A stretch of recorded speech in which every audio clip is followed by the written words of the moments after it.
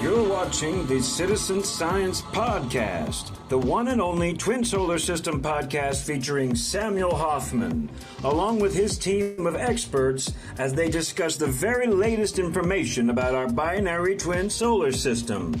Welcome to the show.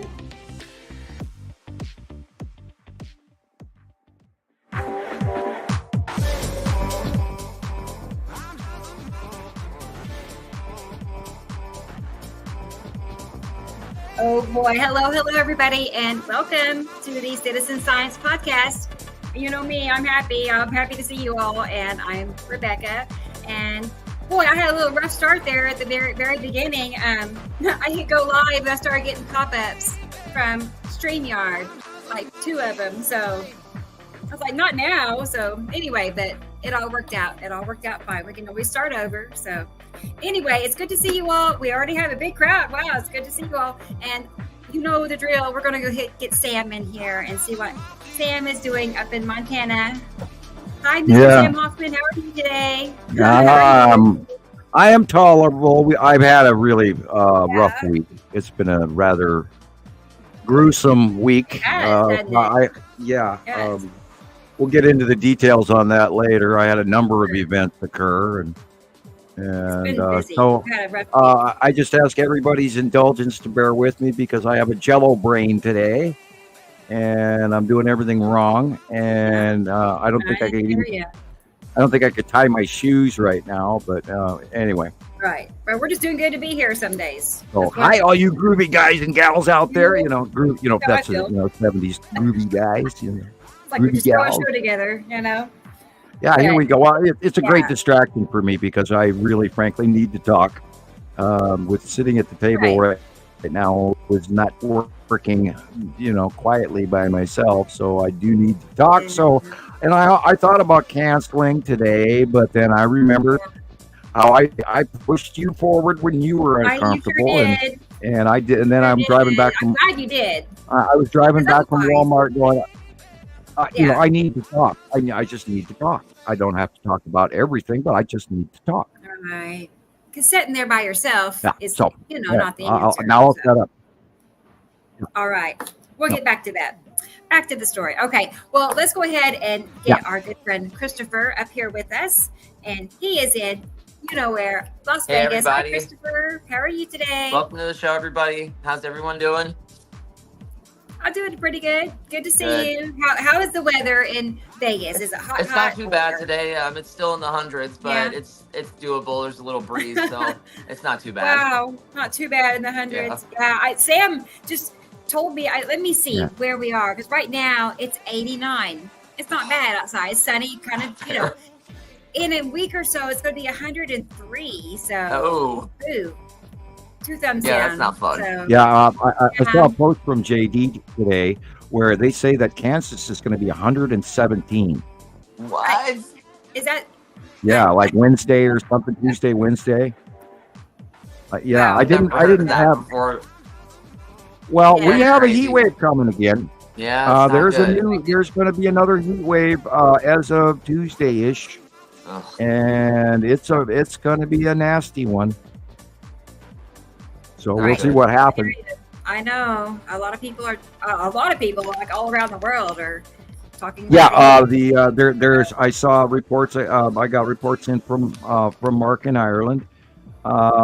He sent me some information about a European heat wave for the opening ceremony of the Paris Olympics, and he sent me some information about the businesses in Iran are closed because they're having such a high heat wave in the desert that they're closing all their shops and people aren't going anywhere. It's scorcher, and we knew this was coming. We talked about this since December that this year we were going to fry, and now we are. Plus, what happened in Missoula this week? When we'll go into that story after you bring Gillian. We have that coming up here too. Yeah, another video. Let's go ahead and get Gillian. It's not the same without Gillian here with us. So here she is, everybody. Miss Gillian Watson in Scotland. Hey, Gillian. Hello. How are you today? Good to see you. It's been a whole week. I haven't seen you in a week. I know, and you feel it, and we need to talk. Like Sam says, we need to talk. But censored. I feel it. I do. I feel it. I feel like we're all kind of We're all like this, like busting to get it out. Yeah, it's like, well, it's either we're hot or we got a lot going on at home. It's just something is draining on us. You know what I mean? Or superstorms wipe out your town. Yes. Yeah, that too. Well, right. So Sam, why don't you fill everybody in what happened? Well, I was sitting here doing my thing, watching the weather locally, and I was checking into the Durkee fire and the Park fire in California and stuff. I was fire watching and checking the jet streams and seeing, because Missoula has got some really bad smoke. Now, of course, I live in Lolo, which is 8 to 10 miles south of Missoula. We're sort of a bedroom community attached to suburb, whatever you want to call it, but there's a lot of mountains in between us. But anyway, so I'm watching the weather, and I see coming off of the Durkee fire, there's actually 2 fires there. They're about to join, and they are headed toward Boise, Idaho now. And then when it goes off that desert scrub out of Oregon into that forest region of Idaho, and if it goes beyond Boise, it's going to turn in, because there's a whole lot of forest beyond to the north and to the northeast and just due east. There's a lot of forest there. If those big, because it's uncontained so far, and it's already over 280,000 miles, or I'm not sure if it's miles or hectares, but anyway, very massive uncontrolled fire that's still burning. And then 2 of them are going to join. If they go into Idaho and into that forest, I think we're going to see a major firestorm, because we got wind issues. There's a new weather front coming in off the west coast from California, etc., which is going to add a little trouble with winds.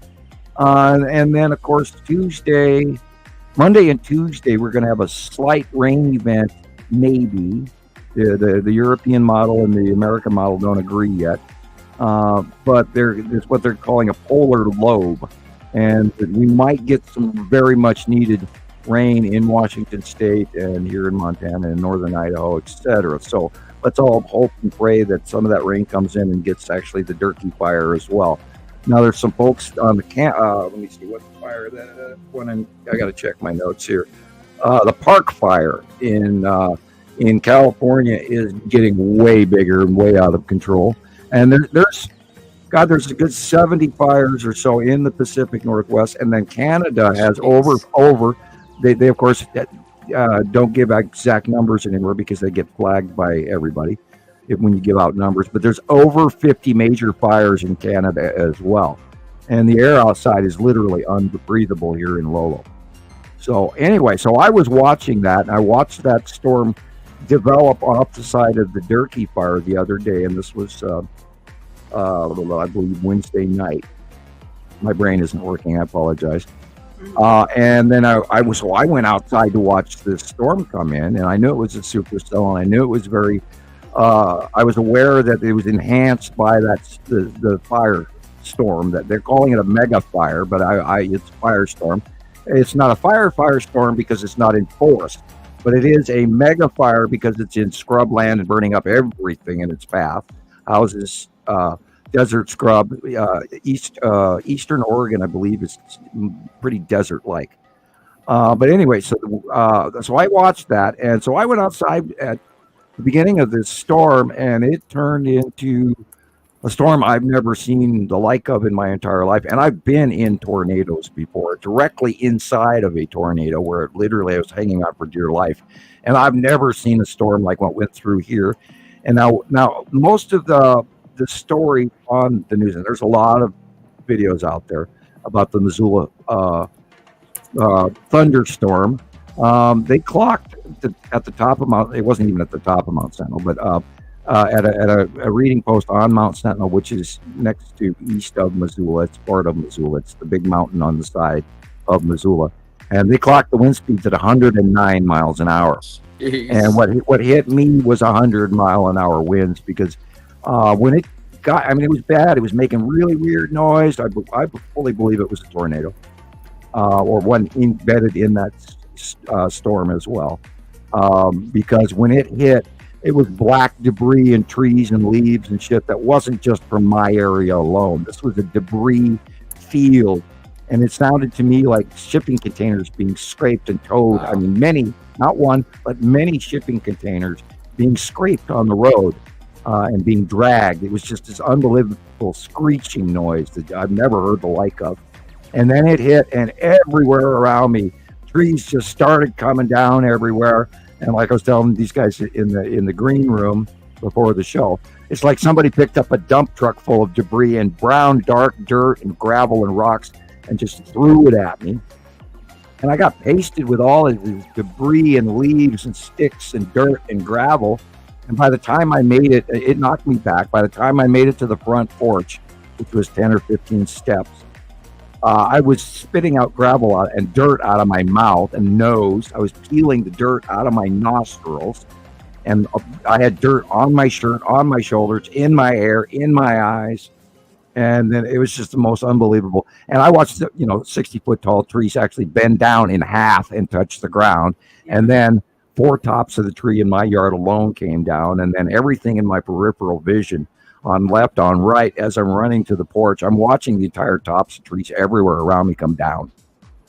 And when it hit Missoula, it did the same thing. Now, all of the videos that you see on all the news broadcasts and everything, I posted quite a few of them on Montana Skywatcher too, and I think I shared them on Montana Skywatcher Anonymous as well. Hopefully everybody got to see those. It doesn't do any justice of what that storm did to many 40, 50, 100-year-old trees everywhere. There were signposts that were twisted. There were trees that were snapped and spun in half, and there was business signs that were knocked down. There were transformers blowing up. There was gas mains that were breaking, electrical boxes all over the place exploding. There were many street lights that didn't work, trees down everywhere. Now, they had 81 mile-an-hour winds at the airport, and that's over 25 miles away from me. So, and then it continued on. It did other damage to other towns as well. But go ahead and play that video while you're talking. Yeah. Go ahead. This is all Montana. This is all videos from Missoula, Montana. So, yeah, this is the storm Sam is talking about. Sorry, I didn't start it sooner. Yeah, that's on Brook Street. Yeah. And you drive this street. I know exactly where this is. You drive this street now, and you can't see the houses because of all the tree branches and everything piled up on the front edges of the street. You can't see the house behind the broken limbs. Mountains and mountains of trees down everywhere. And this is nothing compared to what it was out there. You couldn't see. The wind was so sideways, you couldn't see across the street.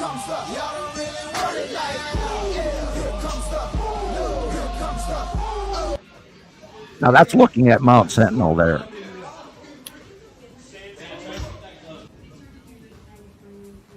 Wow.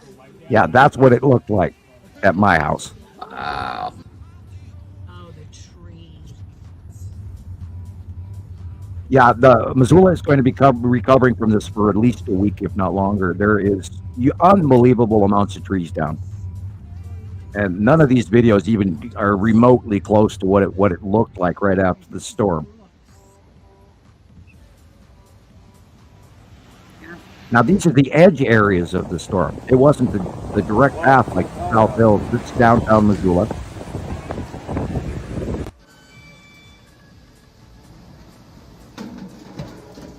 Jeez. Now, the storm hit us first. We're 8 miles south. So that's looking south right there. And what came in was unbelievable. Never before seen. A storm from hell. And I am not kidding. I mean, it was a storm from hell.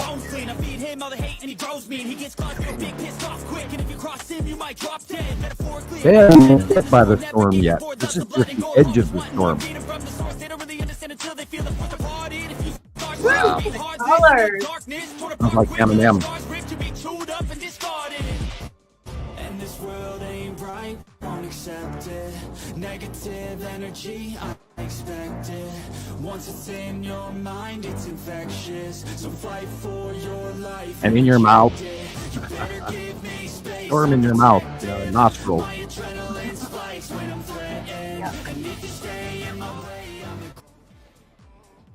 Yeah, trees came down everywhere. Everywhere. Big, huge trees, little trees, you name it. There is shit everywhere in Missoula. And it's still laying around, and they're still cutting it up. They sold multiple chainsaws at local hardware stores. They sold it at generators. There was no ice available. There was no gasoline available. There was no milk, no bread, no this, no that. I had the day before just gone to the store and bought a week's worth of meat. And we now have to throw all of that away because we spent 2 days without power, no water, no flushing toilet, no air conditioning, no nothing, no internet. That sounds exactly like my experience. It was either 1 or 2 summers ago. I think it was 2 actually. But anyway, regardless, crazy storm, trees were everywhere, no power for 4 days. All of Tulsa, there was nothing open. We drove from one end of Tulsa to the other looking for, supplies, and we found 2 convenience stores open. So it's a big city. Yeah, we're still waiting for gas out here in Lolo. The only gas available is premium at $4.05 a gallon. Jeez. Yeah, I saw yellow lightning. I saw purple lightning. I saw pink and orange lightning. I'd never seen lightning like this in my entire life, and it's the shape of what's to come. And I really want to talk about that because I had just got done last week's show. I was warning everybody we are in deep shit, and I'm very concerned. And look what happens a couple of days later. Wham, I get hit. Bam. This is the worst storm that I have ever lived now, see, they're saying 80, but what hit Lolo was 100 miles an hour plus. 22,000 of us are without power.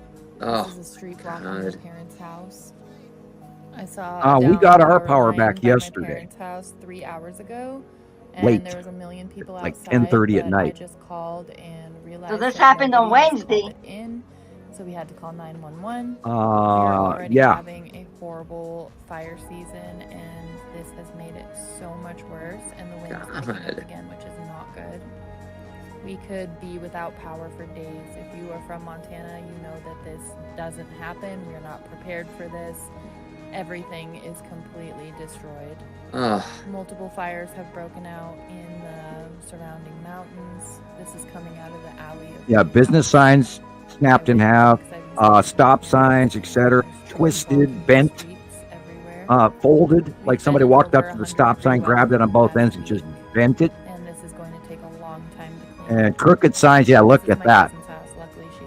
That's Mount Sentinel right there, that big, huge blast. And if you ask me, it was a close pass. Because we did have a tornado as well. And fortunately, most of the lightning was going up. Look at that. What do you see? I think that's a freaking object right there.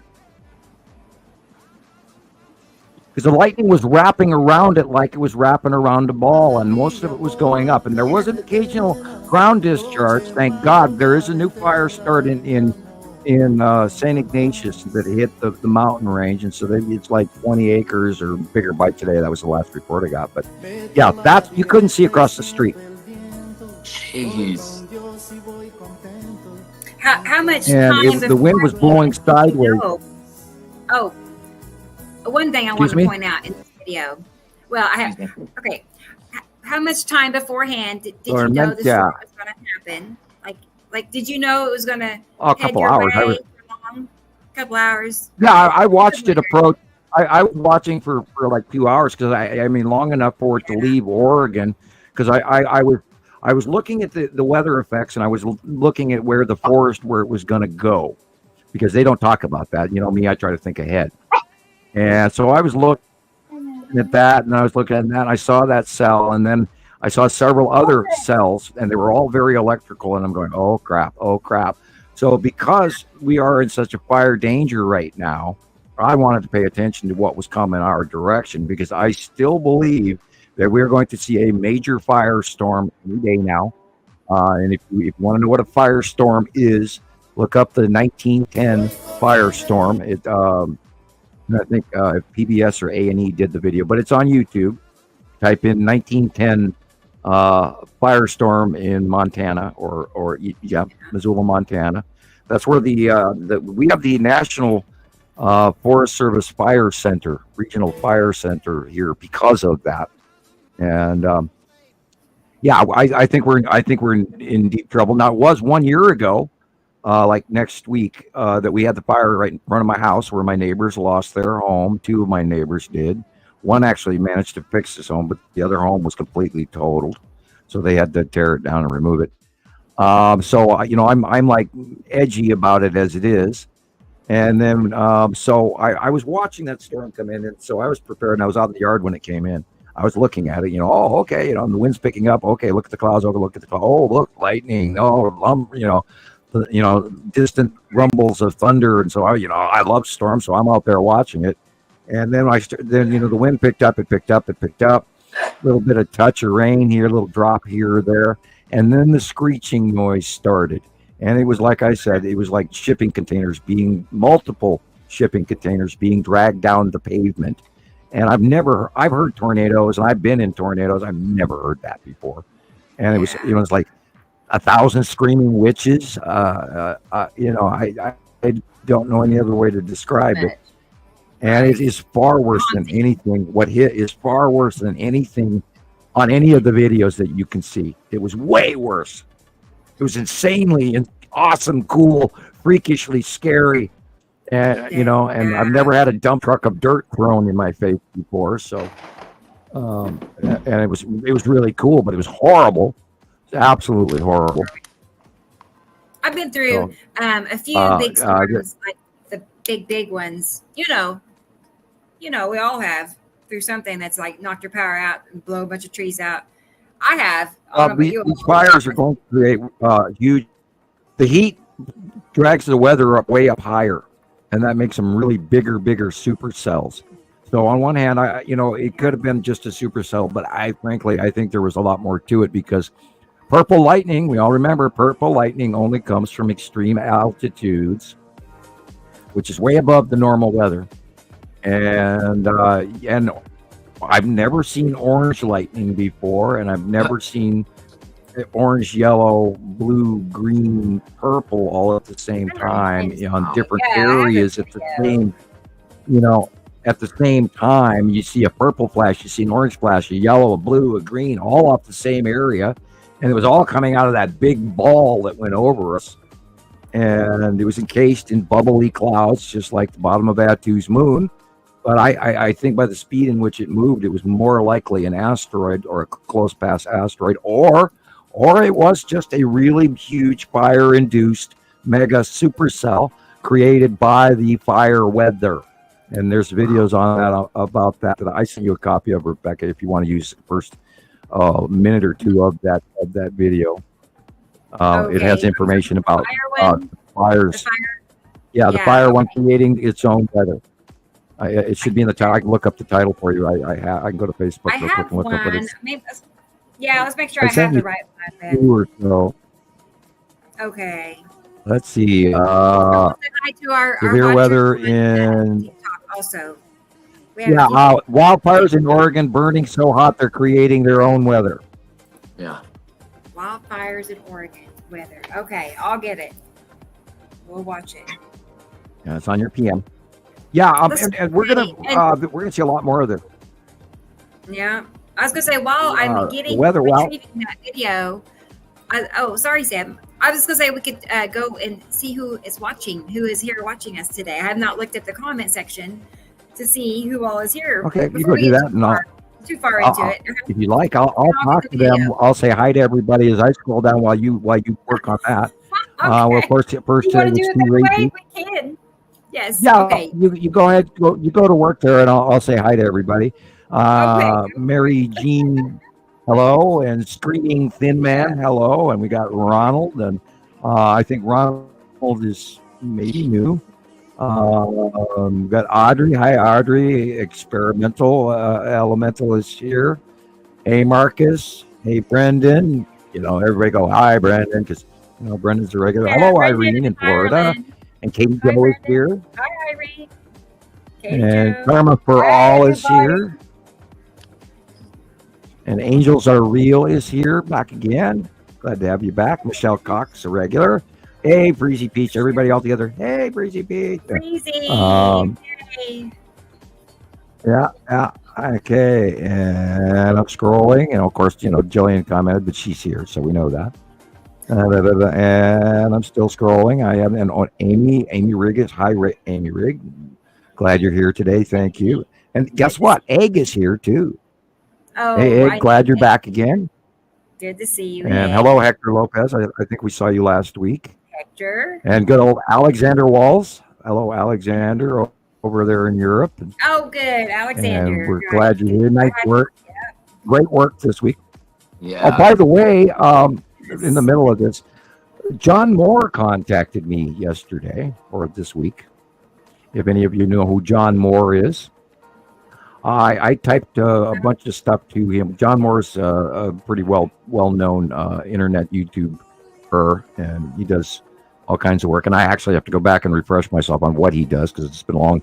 Okay. I sent him a friend request and years ago, and he actually just said, "Hi, Samuel." So I think maybe he's seen some of our work. And if you are listening to our show today, I'd love to talk to you. We'll even invite you on to visit with us. You'd be more than welcome to be a guest. And you share some of your work or information that you'd like to share. So I like learning new things too. Hector, okay, we talk. Okay, Let There Be Light is here again. So it could be interesting that I hope that John does continue talking to me, and we can go from there. I'm curious who he is. David. About him. Yeah. Sorry. John, yeah, you can go to YouTube, type in John Moore, Moore, John Moore. Okay. David Grieg's here, and Maria. Hi, Maria in Alaska. And there's lots of John Moores. I'm busy. Great guy. No. It's kind of No, common. he's got light hair, and he's in his picture shows is in his late 50s, early 60s, something like that. I hope I didn't insult you by that. It wasn't my intention. Lauren is here, and of course down all the way down is to Alexander. So that's everybody. Oh, I forgot Ash Puddin'. Forgot you. Sorry. Ash. I looked back and Ash Puddin', missed you. Of course. I apologize. Yes. Thank you. But like I said, I'm Jello brain today, so He did a great job. and, You did yeah. a great job. You did. Thank you, Sam. I'll tell you. I'm going to explain to everybody why I have a Jello brain. My daughter's mother passed away yesterday at 1:11 in the morning, and she was my estranged wife, and she's no longer with us. And so we spent Thursday morning in the hospital after having to drive through all the debris after the storm, and had to go around 5 mile around the thing just to get there. There was even a major tree right there, of course, in front of the hospital, so we had to go around that as well. So I've had a really rough week, and we're all sad here, and we will miss her, and may she rest in peace. And so I'm a little bit jello brain, and I've got a headache, and my ears are ringing, and I'm sick to my stomach, and I don't feel good, and I didn't sleep last night, and it is bothering me far more than I expected. Right. The children are doing well. They did get to say goodbye to their mother, and she died a few hours after our visit, and rightly so. She had a major stroke, and she would have not been comfortable if she would have come back from that. She would have probably been a quadriplegic, or if not even maybe brain injured. So it's good that she passed away, and she hasn't been in our lives for many years, but it still hurts. So that's why that's why I'm a zombie. I'm a brain dead idiot. But I'd rather be talking than sitting here at the table going, "Oh my God, she's dead." Oh my, and that's all I've said that 800 times. I can't believe it. Yeah, thank you, Grey Guy. John Moore reports on Planet X, and let's hope that he would like to get on board with our information. I did send him one of my Radio Wasteland shows, and a copy of it. That, I mean, I could have sent him 89 or 87 because there's 87 shows on Radio Wasteland that we did. And then, of course, I should have actually sent him one of our Citizen Science podcasts, but I mentioned, Nibiru Followers Anonymous to him. But I didn't want to bomb him with too much information right off so he can talk back to me rather than ignore me. That happens if you send people too much information. They go, "Oh my God," and then they'll just scroll through it and then they won't actually read it. So, sure, I know that happens to me. If I'm bombed with all kinds of stuff, I don't necessarily read it as well as I should. Thank you, Marcus. Yeah, it's really. I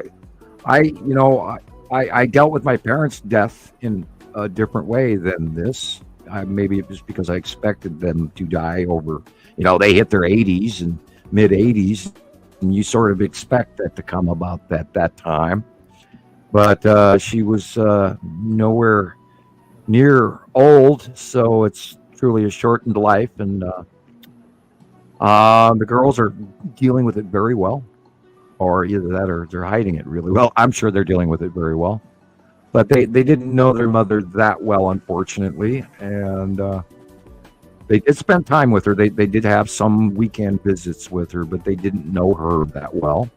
I've raised them since babies, and Shiloh was 28 days old when Mom left, so that's another story in itself. Nothing worth going into, but it was hugely sad, and Shiloh, unfortunately, to this day suffers from it. But she's a stoic, wonderful child. So.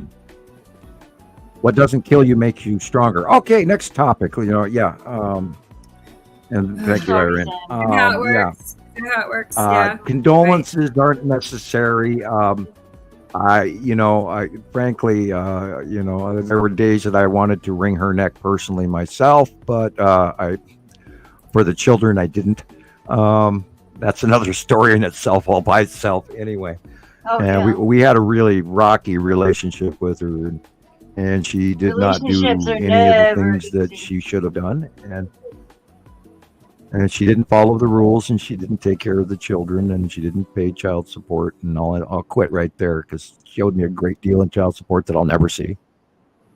And I had hoped that I would, but I obviously won't now. But anyway, yeah.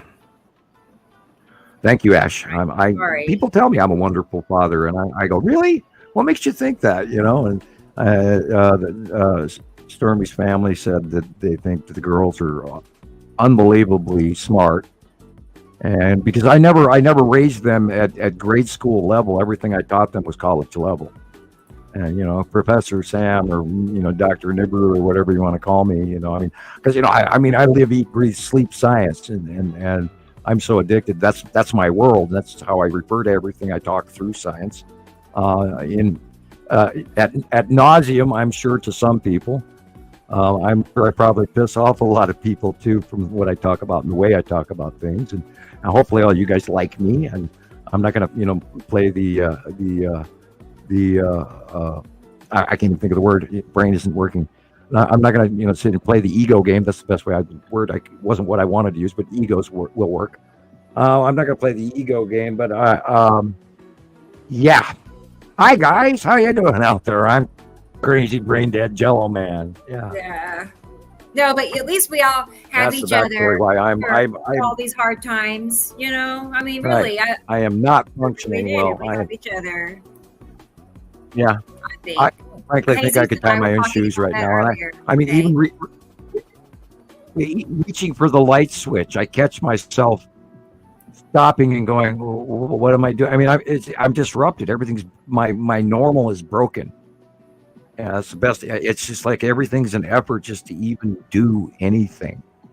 It's like you gotta stop your self and go, okay, what am I doing? Oh yeah, okay. I walked in the kitchen for what? Oh yeah. It's just nothing's working. Yeah, tripping, man. Jello brain. We're tripping. That's how I feel. I'm just like, what? just kind of coasting through the day most days. Oh, So. man, maybe I shouldn't have eaten all of that microdot, man. Don't you think that verifies the fact that electromagnetics are really hyper this week? If we're all like, emotional, it's not just I got personal I circumstances, it's physical, it's out there coming in here. Well, did you see? Well, we had some solar flares, some serious ones. Yeah. I think they were M class and over, but I didn't take. I'm sorry. I had a rough week. I didn't have any electricity for days, so I didn't get to look up a lot of stuff I would normally have done by today's show. But we did have some solar flaring. I had word somebody said there was a really big one. I don't even remember who told me. Right, I'm like I said, I'm brain dead. But we had some solar stuff. And did you see the pictures of the sun this week? Holy cow! Weird solar events going on. Clear suns this week. It looked like suns. It looked like one down and one up. That video. Did I send that video? Oh God! I do have it. Like a jelly brain too. Awesome. Let's watch it. Let's watch it. We do believe that the two suns are separating. So, and we got reports from the southern hemisphere, from South Africa and from Australia. We've had a lot of reports coming in that they can see two suns down there. So, and that has to do with their outview angle. And that one still boggles my brain all the time. I'll talk to Robert in New Zealand or Michelle in South Africa or our other friend. Brain's not working. I'm not going to say Irene. Audrey. Okay, I apologize, Audrey. I am not thinking clearly today. We see, them. We talk to them, and there are reports. And when we talk to them, and they give me their pictures, it's like, okay, Earth's brain. Now remember, they're in New Zealand. Remember, they're in Australia. Remember, they're in South Africa. And then you got to go argue with your brain at what you're looking at, because it's not opposite, but it is a little different. Yeah, you said that to me. I think that was one of our first conversations. You're like, you can't see that there. Where are you? I was like, I'm in South Africa. I can see anything. Trust me, I can see it right now. Your view down in South Africa was different than my view up here in Montana. She's down on the bottom of the ball, and I'm up here on the upper part of the northern hemisphere on the ball. And you got to keep that. We're not looking off. Sorry, you flat earthers. We're not looking off a flat board. All of us. We're all on the side of a big ball. And those people down in the southern hemisphere have a different view than we do. And it's cool. I love Robert. He sends me from New Zealand stuff all the time. Thank you, Robert. And I love that. I love Alexander's stuff even from Europe. And it's cool that we get all these wonderful people putting their material in. And I'd be lost without all of those guys out there around the world. I really would. I'd be an average. Pardon me, I'm making a joke here, so don't let anybody take this personal. I'd be your average YouTube idiot talking about Nibiru, the red planet, and it be coming here. I think so. Nibiru's not a winged planet. We know that Saturn is the red winged planet, and boy, that's missed. And we have the real facts, guys. Nobody else does. Huge portion of our information does come from off-world, but it's been correlated by all the wonderful skywatchers from Nibiru Followers Anonymous and Montana Skywatcher and Northern Skies, and someday Christoper's website or Facebook site that he wants to run, or not. You're perhaps better off if you don't, because you'll have more time to do other work. But our man about town, our street reporter, Christoper. I was going to say, I have something to add about Christoper.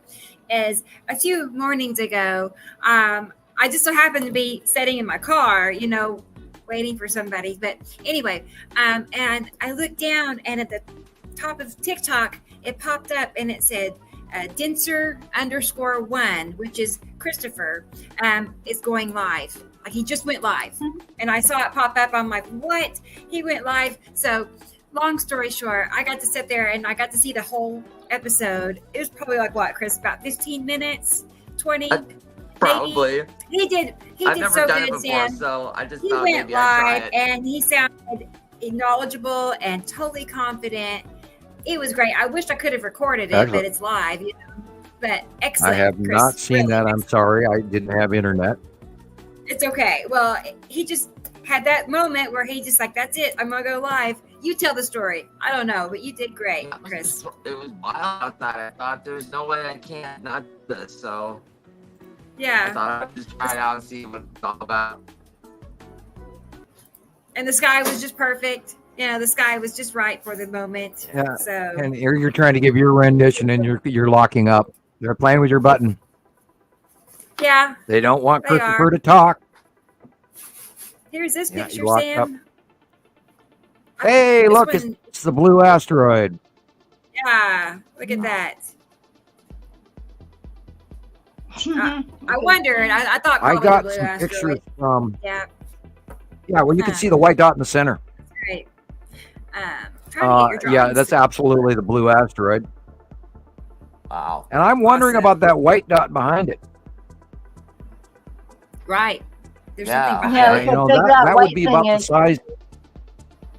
Yeah, that white dot behind the blue asteroid, not the sun. The white, Right. kind of misty Yeah. little Under ghost. the sun, yeah. That could. I think- That I was could gonna say, easily it's- be. it's- That is it- the it- size.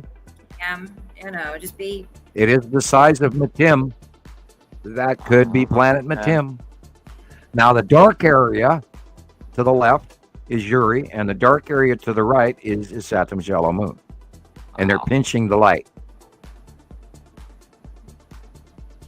Hmm. So, yeah, Yeah. Gabrielle or Gabriel, I don't know how to pronounce it, sent me a bunch of pictures this week. And they were of the blue asteroid as well. And excuse me, I can't talk. I got to swallow here. Okay, I'm gonna have to exit. I got come back stomach in. issues all of a sudden. I cannot get your pictures, your drawings to pull up. So I'll be right back. Hold up.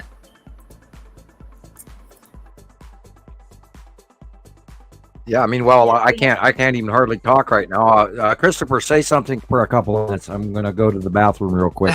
That's all right. We can keep each other amused, Yeah, we can't can we, keep Chris? it going, right? Yeah, I can't believe what that. The other day, I was like, been 2 days of each week of the last 2 weeks, where you Yeah. actually see two glowing things, and there's a deep dark blueness, and the glow is behind it. The big glow is behind it, and then whoops, out pops the little one, and it goes down, and then you can start seeing blue all around it, and then it whoops, the little one goes back, and you're like, what did I just see? I know, right? Wow. Yeah, I think I'm I just sent looking you the at the stuff, but you're comments. busy making your own videos. I'm dying for you to make one again, but you're busy. Okay. I'm just looking at the comments. Hector Lopez is asking if Yeah? Sam received his letter. Hector, look, where's No, our post office has been hard to access. So I have not gotten my mail in well over a week. All my bills are paid, so I don't usually go to the mailbox that often at the end of the month. But they've been forever digging up the road, and you literally have to park your car at the truck stop and then walk to the post office. So it was so hot last week, I did not go. So I will look forward to getting a letter from you. Thank you. That would be very nice. I love everybody's mail. I wish people would send me more. Or, even if you don't have to necessarily, a couple of bucks would be great, because we do require donations, because I know we're all broke. But I need funding. Rebecca needs funding to keep doing this, because the costs have getting bigger and bigger and bigger with everything that we do. It's all changed. So now. please do, even if you buy us a cup of coffee, $5, in an envelope, and then just, say hi, and you'll get a letter back from me, most likely. It's very rare if you don't. It does occasionally happen, especially if I cannot read your return address. So if you would like a letter back, you could also include your return address inside the letter as well, although I do save all the envelopes as well. You should see the boxes of mail that I have saved. It's Right. P.O. Box Yeah, 625, Lolo, Montana, 59847. And yeah, we have a nice low P.O. box number. We don't have 18 digits. Oh, did you get your letter yet, Rebecca? Oh, I mailed Sam, you one. that's right. Yes, I totally forgot. I cannot believe what you sent me. Actually, I have a picture of it. I think I have a picture. Yeah, of it. go ahead. Hang on. Just Yeah, one you had gone through your emotional breakup man. because unfortunately Rebecca was unexpectedly become single, and she was suffering from emotional distress as well. And then she mailed me a letter, and then it just took forever to get to me. And I was going, gee, I wonder how come I haven't got that letter yet. And it took 2 weeks. Wow. Right. Well, long story short, I mailed that it was either the day or the next day, one or the two. But I put this together. I think it was that actual day because I was going through cleaning. And anyway. And you'll notice it's addressed to Samuel Hofman at P.O. Box nothing, and Lola, Montana with no zip code. It just found you. She didn't put the P.O. Box, no P.O. Box number, no zip code, and yet it took 2 weeks to get to me, but I did get it. So that's amazing. So I cut up the envelope to fit it in the card, and then I mailed it back to her, and I had to show her because I mean it wouldn't be as funny if you didn't see it for yourself, but she was jello brained going through an emotional breakup. That was my jello brain. So shit happens when this stuff happens to you. Yeah, I know you can't make this shit up. Right. I would never do that. And it had money in it. It had some money in it and a money order, but still, I would not. I'm so careful. And there's 2 places where I totally just, left it blank. But I left my golden card. That makes card number 4. Yay. Well, so I love it. Yeah, while supplies last, I still got about 25 or 30 gold cards left, and I'm going to order more. Cards. I put the golden cards there, bookmark in my one Nibiru book. I'm afraid I've got my card. I think I'm going to stick with. I think I'm going to stick with the golden card because it's just I think it's company. you. I think you should. Oh, okay, yeah. That's the card I mailed. I love it. That's cool. Yeah, it's really hard to find postcards anymore. There's not so many people are selling them anymore because people don't really do, snail mail much anymore. I mean, most everybody gets their bills on their phone, and I don't have that, so I still write checks. I'm an old person now. Oh my God! Thank God I'm not that little old lady at the counter at the store handwriting out a check while 18 people are behind her. But that still happens. There are still old folks that do write checks rather than use debit cards. Yeah, so be ready for that at Walmart, guys. Right. I don't. Oh, my body hurts so bad I can scream right now. Tara sent us a donation. Out of mind. Yeah, I had to while you were away, Rebecca, I had to go to the bathroom because I'm drinking blue Kool-Aid. Because it sounded better than Coca-Cola, so I drank some blue Kool-Aid, and it wouldn't go down. And it was like I swallowed it, and then I'm going, I can't talk, so I had to actually go to the bathroom and try and calm down because I'm very wound up, and I'm nauseous, and my ears are ringing like crazy, and my head hurts, and I don't feel right, and it's all screwy. Here we all are. Anyway. Well, I might even have a mic. God, I better not have a fever. I had a video about fires. Please play anything you'd like. Okay, well, let's get that. Then I'll do Gillian's video, okay? Okay. Great. Yeah, I did not have a very productive week for collecting pictures because I had no internet, and I do apologize. So I'm not going to be able to show you too many planets this week. I hope everybody else has in the West are forcing mass evacuations and road closures, and in Oregon, I do like the thumbnail picture. Weather system that's pushing fire higher than ever. National correspondent Vanessa Mashanya has the details. An imposing column of gray cloud shoots into the sky as wildfires burn in eastern Oregon. Fires, meteorologists say, look at the illumination above. Weather I know, I was thinking that too. We have these very intense sources of heat, and then you have the winds coming from it that are mixing up the air. and mixing the atmosphere and bringing that heat up through the column of the atmosphere. National Weather Service meteorologist David Bishop describes it as a convection oven. Heat and smoke from the wildfire create an updraft, which then hits cooler air in the atmosphere, creating a cloud.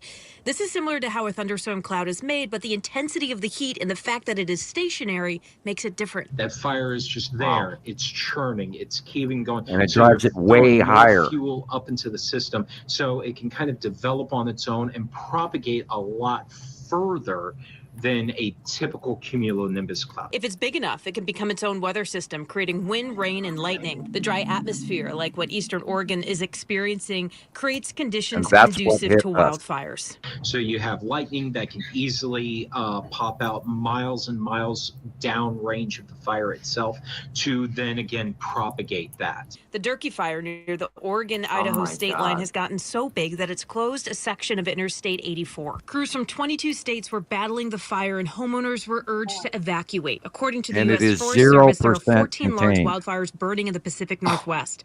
Parts of the region haven't seen significant rain in weeks. Right now, the Forest Service is operating at the highest level wildfire response possible.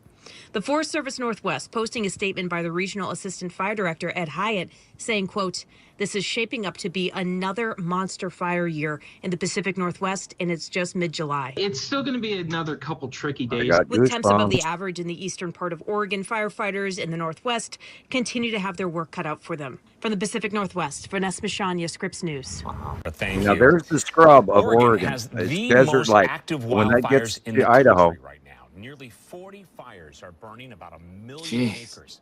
Among the state's wildfires, this was a different one you sent me, I think. In its fifth day, that fire is burning it's important too. 300 acres near Cascade Locks.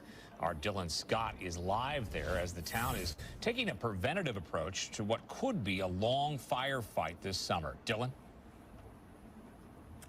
Yeah, that's right, Pete. Good evening. Tonight, 7 o'clock, community members will meet here at Marine Park Pavilion to discuss the Whiskey Creek fire, which, as you can see on this map, not an immediate danger to those residents here in Cascade. Now, pay attention to the foliage behind him next to that house. All of that, all of those bushes next to that house need to come out now. Yeah. 10-person wedding. And so, like, I called the bride the day of, and I was like, just so you know, there could be a fire that gets closer to town. Cascade Locks resident and general manager of Gorge's Beer Company, Kelly Pregitzer, has been keeping tabs on the whiskey. I want to go there. I have a couple owners, and we, I haven't had a beer in so long I couldn't even tell you. You know, what are we doing? And then I have like a big messaging. I don't think I even like them anymore. System that I send messages to everyone. So if we need to close or probably quite a they city. don't have to worry about it. Right now, this human-caused fire. That's nothing. That's a smoking mass there of something that's already just barely keeping up.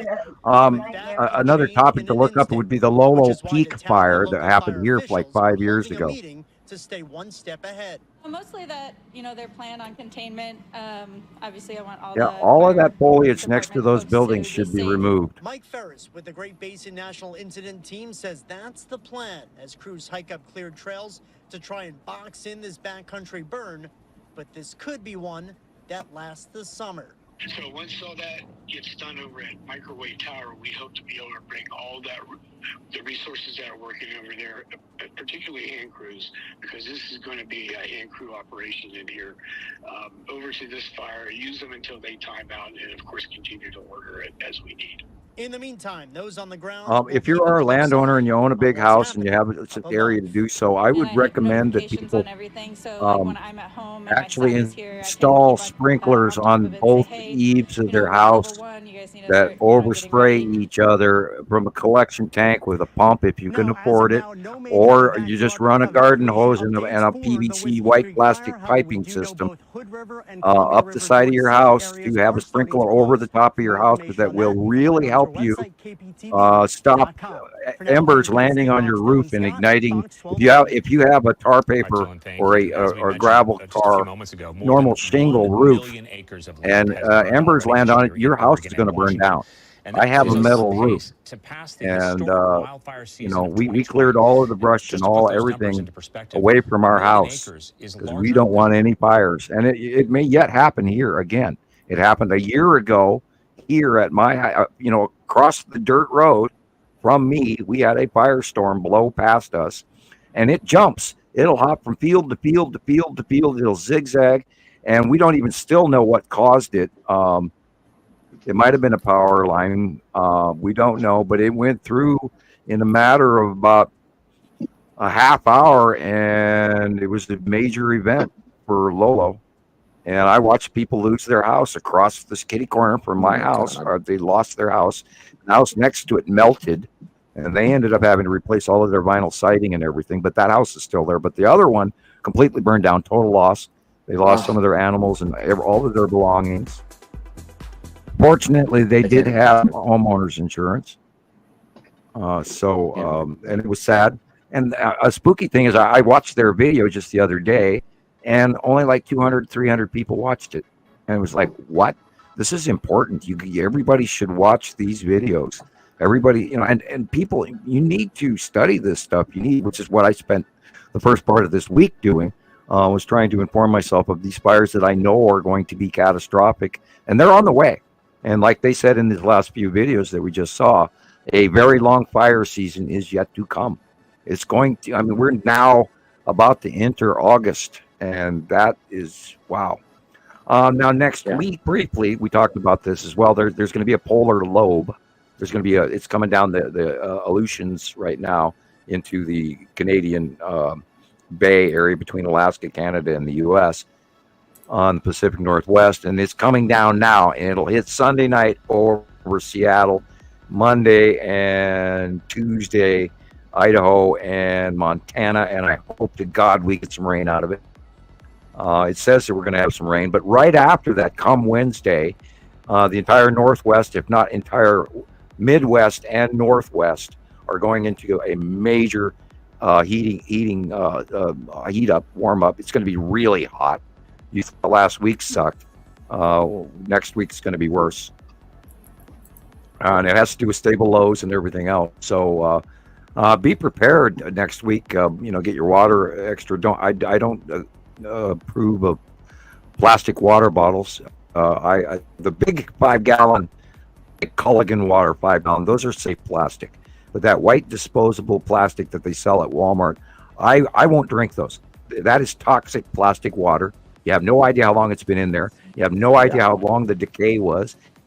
And in some cases, some of the water has been recycled through sewage water. That has been recycled, and you need to read the labels. If you do drink plastic water, that's what I call it, the little white plastic bottle, I would read the label. And if it says recycled water, do not drink it, because they don't filter out antidepressants or antibiotics or any of the negatives from certain toxic elements. Mm-hmm. Yeah, hormones. Yeah, none of that gets filtered out. So they're selling you water that is not safe to drink. So don't drink. And God, don't leave it in your car, because then you're definitely turning it into degraded toxic plastic offshoot, which is PCBs. And that will actually go into your body and change your genetic structure, and it'll affect your RNA and any children you ever hope to have. And I am not kidding you. That's not a joke. I'm serious. Don't drink those damn bottles of plastic water. Carry your own container. Bring a gallon from home. Milk cartons I'm not even sure how safe they are. But that disposable, fragile plastic, clear plastic is toxic. And I'm amazed that they actually, sell it in public. Right. I'm in awe that the CDC allows this to go on, because it is laced with PCBs. Degrading plastic is toxic. And, everything we buy comes in plastic now. Scary. Sky eyes. Anyway. I wasn't sure about this one, Sam. I don't know. Wow. What do you think? Yeah. That kind of looks like what I saw in the northwest sky. And that to me looks like the edge of a Saturn yellow moon. Or it could be actually just a triangle, and it could be a Star Destroyer. I would have had to, know which direction that it was in and where, what, where and when this was. But I saw an event Thursday night, Friday night. I can't remember exactly when, where I was literally looking in the northwest sky and I saw a big, huge, very large, illuminated yellow, big object. And so I think that the Saturn's yellow moon is highly visible. That is an asteroid in front of Attu's moon. Or Uri. Actually, those stripes look more Uri-like. Okay, that's easy. It's the 10 asteroid in front of Uri. Wow. No, wait a minute. Wait. I got the light. The light is behind us at an angle. Okay. Then I'm going to have to it could be. Okay, I'm going to have to go back to Attu's moon because it's beyond Earth because the light is behind us. And Uri would be differently illuminated. So this has to be Attu's moon and probably red asteroid in front, and red asteroid, little sister, Irene, Pappy, etc. All of that cluster in front of Attu's moon. Wow. You always got to judge the light and placement. And I make mistakes. I make lots of them, especially today. Woohoo! Right. Okay. Now I'm going to attempt to drink some more blue Kool-Aid. Hold on. Don't let me drown. So say, here's one of the most recent drawing, just for reference. Thank you. Yeah. The things you were talking about is lower left of our sun in this drawing. Now in this drawing, Attu's moon is in front of the sun, but I've got it drawn up into the corner because it actually goes beyond Earth. And I've got to sort of kind of include them in a two-dimensional drawing. So I've been having to, talk about every picture to everybody because there is more. The Uri and Attu are going over, Attu's moon and Attu are going over the top of us and into the western sky at sunrise. And Uri is going over the top of us into the northern sky at sunrise. And his Saturn's yellow moon are visible at sunrise on the right in the south by southeast. And yet Nibiru in the morning is literally in the south to the western sky. So that's at sunrise recently. Now, this, of course, could have changed in the last week because, like I said, I was highly disconnected from the internet and other family events. And so I didn't do a great deal of homework, unfortunately. I'm sorry. But you got to blame Mother Nature on that one, not me. So I'm trying to describe to you guys what we see in our out view, and it's almost impossible now. I literally almost have to do a drawing what we see one way and then what we see behind us, but I haven't figured out how to do that yet, and I don't really want to put out two drawings every time. I'm just going to start removing the planets that are not in the view, and then I'll have to describe it in a different way. Maybe add a subtext on the picture. I don't know.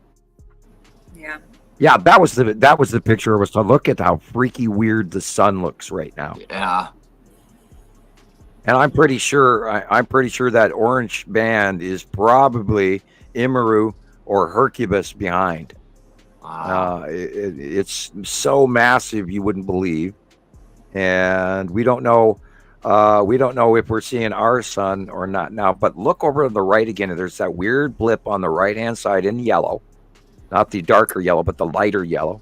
So I'm wondering if our smaller dwarf yellow soul is being outshined by the standard red.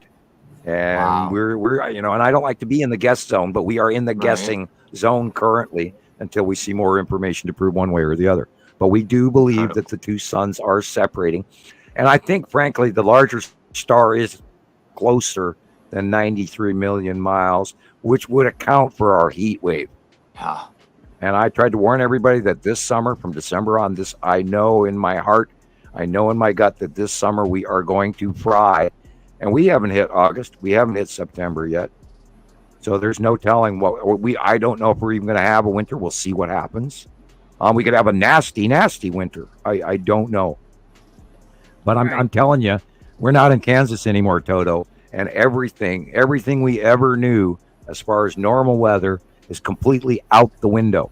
So, hope for the best, but expect the worst and plan for it.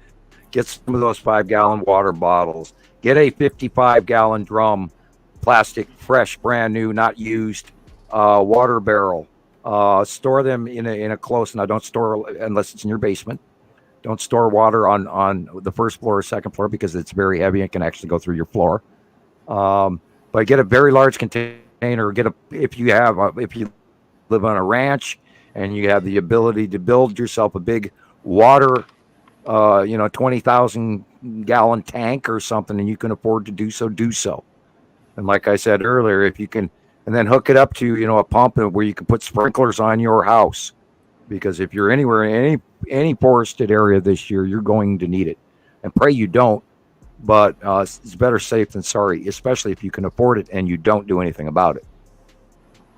We're not going to see anything like any weather we've ever seen in our lives, and that's what happened here to me this week. That is Isatum and Isatum's yellow moon, even though I would assume that Nibiru's in the shot. It might be. I doubt it. I think that's a very large Isatum's yellow moon. The lead asteroid is in there. The green asteroid, believe it or not, is just by that yellow patch just above the trees. It's a dot, but there's a dark area around it, and those are the other little dots. That's the green asteroid. And the long box cube is in the upper right corner. Wow. I just got this. Hey, I knew which my right's from my left. I just got that from TikTok. I'm sorry, Rebecca, I talked over you. Oh, I think I talked over you even. I don't, me too. Sorry. But that's okay. Yeah, well, we have a lag. As soon as you said Nibiru, you started talking about Nibiru. This popped up from TikTok. It says I'm not original. We have reproduced or unoriginal.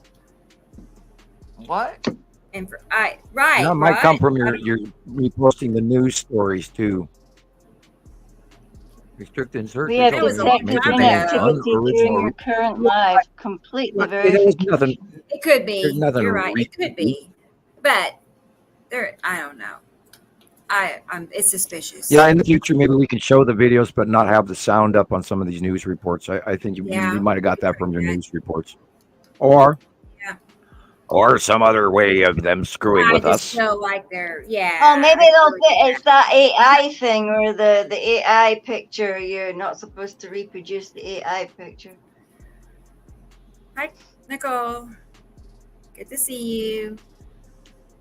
See if I missed anybody else. I don't think so. And Nicole's in Colorado, so Nicole, be ready for a scary fire season. It's coming your way. Good to see you. I saw reports today where they are talking about, oh, and boy, yeah, you're going to get there's going to be some really nasty weather come Tuesday, Wednesday for the Midwest and Colorado. And it's going to be really hot after that. Let's pray that we actually get some of these rainstorms rather than lightning storms in the Pacific Northwest. We don't need any more lightning. But of course, they usually come together. So pray we get enough rain if we do get a lightning strike, that there's enough rain to actually put out what it just lit. So let's hope for that. Because your lightning's either on the front of the storm or the back of the storm or both. So, and sometimes you get a forest fire and then the rainstorm puts it out right away. So that's a good thing.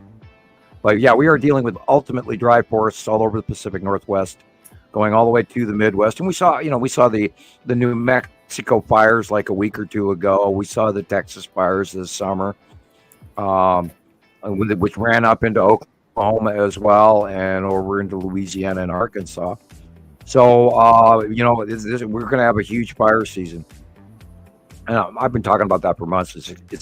It's expected. And again, look up the 1910 Firestorm. It's on YouTube.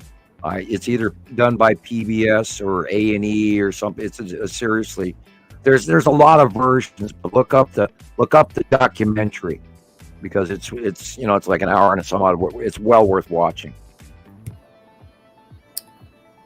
And it's informative because, you can entire towns. Well, look at Paradise in California. Paradise, California, what 2 years ago? Yeah. And that entire time, and they got stuck and trapped, and a lot of people, lost everything, including some of their lives. And let's hope and pray that doesn't happen to anyone soon. But that's what's coming. Because if we have any more wind, and all you have to do is look at the Pacific Northwest weather that's coming in now, and then the direct winds that are blowing. Oh my God, it's blowing up from California all the way up here to Missoula. So what Straight our started direction, the fire? and we're getting all the smoke. 1910. You said 1910. Yeah, it was lightning. Mm-hmm. Yeah, it was lightning caused. But then back then, that was also a drought period, and the forest was horrendously dry. And you could actually, if you go over the Montana border into Idaho now, even down the Lolo Highway 12 here, as you go into Idaho, you can still see the burnt stumps that happened in 1910, and you can see this vast area of forest that has been completely cleared by the 1910 fire still to this day. And people actually take tours of that, because you find these big, I mean, that was an old growth forest there that is no longer there. And there were trees there that were, 500, 800 years old, and big stumps, and they're still there, and they're black. Yeah, 100 years later, 110, 114 years later, and they're still there. And they're, most of them are buried in new growth trees, but if you wander around, you can still find these big old 1910 fire stumps that happened. Even my father, when I was a kid and we were going through the forest, my dad would go, "Yeah, that's a stump from the 1910 fire." I think I said earlier 1810, but I mean 1910. Like I said, I have a jello brain today. I don't know. I've seen a lot of videos on the fires, like Tartaria information, and that covers fires. My dad fought forest fires. I have fought forest fires. I worked for the Bureau of Land Management. We fought fires. I was a firefighter, independent contractor firefighter for a couple of fires. I have seen the fire tornado. I've been chased by one. I got burned really bad, and my lungs got burned because I dove into a tree pit, an uproot pit, where a tree had uprooted. It blew over, and there was a hole, and the fire tornado was chasing me, because if you move, it follows you. I mean, this was a big one. This was an inferno tower going, and it was very, very tall, very, very high, and it chased me, and I dove into the dirt well behind of a uprooted tree, and then I got a free haircut, no eyebrows, no eyelashes, no facial hair. All of my arm hair was gone.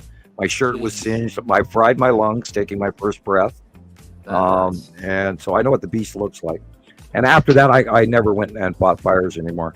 I just said, that's not enough money to do that. And we should be very thankful and pay our firefighters a hell of a lot more money than they're getting. They should get $100 an hour, not 25 or 10. I don't even know what they're paying now. But back then, when I was fighting fire, we were getting anywhere from $10 to $15 an hour. But that was a lot of money back then. And it's not worth it. Plus, you're running, you're up there in that fire, and you're running up and down mountains and digging trails with a Pulaski and a shovel and a chainsaw and a fire hose and all of this. And if you've ever tried to run through mountains with a very heavy fire hose, boy, that's a new one. That's almost impossible. But you do, because you're so freaked out. If you don't do it, you're going to burn. So you get a lot of adrenaline, and you become Superman. Right. I used to be Superman. I'm not anymore. Yeah, I remember I used to run the zigzag Mount Sentinel. Yeah, fires are not fun. They're scary. But I put out a few field fire, grass fires and stuff in my time as well. I worked for a can't even remember the name of the company, but there's the Orchard Homes people who used to do field burnings and stuff like that. I worked for a company that did the field burnings. So I've been part of a few fires in my time. So, and yeah, it's not a fun thing. It's spooky.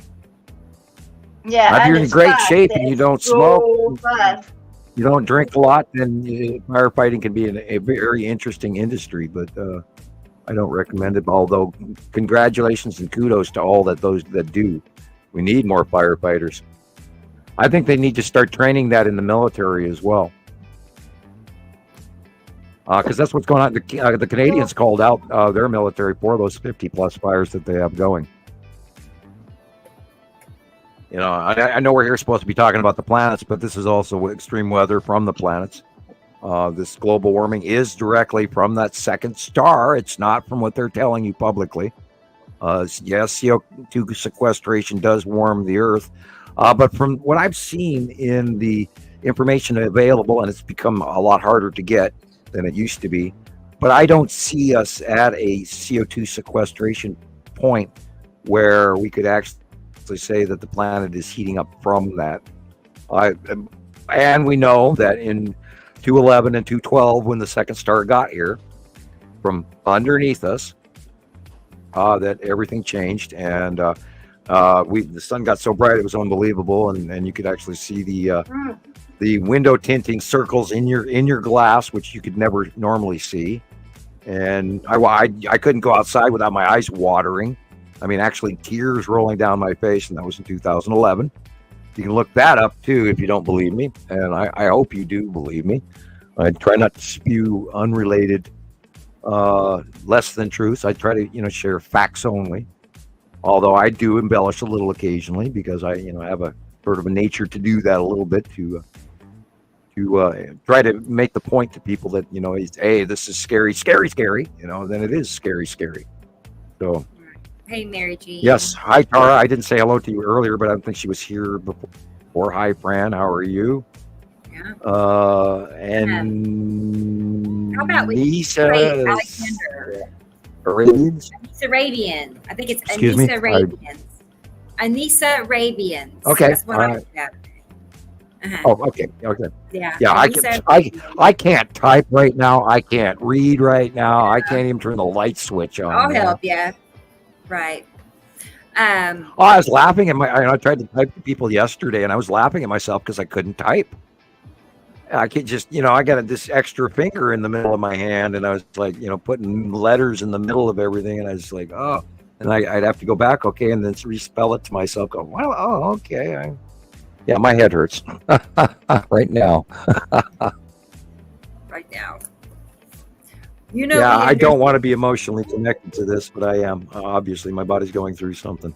It's hard to learn that people you care about are gone. It is. It's really, and it messes with you. And I'm supposed to be, supposed to be on top of this. I'm supposed to be in control. Like I'm not. Yeah.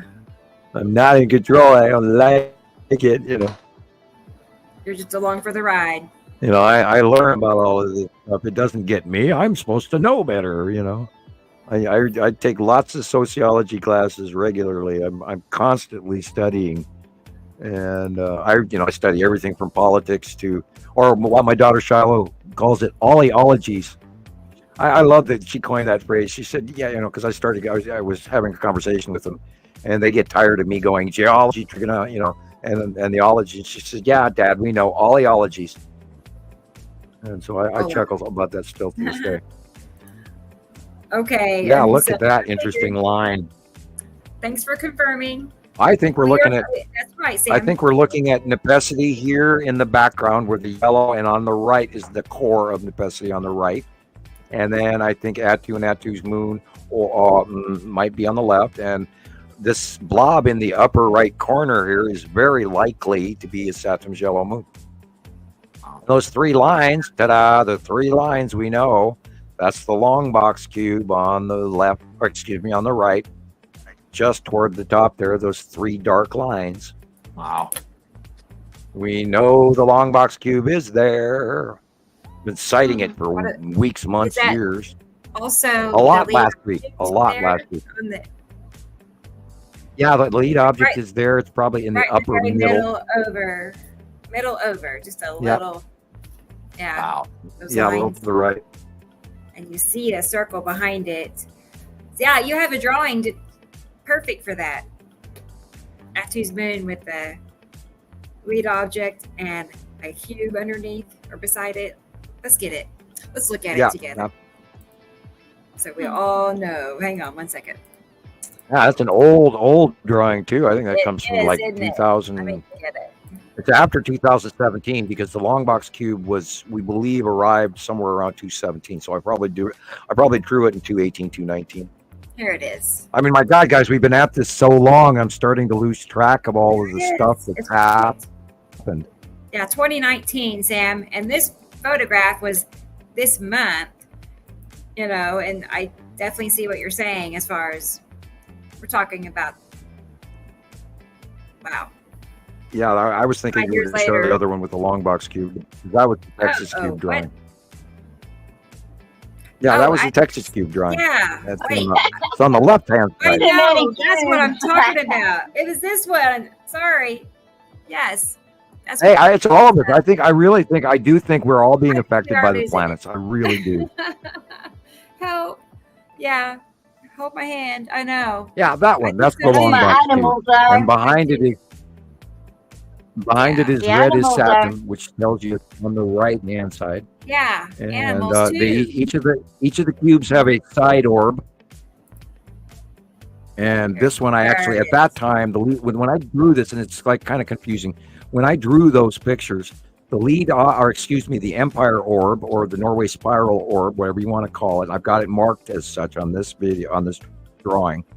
It was actually parked next to the long box cube for a period of a couple of weeks. But there is also a side orb on both cubes.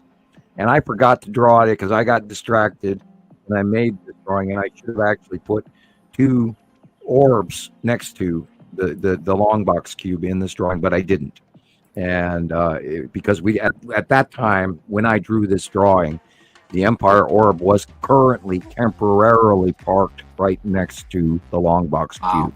And it was sighted by a couple hundred people in Europe and a couple hundred people in the United States. And so I absolutely knew it was there. So I drew it in, and that's why I did this drawing. And occasionally I do extra drawings when we see some major sightings. And we got hundreds of pictures of even watching exactly what we're seeing here. Where back then in 2020, Atu's moon was right there, and Saturn was much smaller and right there. And the cube and the long box cube have been in the same place ever since April of 2019. And they came out of hiding. They were parked in front of the sun, which is normally where the Empire orb exists. So, the intermittent black dot in front of the sun is not always a camera fail, but it's not always the Empire orb. But we do know that the Empire orb for years was sighted in front of the sun, so that's where they hide. And then they came out of hiding as of 2019 April.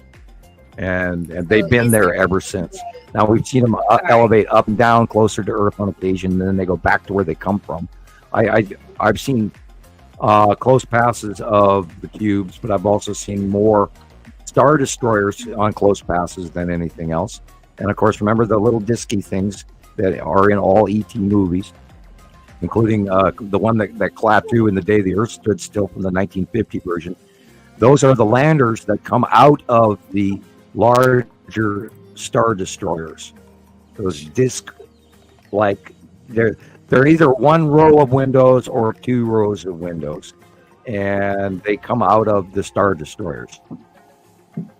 And up maybe from other ships as well. I don't know which faction owns which landing craft, but there are landers of all types. And now don't forget the drones are orbs that are unmanned, and because that's how those things can do a G turn, a turn at 7 Gs. Because unless they've got a stasis chamber inside their thing, because no human or no alien maybe could stand a 7G turn, and those robotic drones so weird take those drastic turns that our planes can't even do. Yeah, I still every time I see this again, I still keep thinking, it could be the green asteroid. It could be the Skull asteroid. I thought you said it was a craft. Or crafts in front of it, like there are crafts. We do have. Because it's different. There's different degrees when I look at pixelation on my large screen here. There's different degrees of pixelation here. between the black thing on the bottom and the white on the bottom, between the nose, between the eyes. They're all different levels of pixelation of something in front of a green object. Now, we do have a picture of the Skull asteroid as it's being illuminated in Aurora Borealis.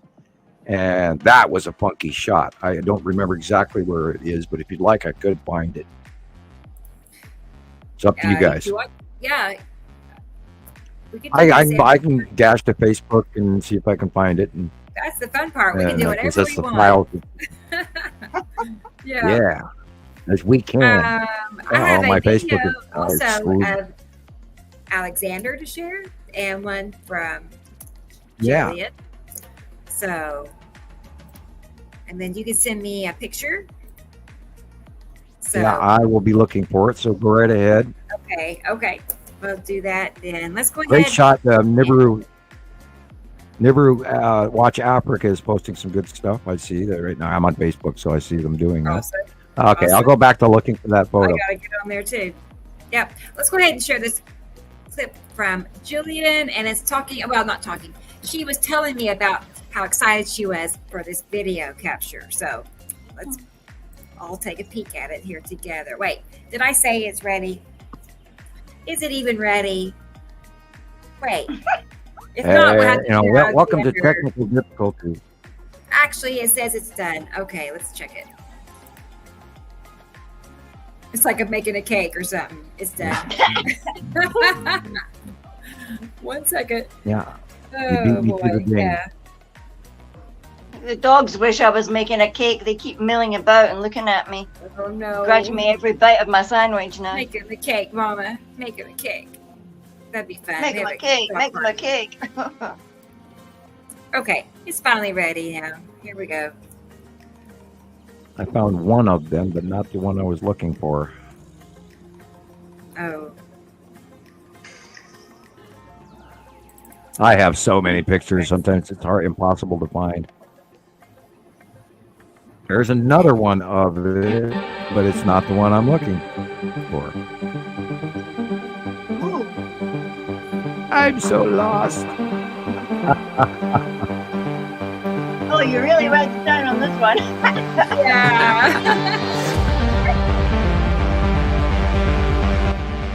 Had to make it fun.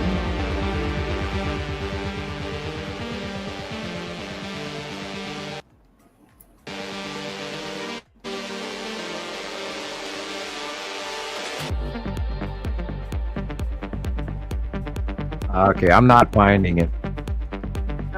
I'll Well, come back to StreamYard. Try out. Yeah. Yeah, now watch 5 minutes from now. I'll scroll past and go, oh, there it is. Uh-huh. Yeah, there's an edge of a planet on the right-hand side of the sun. Oh, You yeah. can see it plainly, and that is its atom. Wow. Yeah, that shadowed area is probably a Saturn yellow moon. See the line of light difference between the white and the blue? Oh, yeah. That blue area, right of the sun, is Saturn. And then the Saturn's yellow moon is now I'm in the stressing out because I told corner in the middle. Christopher something he captured was Nibiru, and now I'm like, was it Nibiru? I hope I wasn't wrong, Christopher. It's okay. I know. Yeah, look at this It's stuff. so big. I don't It's know. so We'll cool. Look at this I stuff. know. We'll find out together, won't we? I'm not sure. Look at the wings, Sam. Yeah, that's a Wow. cutoff. That literally half of the sun is not visible, and that orange area is showing the illumination of the atmosphere of the side of the Saturn. So cool. You can see the darkness right there, man. There's And it, chunky. the dark area in the last shot was probably the red asteroid. And look, And there's little that bubbles right there, on see top that of dark it. shadow on the left? That Yeah. shadow on the left is planet Matim. I knew it. Little tiny planet Matim. Because Matim it's the only object there of that size. Now that's the edge of Uri right there, cutting in. Wow. That's what's causing that halo. This is the blue asteroid cutting in front of the sun. Matim is the dark blue area to the left. This is the side of Uri on the left. The yellowish illumination is very interesting. Is that the second star next to a very large, bigger star on the farther left? Well, let's go back to that the smaller picture. star on the right. Back, yep, we can do that. A little further. Yeah, look. See the smaller illumination on the right? Very bright white with yellow edge. I think that's our sun. The bigger sun on the left is the standard red. And this is another one of those where it's evident proof that we're seeing more examples of it, because there's nothing that small right there on the right of the sun. We can't. And they're trying to hide it. They're trying to hide it, man. Right, and now if it was the blue asteroid, which I believe is at the bottom, it would be we'd see blue, so it's not the blue asteroid. So I would partially, and you can quote me on this, I'll stick my reputation. I think that's that's our sun versus the bigger standard red, which is why it's so damn hot. Now see those little pinchy clouds? That is the side edge of a Saturn.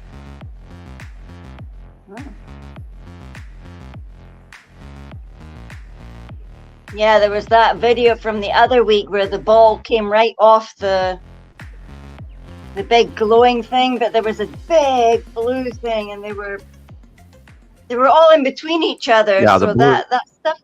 Right there. Well, there's a lot of crossing debris right now. Smaller stuff that they're like Lorraine and Pappy and Matim and all the other asteroids that we haven't documented names to. Very interesting. I have a cold spot right next to me. I just moved my hand, and there's a cold spot standing right next to me. Oh, interesting. Ghosties. What? Yeah, I have been watching a lot of paranormal stuff lately, and I'm going to give a shout out to somebody. I watch a group. I see a lot of crap out there, and a lot of overhype and over freakouts, but there are a couple of good ones out there. For those of you who are interested in paranormal stuff. Now, I'm not going to say they're 100% accurate, but Paranormal Nightmare, there are 3 brothers that do it. They do a pretty good job. They have actually captured quite a few actual ghost orbs. They're getting enough of them and clear shots. Their equipment is good. That I can. You should, if you're interested in that sort of thing. I have seen ghosts all my life, ever since I was a child, and that's one of them. That's one of my gifts. And my mother toned that down by telling me I was not allowed to tell the lady that we went to visit over tea that some rotten, dripping corpse was sitting right next to her on the couch, and that was her recently deceased husband. And he didn't look too healthy. He was dripping and gooey. And I occasionally see that, or I see blobs, or I see dark shadows, or I see orbs. But anytime you see something that shoots by overhead, usually most ghosts travel over top of you. I'm completely off topic. I apologize. But they fly over the top of you, and now we can get back to the planets. So if you're seeing something move in your house above you, it is most likely you have seen a ghost. They're really fast. They move at a different speed than our world. Anyway, back to planets. I'm just curious. I guess they don't have anywhere else to go. Obviously, they're just waiting themselves. It sounds like. Yeah, they find out that what they were told is not the truth, and that with the old go to the light and all of that, and that does not. I know this pretty much. I have a lot of evidence proving that I'm accurate. I know it. I did a thing, when Halley's Comet was in 1997 that gave me a lot of information about spirits. So yeah, they don't go to heaven right away. You wander around for quite a while, and that would be the limbo or purgatory that the Catholic Church would discuss, because the spirits are not picked up regularly. They are gathered in groups by the thousands. So, and I'm not even going to go into the details about that, because there's a lot of you folks out there do not want to know what I know, because you won't be comfortable with it. And I try to not share there's a lot of things I can't tell you publicly, and a lot of things I choose not to tell you because a lot of people can't handle it. So, hell, I'm already suffering enough. You guys don't have to too. Would you rather not know, or would you rather know what you know? A very large handful I would rather not know, but a very, very, very large handful I want to know. There's no coming back. Once you find out certain things, you can't come back. There's no going home, as they say. Right. And, be careful. And, I'm not an advocate of filming in your home to catch ghosts. We have done that. We have caught ghosts in our cameras. And it makes you very uncomfortable. And I'm sorry, I'm having swallowing issues again. And now I got the hiccups. I took a sip off the Kool-Aid. Oh no, the blue Kool-Aid is bad for me today. Kool-Aid. And it's not going down. I got a stomach problem. I'm not doing well. My body is not functioning properly, nor is my brain. I'm so nauseous right now, and and I have ever since I walked out of the hospital. I've been absolutely sick to my stomach. Right. I know that feeling. I mean, that feeling of, being so upset that you're physically sick, like physically, it's not right. just, Yeah, I'm in a state of shock. And ever since I got the phone call early in the morning and before the sun came up on Thursday, and right after the storm in here, and immediately. And by the way, that was really strikes me funny is her name was Stormy. And you can do what you want with that, you can create your own conspiracies, like the storm, and then I find out that Stormy is dying. Anyway, it's really sad. I don't want to go back there. I was distracted. Darn it, I went back there. Okay. Yeah, I've always been able to see the ghost too. Anyone I personally knew, I've had people. I'm reading it, to myself, being so like doppelganger. Yeah, I don't go into doppelgangers. That's lore that's cross-referenced and mixed into a bag of scary tricks. Now remember, a lot of lore does not include aliens, and they've been called other things. Shadow people could be aliens too. We don't know. We don't know if shadow people are. There are interdimensional creatures and beings out there. I know that for a fact. And there's a lot more going on out there than we little humans know about, and I know that for a fact. And because I got a lot of information on the Pleiadian. And oh my God, he even told me about this catastrophic scenario that I'm living today, including my loss and what I'm doing now by doing this show. They told me that I would be doing this, but they didn't describe in detail, but that they did tell me that we, all of us in the future, will be known of, and because the Pleiadians were from the future, and they probably know Christoper, and they probably know Gillian, and they know Rebecca and Jesus, and all these other folks, and they probably, some of these people have watched our videos. I don't know. Hello, Pleiadians in the future, if you do watch this program.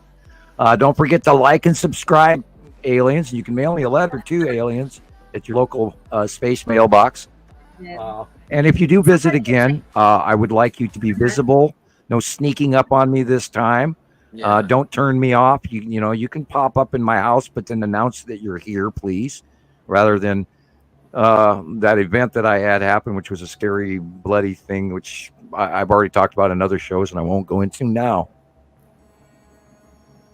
But if you write me a letter, I'll tell you the story if you directly ask. There you go. That's a way to get mail. That's true. Tell me about your story. Virginia Beach. Oh yeah, I could imagine. And there's ghosts that walk down the street. There's ghosts that walk in Walmart. I hate it when I'm driving down the highway and a ghost is standing in the middle of the road and you drive through them. I hate that. It's happened many times. And what's really scary is when you see them go through the car next to you after you ran them over and they passed right through your car. Yeah, well, it's happened to me many times. Okay. And you take your foot off the gas and don't ever steer away from them because you could crash. Although you can tell the difference between a human and a ghost. You really can. And thank you, B. Cope. Yeah. Is it because, do they ever look like just a regular person?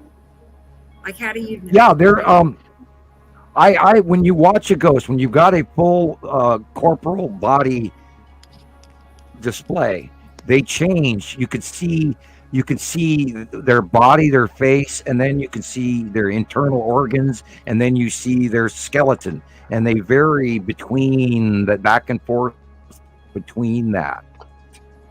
And then sometimes you can see the light blob, and I have seen dripping gooey sticky corpses before. Generically, they have a some of them are full spectral spirits, some of them are orbs, some of them are partial spirit, and then they fly, they sort of swim through the air, and they did some of them walk. I've seen many dark shadows walking from one side of the room to the other. I've seen many fly over the top of my head at high speed. I've seen orbs come in and float in and drift about and change directions and drop and then raise and come towards you. And then if you wave your arms, they actually move because they don't want you to touch them. I've walked through countless ghosts, and you can feel that it's electrical. Anyway, I'm back off topic again. Yeah. I told you in detail, but I had felt something that I know wasn't, earthly. You know what I mean? I've had a feeling before, like I physically felt it. So, yeah, and people would be absolutely amazed if they had any real knowledge of how many extraterrestrials are around us regularly, and including spirits as well, or some of the nastier elemental beings from other dimensions and things like that. And believe me, you don't want to know. You don't. If you see them, you're stuck with it. But if I have over the years learned not. I've learned not to look around at night. I don't look around the dark house at night. Now they're there during the day too, by the way.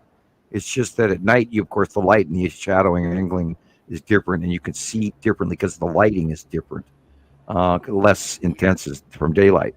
The candle lumen thing. But yeah, I can see ghosts in the day. I see them all the time. I see them every day.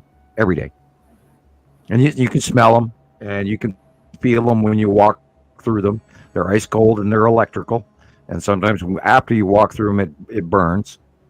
And then don't even get me started about vortexes. Those are real too. And sometimes ghosts come out of them. Sometimes other things come out of them. So it's probably I think that has a lot to do with whom and what. Right. I don't want to know whom or what I am. I know that I put off. I've had my horoscope done, and I'm purple blue, and which is the top of the chakra chart. And I know that I put off a certain amount of light. It's like if I go into street lights, they turn off.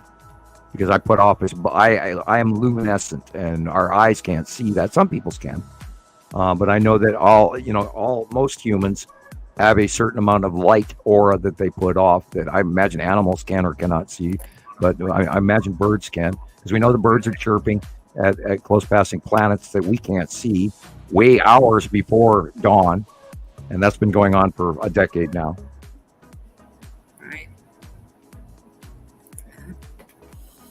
And you go ahead, and Rebecca, back to topic, or anything you want to share. Well, here it is. I have a couple of videos. I have a video from Alexander. He just sent me a short one, so we're going to look at that one first. But it's cool. I'd love to see it. It's actually an awesome video. He caught this. He said it was in this location twice. Like he left and they recorded again, and it was still there, or it had come back. But that looks pretty legit to me. Look at that. What is that? Right? Looks like two objects right next to each other. Let me blow this up.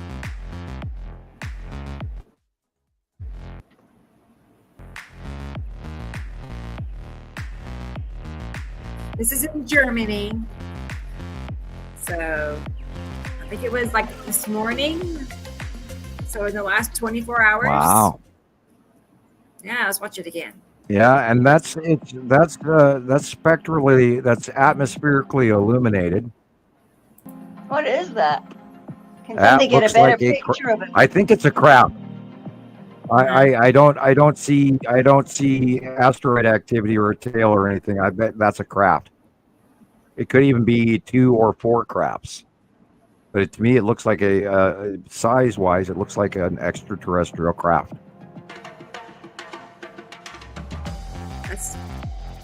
Must be here for the Olympic Games. Yeah, that's incredible. Yeah. It's here for the Olympic Games. It just got I'm lost. sure they tune in. I guess it was in the ceremony on the scene. Yeah, well, they got good cameras. They can sit over Germany and film Paris, no problem. And I remember extraterrestrial technology is hundreds of years advanced beyond ours. Hundreds, if not thousands of years beyond ours. Their technology is unfathomable. And remember, humans have an off switch. So if they want to come down and land, they do. And most of the people aren't going to see them. There might be 1 or 2 people that will. But then most people don't share their sightings because they think no one will believe me. Because of the 1970s anti-UFO campaign made to make people, anyone who saw a craft is a nut job. And they did a very strong campaign on that, dealing with Project Blue Book and all of that. And there's been a major campaign to downplay extraterrestrial activity, even though they have been here in force since the 40s or before. There's always extraterrestrials of one faction or another here, always, for millennium.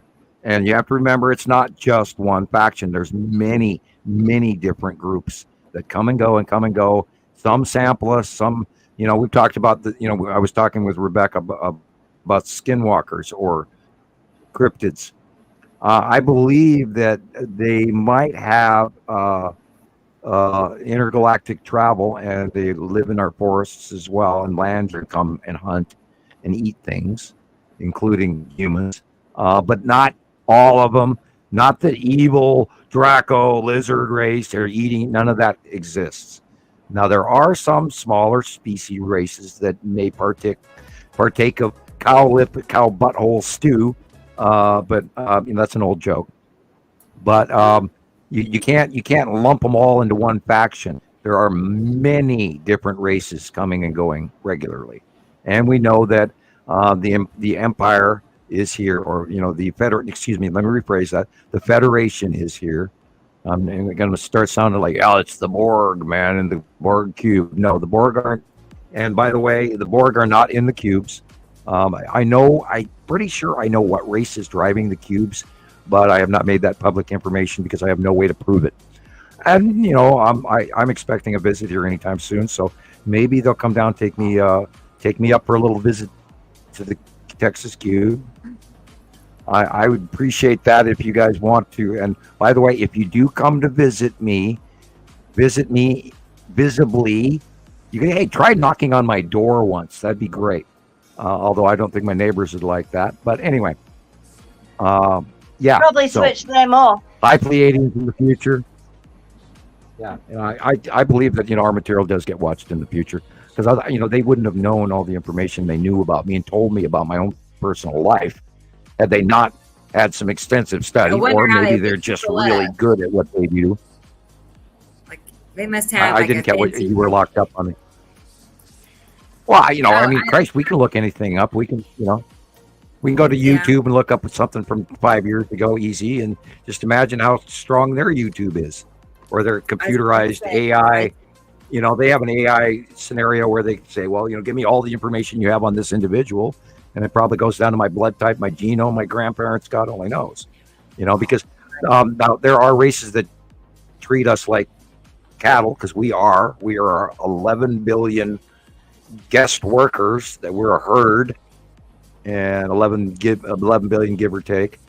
And I have to, say that for accuracy reasons. So yeah, we're placed here, and we're a herd, and we are, here to mine the commodities, as there were many previous other versions. And excuse me, somebody's calling me on the phone, so I'll hit mute and go ahead and talk. Go ahead. Oh, yeah, go ahead. All right. Yeah, Alexander was telling us here that video we just watched of that craft was 20 minutes before the show started. So, a couple hours ago, Yeah, a couple hours ago. It's my Humana medical insurance. There's a robocall recorded robocall from Humana concierge service.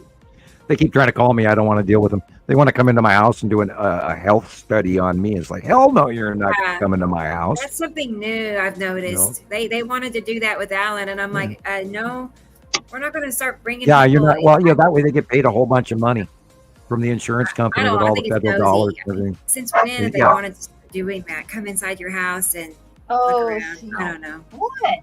So I canceled it. Yeah, anyway. That's a big no. That is a big no. Anyway, sidebar. I'm going to go get a Coke. I will be right back. Okay. And so I have a feeling here in Germany that everything is falling on our heads. It seems so close. I totally get that, Alexander. It does feel like you could just reach up and, grab it practically. It's like right there. Speaking of Alexander, let's go ahead and get his next video. I have other things of his to share because I know it's getting late for him in Germany. I'm going to say it's like 10, 11 o'clock probably. So, all right. Bear with me 1 second. And today's video is brought to you by Cherry Coca-Cola. That is right.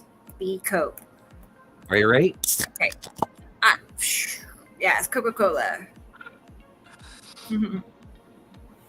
Remember, I have ancestry relating to the person that invented the original Coca-Cola recipe. Really? Oh, okay, cool. Yeah, the person don't forget what they used to put in it. I know. I can't forget that. I can't forget. Yeah, but he yeah, the reason they call it Coke. I know, right? Because it came from they back in the 1800s, like 1840, 1850, I don't even remember when they took it out, but they used to put cocaine in the drink because it was a stimulant. Lucky bastards, but don't get me wrong. Well, I used to work in the hotel industry in the Pacific Northwest, and anybody in California or Oregon or Washington State, if they're the big wheelers and the big money people, they'll tip you snow seals full of this little white powder. And there's back in the 80s there was a really big cocaine thing, thanks to George W. Bush or Walker, or older Bush, back with when they had the drug war, the drug czar and all that, and that's the only time I ever saw black market prices actually go down in history.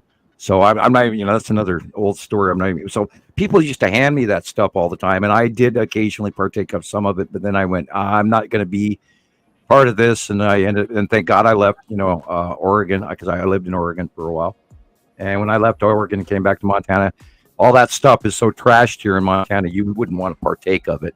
So I fortunately got away from the, because when they're handing it to you for free in semi-large quantities as a tip, I would throw them into this little pile on my dresser. And then at one point in time, I went, if the cops kick in my door and I've got all of that stuff sitting on top of my dresser, I'm going to prison. So I ended up throwing most of it away, and there's, those Coke users out there, they're going, what, are you nuts, man? No, I couldn't partake of it.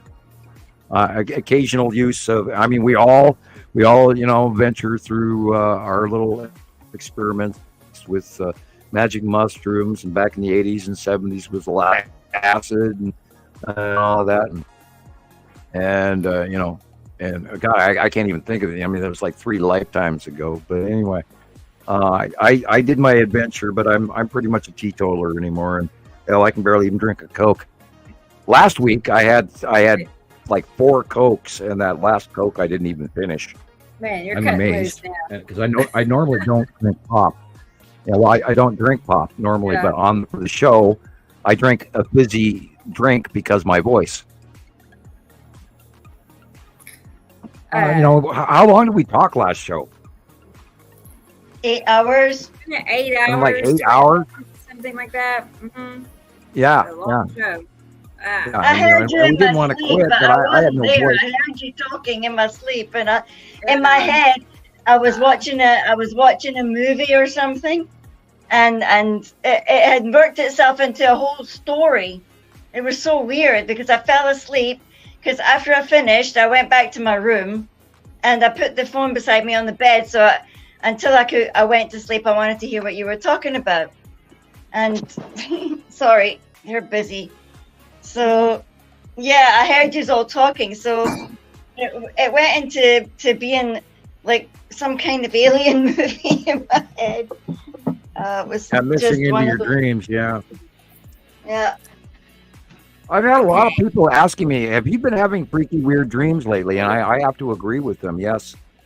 And I've also, in addition, I've had a lot of people comment, they liked last week's show. But they go, why do you guys do such long shows? And shouldn't you tone it down? You'd probably get more views if you have short. And I'm going, we can't do anything under 5 hours because we don't even get the opportunity to talk to each other. And we got to catch up, and it's easy 5 hours always just to do this. And yes, we do go off track, and Sam rambles on about things that are not on topic. And now I'm mentioning myself in the third person. Yeah. Yee. 8 hours, 15 minutes. 8 hours, 15. That's where we ended.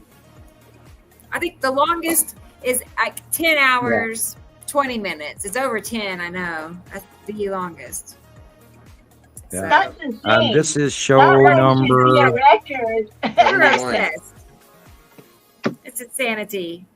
Hey, Tara loves the longer shows. Are we at? That's Are, awesome. I we think- at 71? Is this 71, 72? 72. 72? 72. Oh, 72. that's that. Yeah. And I didn't think we'd finish doing like 1 or 2. Look at that. Now it's 72. Isn't that awesome? It was just the other day in October, and I was sitting out at the monument thinking, where's my life going? And you said, I think I'm going to start a show. I was like, all right. And I thought, well, when hell freezes over, probably. But yeah, okay. Whatever you say, I'll do it. No. And the next thing, she's all perky going, guess what? It's our podcast. Would you like to be a guest? And now you're one of the, one of the celebrity experts, and people around the world now know you. Oh, my word. Little did you know you were going to become famous, right? Famous, Sam. Yeah. I don't feel famous. Fame is, fame is one person at a time. And, I'm sure there's a lot of people out there that have their favorite, of us, of our group, either Jesus or Rebecca or you or Christopher or me. And I'm sure that some people out there like so-and-so and like so-and-so, and there'd be this and that and the other thing. But you guys are now experts. So, and you're celebrities. So YouTubers, man, get used to it, dude. That's so fun. Right. YouTubers. We're tubers. Yeah. All right. Let's go ahead and get Alexander, his other video pulled up here. And Tara had a crazy dream. She had a crazy dream, which is cool. I don't remember weird dreams. I wish I did. I don't know how, but I'd like to. What? I don't remember my dreams. Like I sleep so good. Oh, I sleep yeah. very good, but I don't remember any special dreams. It's weird. I usually, if I dream about the planets, like they just kind of pop in there every now and then. It's not like you go to bed thinking about them, especially if it's a work day. But they show up in your dreams. If they show up in your dreams, chances are really good. These guys are impossible tonight. I don't Pet me. No, pet me. No, pet me. I'll have to get little mittens here for you. See when she's growing. Yeah, I can't help it. It was this stuff. Oh yeah, of course. That's what they want, Mom. But excuse me, but can you see why? Uh-oh. What? They don't understand empty bags. That means nothing to them. Oh, they can run around with a bag. It's almost like a toilet roll holder. You know, like you get to the end of your bog roll. It's like a game. I know you're not supposed to feed them cardboard, but Alexander. They like it. It's a game. They run about the garden and prance about with it like it's a prized possession. It's telling me. Oh, boom, she vanished. It's telling her that they are about to cut her off. Well, we're still here, so that's a good thing. Yeah. Yeah, I'm having trouble drinking liquids. I really am. I took a sip off this pop, and that too is not going down. Put your hands up. I was saying. Ooh. Oh. Yeah, there you go. It's weird. Nothing's working right.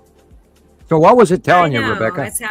It's telling me that I do not have Alexander's video. Here it is. I do have it. You cannot eat a bag. We got it. Yeah, we have these occasional days of technical difficulties. It is one of them days. It's kind of like been a whole week, really. One of them occasional weeks. But oh yeah, I had one of these. Well, at least we're not in China. I just really want a day where the weather is not too hot and the sky looks really awesome, and I can go out and go live. And I want one of those days. So, Yeah, there's another typhoon that just hit China this week also. It's spelled Gaemi, Gaemi. Yeah. And they've got 630,000 people that are being evacuated in the Fujian area. And then they had all of the Three Gorges Dams floods all last month. And they have been flooding now for like 2 years straight, which is what happened to China in the year of the dragon, when the original legend of the dragon came about. And that was, of course, we believe 2 cycles ago, because they go back 8,000 years in their history. And this is where we talk about the year of the dragon. And then look, lo and behold, again, China has been flooding drastically. And I feel horrible for those people, not the government, but the people that live there that are not going to be able to grow food this year. There's a drought in northern China and a flood in southern China, and it just keeps happening and over again. And there was another big, huge typhoon that just hit like yesterday, or I'd have to relook it up. But like I said, I didn't do a great deal of homework this week. My StreamYard just went weird. There is a member follower on TikTok, S.456, but they just had a question. I'm not sure how long ago it came up, but they were wanting to know if we can physically leave our bodies. Like, can you leave your body physically? Astral projection is real. I've seen evidence of that. I've done a great deal of meditation, and I actually watched my spirit leg separate out from my normal leg. And when I saw that, and I could still feel the tablecloth with the spirit leg touching it. And that's what surprised me, why I looked down to see it occurring.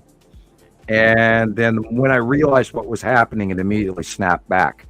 And I've got this thing where I do not wish to have any astral travel. Thank you, because I know there are other creatures out there that you don't necessarily want to run into.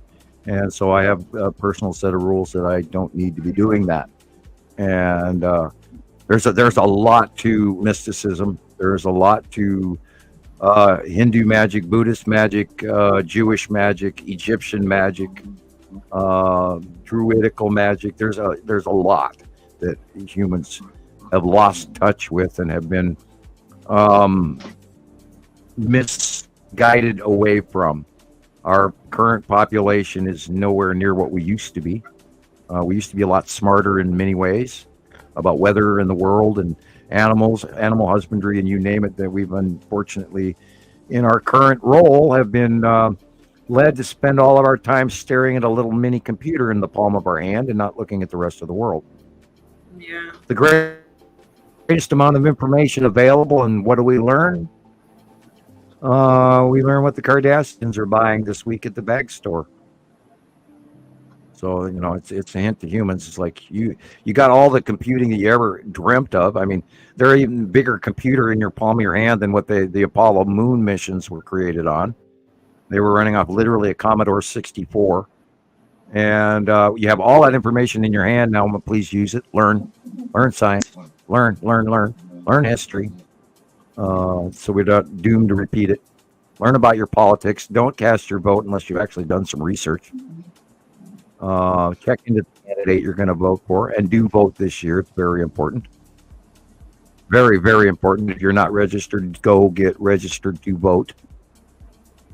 This means the difference between democracy and no democracy.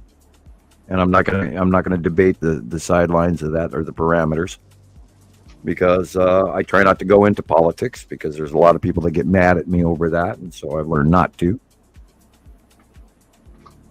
And if you really want to, go to my personal Facebook site, my page with Samuel Hofman, and I posted a little bit of stuff last week, and I actually didn't even go back and look at what that created. I didn't. I should, but I didn't look. And I apologize on my friend. God, I haven't had any friends or any members in 2 weeks. I have like 10,000 personal friend requests. Skywatcher 2 was like 8,000, and mine Skywatcher 1, it's really like 15,000 people wanting in there. And I don't add any of the people on Nibiru or Montana Skywatcher Anonymous, because I leave usually that stuff up to Rebecca. And I will occasionally remove some things, and I don't boot anybody, because I rarely anybody. I don't block people. I'll be better also. Yeah, he just blocks us if we have a different opinion. No, that's not true. And I shared a bunch of older pictures with some people in Ireland and in Europe this week of the old poop hats and the pictures of Lucinda, Rebecca, and myself to them. Although I didn't ask them not to use them, but I used them as an example, because we were talking about, because I've gotten death threats and everything in the mail. Because they were asking what happened to the trolls, and so I sort of kind of answered that we've greatly reduced the amount of troll attacks, which has been wonderful. Thank you very much for going away and finding somebody else to bother, or we become oblivious and they blocked us. I don't know. I think it's because we don't talk about them and we don't acknowledge them very much, that it's just, I think they just got bored. Boring. It's boring. Right, because we're not feeding into, what they want, which is us talking about them. Yeah, don't feed trolls. Acknowledged. Never feed trolls. So they do that. Yeah, so, yeah.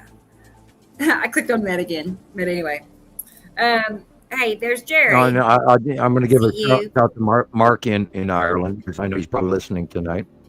Mark had a little fallout with a lot of folks around here. And I think he's just finally now sort of finding out the error of his judgment. Not that he did anything majorly wrong. He just didn't know whom he was talking to, that a lot of people got upset at him over. But hi, Mark in Ireland. You know who you are. I'll give you a special live shout out. Hi, Jerry. How are you?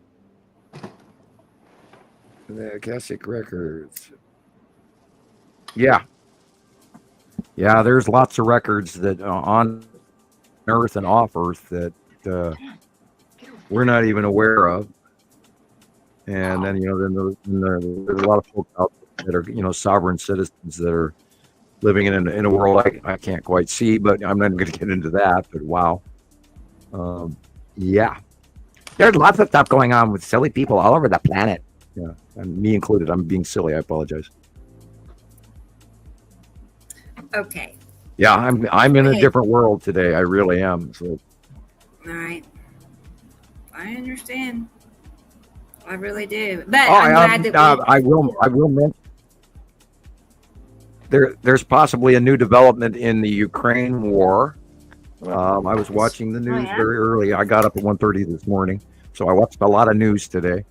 There apparently is some rattling of the cages between the previous premier president and Vladimir Putin, and they believe that there's a possible coup going on in Russia, and so let's hope that that's the case. I think that Vladimir Putin needs to be deposed. That is my personal opinion. And you can do whatever you want with that. It's my opinion that Vladimir Putin needs to go away. Because nobody should have the right to come into a country, whether you previously owned it in 1810 or 1960 or 1735. That doesn't matter. If those people are an independent country, you have no damn right to go in there and take their land and kill their people and kidnap their children. Get the hell out of Ukraine. Anyway, that's my opinion. Stop killing people. You don't have the right. Right. I would like to think that we are past, that as your only alternative. That's the best you can come up with is bomb people, or that's and what's going on in Israel with the Palestinians and Israelis. I love both of them.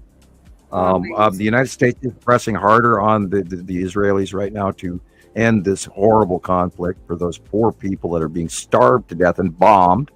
I mean, who the hell bombs civilians? Come on. Hospitals and murders people. Yeah, and they say, well, because there was a faction using that. Well, then you can't bomb. Either you do it right, you go in there and you do it surgically, or you don't bomb. You don't bomb children in hospitals. That's all there's to it.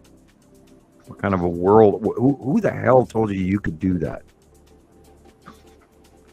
And that's Netanyahu and his band of thugs. Oh, those people are thugs. If you got that much money and that much equipment, you're bombing civilians. You need to go to a war tribunal. You're a criminal. If I did that, if I blew up my neighbor's house and said, well, yeah, there was a faction of terrorists living there, I had to. How far do you think I'd get with that? Hey, Caroline. Anyway, yes, I did watch too much news, and I've been awake since way too long. Hi, Caroline. Hi, Caroline. She's up to her elbows in cement. Bless her heart. She's. I hope you're laying a foundation or something, shed. And not had a car accident at a cement factory or anything crazy like that. She's putting in a new shed in her backyard. Yeah, a shed. You're gonna, have a shed. Be sure to wash it off early. It's very rough on the skin. It'll dry your skin out like you would leave. Yeah, I bet. I poured my share of concrete. Oh, somebody can come and help me paint my house. I actually enjoy concrete a lot. Painting should be fun. Yes, Gillian, I have painted many of them. I actually used to be a call-in house painter for the job service. Every time they couldn't find somebody to paint a house, they'd call me. Yeah. Oh, I'd love to have a plane ticket and hop over there, but seeming customs are a little hard these days, and travel's expensive. Unfortunately, well, of course, my kids are actually old enough now to take care of themselves. But what a concept! Stock up 15 pizzas and they'll be covered. Right. Yeah, Speaking of which, it is, of course, pizza night. You haven't started the oven yet, thank God. It's a very nice, balmy 65 degrees in my living room. Yeah, that's true. They don't like to take it out of the oven. They let me do that too. I don't want to burn myself, Dad. It's like, and I do. You gotta learn this stuff, girls. You gotta practice.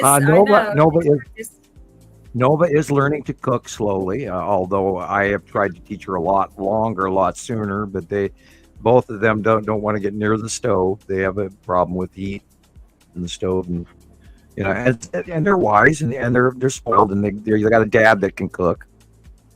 Fortunately, and I always could cook. I did want to go to Paris to become a chef, and that was promised by my mother. But all my brothers and sisters went to Europe, and my sister went to college in Germany, and I never got to go. Somehow the path is broken. But I can't yell at them now because they've been dead for 20 some years. Wow. I had a rather unusual. You guys know me. I talk too much, and I drove every member of my family probably quite insane. Over my mom used to call me Mr. Know-It-All for good and for bad. So thank you guys for telling me. I appreciate it a lot. And if you do get tired, just turn it off, but be sure to come back and watch the rest of the show later. That's true. I'll need to go at the top. I'll need to go when it's 3 hours because I've got work tomorrow, so I have to go sleep. I've been watching the time. I have been watching. So, well, how about speaking of the time, also Alexander I want to get his video because I know it's late for him there in Germany. So, yeah, he's an hour ahead of me, so he'll be really tired. Right. He's been very patient. Let's see here. Okay, here we go. This is what Germany Christopher, looks I've like, been practicing saying Capi Viagra.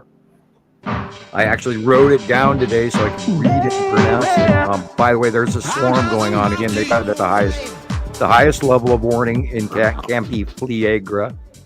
And I hope that's properly. What is it in Italy? No, it's yeah, that one is that's on the mainland of Italy, isn't it? And I know that volcano is going off in Sicily and all of that. So they've got Etna and Vesuvius rumbling away. Yeah, look at that. Wow. That has to be, from its size, that has to be Attu's moon. Wow. With Attu in the upper left corner behind it. That has to, from its size. Nothing is anywhere near that size in everything we watch. So it has to be Attu's moon. Yeah, sorry, that's too annoying. I was wondering, what in the world? I wonder, what kind of special camera this is, that can capture that. That is. Oh, he's got some awesome equipment. I mean, he gets close up that nobody else does. And Alexander, you're doing a wonderful job. You're way above everybody else. Look at that. So your equipment is awesome.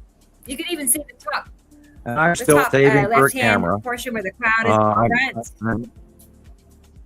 Yeah, look at that thing. I'm halfway to getting a camera. So if you want to see me get a camera faster, send me donations. I'm sorry to ask, but I have to save for months to get anything. Right. Yep. Yeah, I had a nice person. I apologize for not mentioning your name, but I had a nice person also mail me a Walmart gift card, and I used it today because we are throwing all of our food away. So I went to Walmart today and bought food with that. Thank you.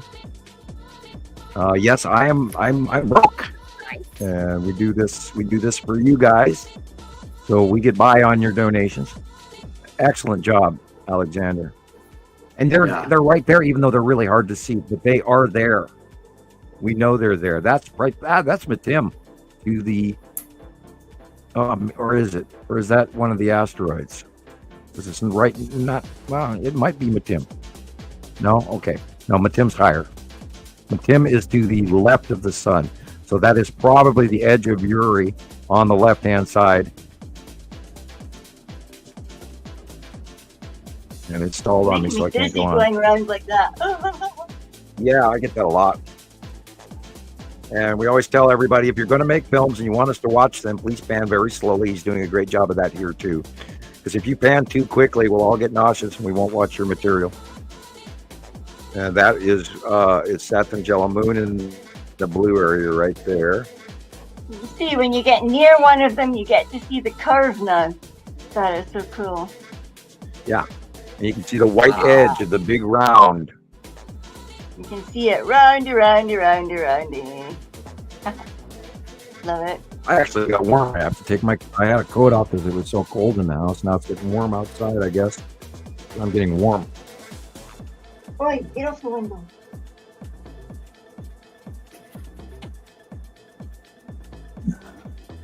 Yeah, I saw the other day at Walmart they had a lot of air conditioners for sale, but right now you couldn't buy a generator for your life right now anywhere in Montana probably. I remember one year I actually had to go to Washington State to buy an air conditioner because they'd sold out here, and that was in the 90s. I actually drove to 3 states to find an air conditioner. I'm not kidding. Jeez. And I still have that air conditioner. It's huge.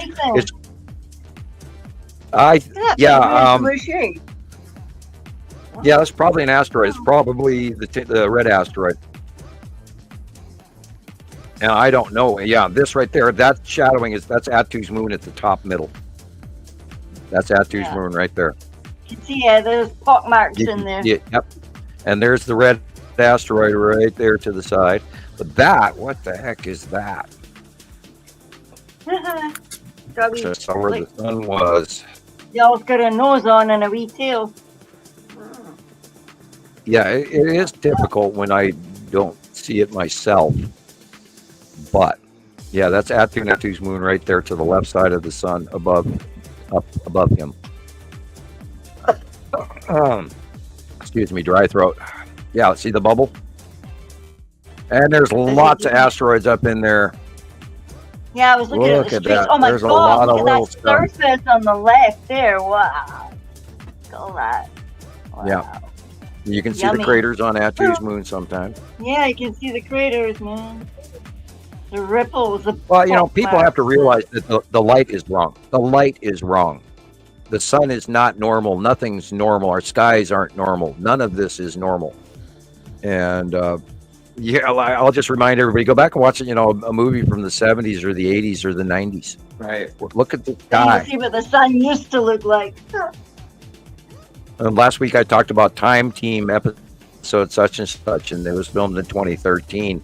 And you can blatantly see the planets just as plain as day in their background. And to them, they're oblivious. It's just like normal sky clouds, no problem. To me, who's been staring at them for 14 years, I see it plain. Like, look, how can you not see that planet there? Oh my God! And of course, and nobody gets it because they're going, "Oh, you're crazy," That Hofman guy, he's a whack job. He's a conspiracy theorist or whatever you could come up with. But no, guys, these are real. It's happening. Yeah, look at that defined edge between the white and the blue there on the left. Yeah, that's the edge of a planet. That's Attu. Attu's moon is in front, but that is the edge of Attu. Yeah, I can't wait till they get far enough away we can actually see. Yeah, they're not all curvy. Right. They've got all sorts of shapes on them, haven't they? I can't wait till they go a little farther away and we get to see purple Attu again and striped Uri again and red is Saturn and the Saturn's yellow moon and the other day like tonight everybody watch the sunset. Look what's in the northwest because the sun sets in the west.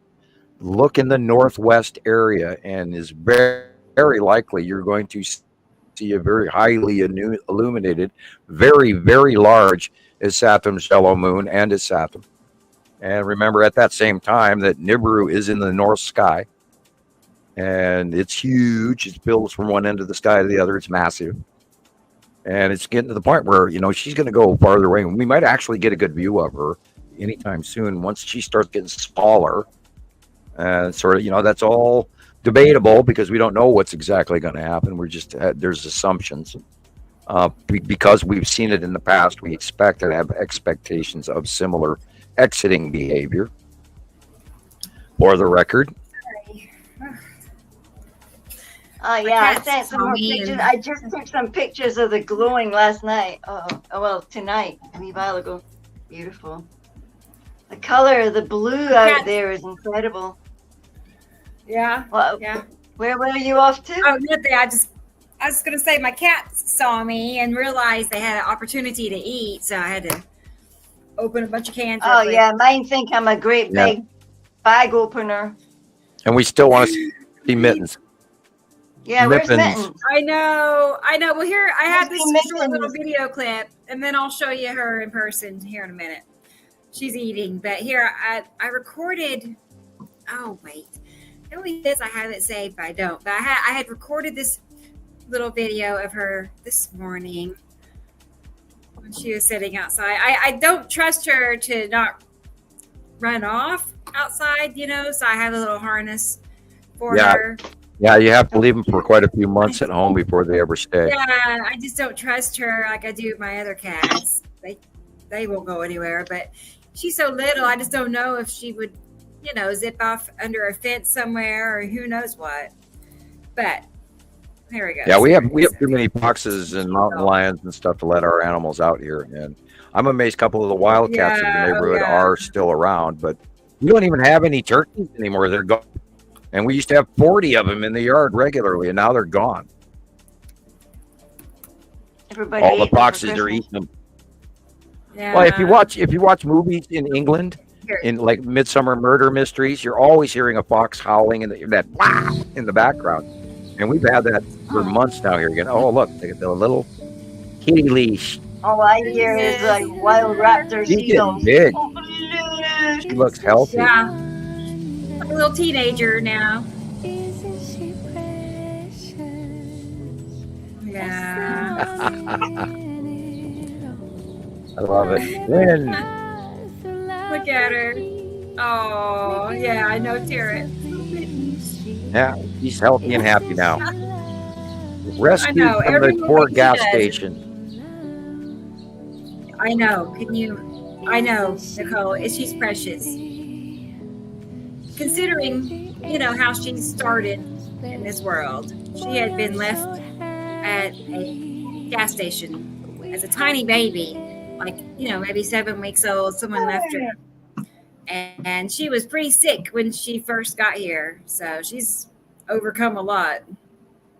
But yeah, I did not plan on ever having another cat. We already had several, But it's kind of like Ozzy. Turn her down. I don't plan on him either. Yeah, we could not turn her down. Yeah. You may have heard she does a certain politician talking about cat women who have cats this week in politics, and that's running the YouTubes right now, and that's hilarious. Yeah, you're becoming one of those crazy cat ladies. I'm joking. No, I'm not. I've been like a crazy cat lady for a while. So. Yep, pretty much. Oh, get off. Okay. Yeah. Mittens has got a definite look to her that she does have a good heart. She's a good-hearted cat. She really is. I mean, she's super duper sweet. Like, she wants to snuggle and all that good cat stuff. But yeah, she's just she knows we love her to pieces. Yeah, she does look much healthier. Looks great. But she still needs. Audrey has 5 cats. 5. That's what I had. I had 5 cats, and then Mittens shows up, and then there's another younger cat that showed up on our front yard not long before Mittens showed up. We call him Tuxie. So he's solid black with a little white neck. He's like a little tuxedo. But I can't turn away a cat. So, and then I feed a lot of strays too. So yeah, I feed the neighborhood cats too. Front and the back. Yeah. So I think I'm feeding raccoons also. Yeah. There's something about us cat people. We've got a seagull. We've got a seagull that thinks he lives here, he or she.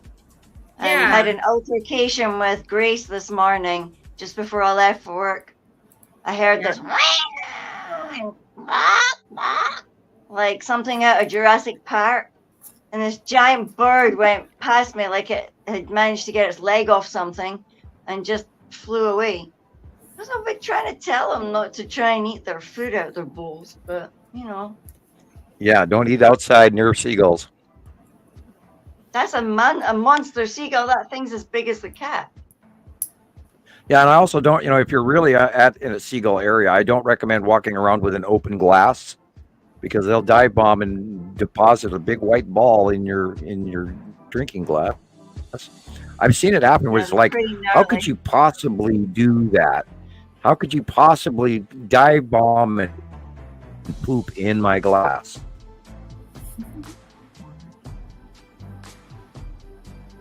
They can.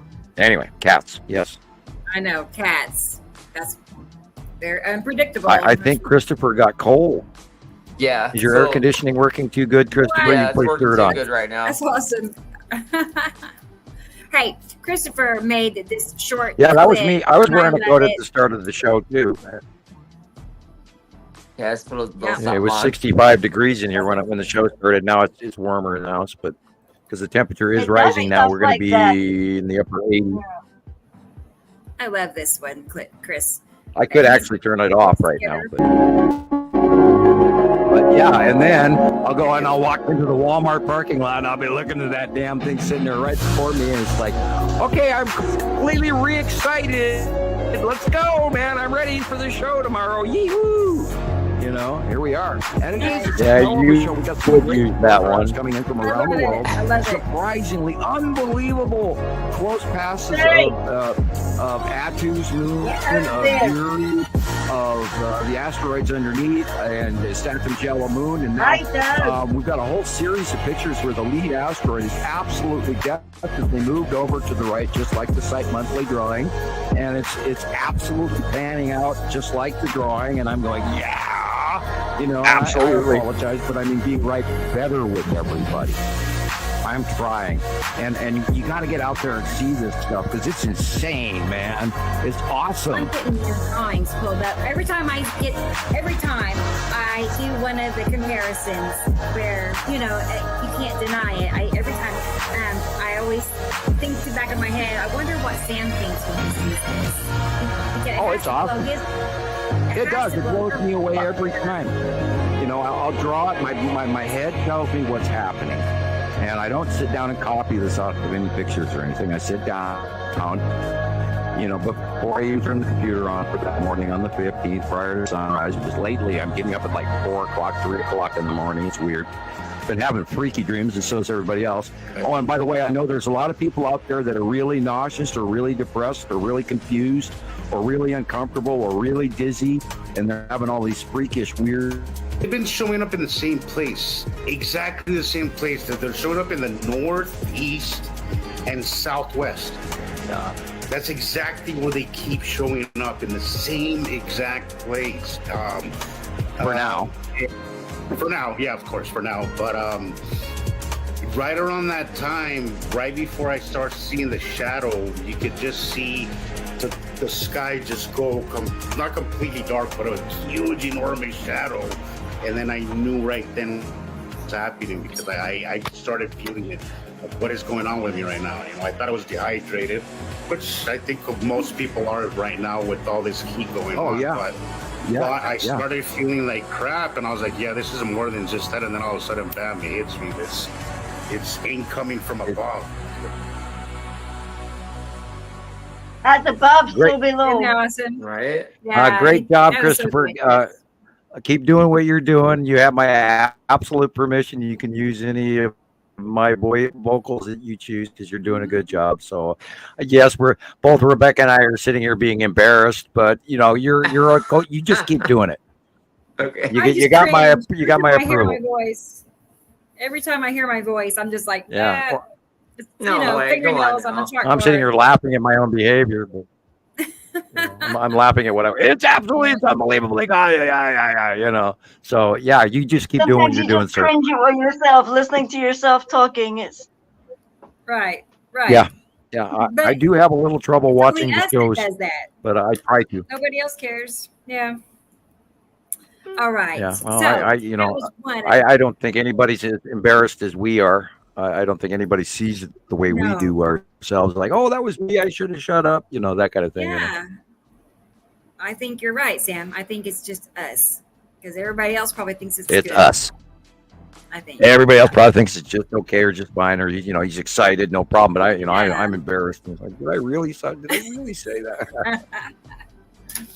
Yeehaw! Here we go. I think most people are the same way in that fact. Yeah. I would think most people are. So how many people do you see watching? Let's see. Well, I can't tell on TikTok. Right now, about 32 on YouTube. Is that all? Bummer. Come on, more people got to watch. Tell your friends. Like, subscribe, because we're trying to up.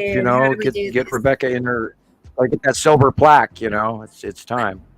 We did have a clip on TikTok. I had a couple of successful clips on TikTok this week. One of them is at 72,000 views. Wow. It's a little short one, but still, it's me with the screen beside me here, and I'm pointing at this big old planet. I'm like, look at that. There's a planet. So that one. Yeah, I'll watched have to get a couple of those. I'll show y'all. Yeah. So yeah, you're supposed to have those ready every week to share on the show too. By the way, I know. See, oh my God, I know. Workload. See why we went down to one show a week? Brain burn. Yeah. It's getting better though. Yeah, can you imagine where we'd be if we were still doing 2 shows a week? I am going to get a green screen. I've already decided I'm going to have a green screen. I'm going to get a green screen. And then I'm going to have video playing here beside me, behind me, whatever. I can do whatever I want. Cool. You know what I mean? Yeah. And it will actually be a better, clearer, image versus the TV screen beside me. So, I have a big piece of green screen cloth that I spent a small fortune on, and that was back in the era when I was going to be doing some green screening with James. And so I went out and put a huge investment together to build this green screen, and then James went cuckoo and dumped all of our movies and my 2.5 years worth of work. So I got stuck with it, but never ended up using it. I should probably pull that up. Like $20 to buy one on Amazon. Yeah. Well, $20 is a lot of money to me, but I can't spare it. That's the thing. Yeah, I know. I do know. 20 is the new 5, though. Well, kids come first. I think, you're true. The kids come first, and I always say, make sure they have stuff first. I don't have we don't go to movies. I don't go to I haven't been to a bar in so many years I couldn't even tell you. No. I don't even, I used to love my bartending job. I loved my bartending job. I absolutely loved it. But I don't think I could be in that world anymore. I turned into a different person literally as of 2010, and after my non-disclosure, it was just sort of like, okay, we can open the floodgates now and start talking. I never said anything to anyone about it ever because the threats were too huge. And now, now that I found out that I am saying something, now I have to sit there and tolerate people who don't believe me. Like, okay, why am I bothering to tell you if you're not going to believe me? And I weigh that still regularly. I do. I know Rebecca does. We suffer carrying this torch to, teach everybody what we know is a fact, because we've watched it for 14 years now. God, 14 years. Why have you guys not seen, most, with the percentage of the planet? Why haven't you guys seen the damn planets? They're there. They're huge. They're massive. They're colored. How can you? I don't know. I was told not to say this, but I don't know how you guys are missing it. I don't know. If you don't see the planets yet, I don't know how you're missing it. I mean, my God, the weather alone should have you looking up. Oh, he's heard something.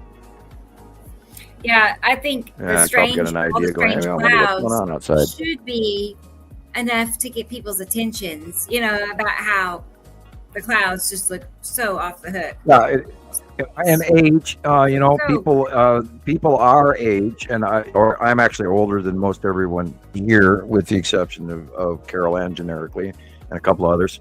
Us older folks, we know what these skies used to look like. And if you're in your 30s or even your 40s, you may not actually be aware of what the original Earth skies used to look like. And I talked to a guy the other day after the storm. He drove by and he stopped and asked me a question, how bad we got, as I'm digging up the branches out of the yard. So he stopped and he says, do you need any help with that? And I said, no, I got this. It's not that heavy, no problem. And then he's a truck driver. And I said, have you noticed the skies? Have you noticed things are weird with the skies? And he said, I'm a truck driver. And for years, I was always driving out in the morning, headed east. And I used to always have my sun visor down in front of my eyes because it would blind me. And he said, I always drove the same schedule, leaving work, etc., and driving apparently delivers something to like Helena or Butte regularly. And he said, now I don't have to do that anymore. The sun is now coming up in the northwest. And he says, I've been wondering what's been going on. So, there's a lot going on. And if you start putting the pieces together, I'm tempted to say that is the site of Matim, but I'm tempted to say that's the Tan asteroid because I don't think Matim is that close crossing. I would have to say this is probably the Tan asteroid. That's one of mine. Yeah. From a few days ago. You said the Tan asteroid? Yeah, it says 2023 on it. Yeah. It's this week. Oh, wait a minute. I'm looking at let me blow this up. Okay, July 22nd, 2024. On the other side, it says shot on Moto 2023. Oh, okay, that's the kind of phone it is. It's probably when you got the camera. And on the right-hand side, it says July 22nd, 2024. Okay, back to normal screen. That way I can read people's comments. As my stomach turns. Oh, God, I just got nauseous again. This is so fun. Purple. I'm having a good time. That is the dead center above the light pole, where the light is. That is the lead asteroid. With a little one in front of it. Hey, it might be the red.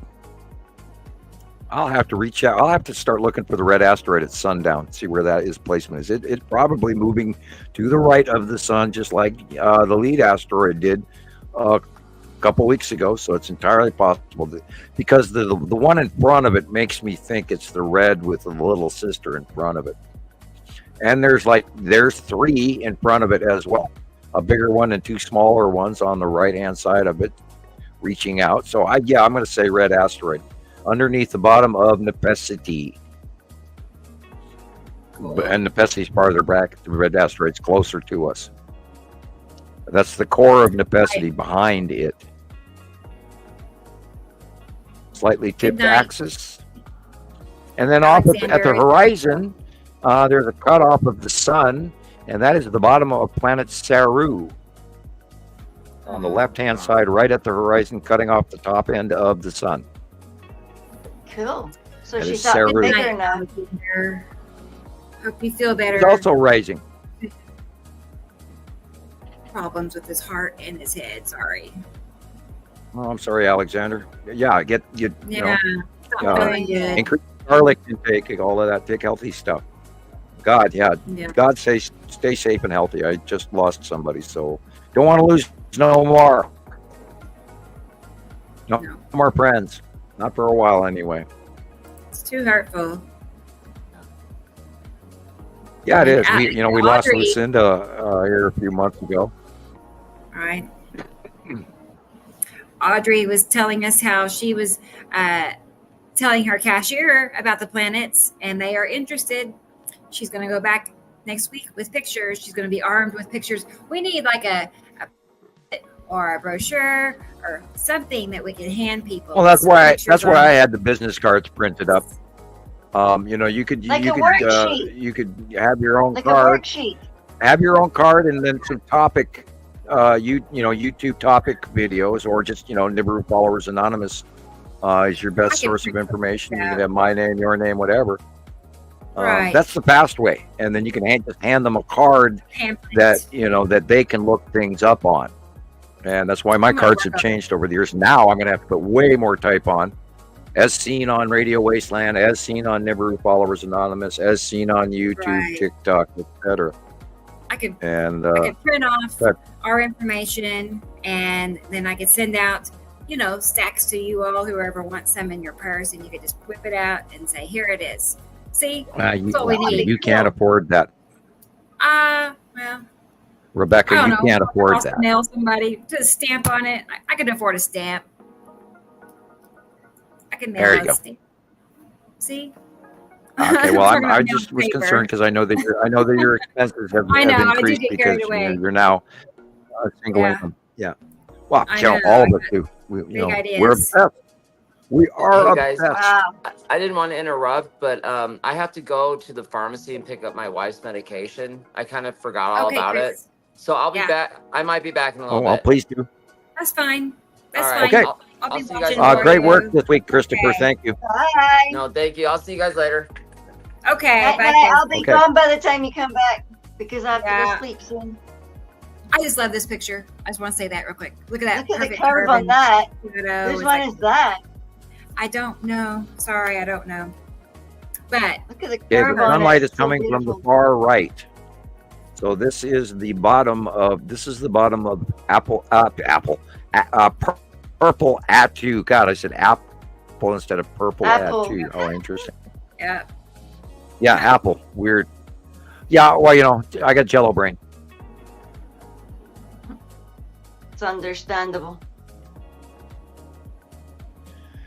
Yeah, it's going to take some time to, rethink how I view the world now because things have changed. And it's amazing how things can change in 5 minutes. Even my daughters went, "Wow, God, how things change in 5 minutes." And they said that the last couple of days. Because they were sitting, quietly having a great time with their friends playing, on PlayStation. And then I walk in there and announce to them that their mother's in the hospital dying. It was not a good thing. Yeah. It's like, what? Unfortunately, it was short for her and short for them. That way they don't have to go there year or day after day to see her and suffer and enter that hospital. Because, there's COVID out there. And I felt horrible just walking into any hospital right now. I do not want to go to any hospital, but once in a while you have to. And okay, the lighting is coming from the left. That is very likely the bottom of Nibiru. And those wispy clouds. Really? Oh, wow. Okay. Yeah, because remember, when the sun is in the east sky, Nibiru is in the west sky, due southwest. So this is very likely. Now, a couple of those blobs could actually be, remember, Nibiru has two moons, Nana and Amelsaru. Nana concentric orbits Amelsaru. Amelsaru is bigger, Nana is smaller. I did not name those. Those are the names given by the Pleiadian message in 2008 and 9, which matches our information from Offworld. And been carefully correlated and brought to you on Nibiru Followers Anonymous, YouTube, TikTok, and elsewhere. Yeah. Okay. Yeah, I saw that one. Giant And tooth. I went, it's the Virgin Mary. It's the angels. I have looked at this like 4 different times. I thought it was yours. And I'm trying to figure out. I think this is directly the sun, and it's just got something refracting it really bad in front of it. If that's the sun, or is the sun, or is this a side object? Because there is the sun into the upper right on that first picture, on the right. So yeah, God, it looks like it's an angel. It's Jesus come to visit us. And if you're religious, don't get mad at me. This is a celestial event. It could easily be the Tan asteroid, because we know the Tan asteroid does some weird shit and it does self-illuminate. This could be a combination of several asteroids. This one has got me baffled. We have not seen anything like this. See here, Not once. that one on the right looks like an angel standing on top of a planet. And that's all the I like clouds next to the it. rainbow part of the hood. I mean, it is, is this the Virgin Mary on the right, and is it Jesus on the left? I mean, we don't know, but there's a whole bunch of videos. Somebody sent me something from a few YouTubers that are a little bit conspiracy minded, and I tried to watch some of it. I couldn't watch all of it, but there's a lot of religious folks out there going that Jesus is coming, and yes, he is, and he's here. And just point of view on how far on the religious side you want to go. What do you think of that? Well, it could object underneath theory. We know that there's thousands and thousands and thousands of asteroids. Right. Wow. Yeah, the blob. You're right. You're right, Rebecca. Yeah, I like the layover. You are probably accurate, depending on where the sun is. Well, that rainbow curving like there. Mm-hmm. So good. It could even be Matim. It could be Matim shining on the side in front of Uri, because we know Uri's in the left. So this could be Matim illuminating. We don't know. But I mean, size-wise, it could be Matim plus other objects around it. But it could also be the Tan asteroid. It could also just be the cutoff illumination of Uri, just like you've got laid out here in this comparative. I agree with what you've done here. It's very likely that you're correct. And the rainbow is the edge of planet Uri. And then the illumination is the half cut off sun, with the illumination going into the atmosphere and thus flaring in this weird flare that it's doing, which is completely not normal flare behavior. Yeah, I've looked at this 4 separate times, and I was going, what in the hell am I looking at? And I think we've slimmed it down a little bit more, but still possible many things. But yeah, I like what you've done here.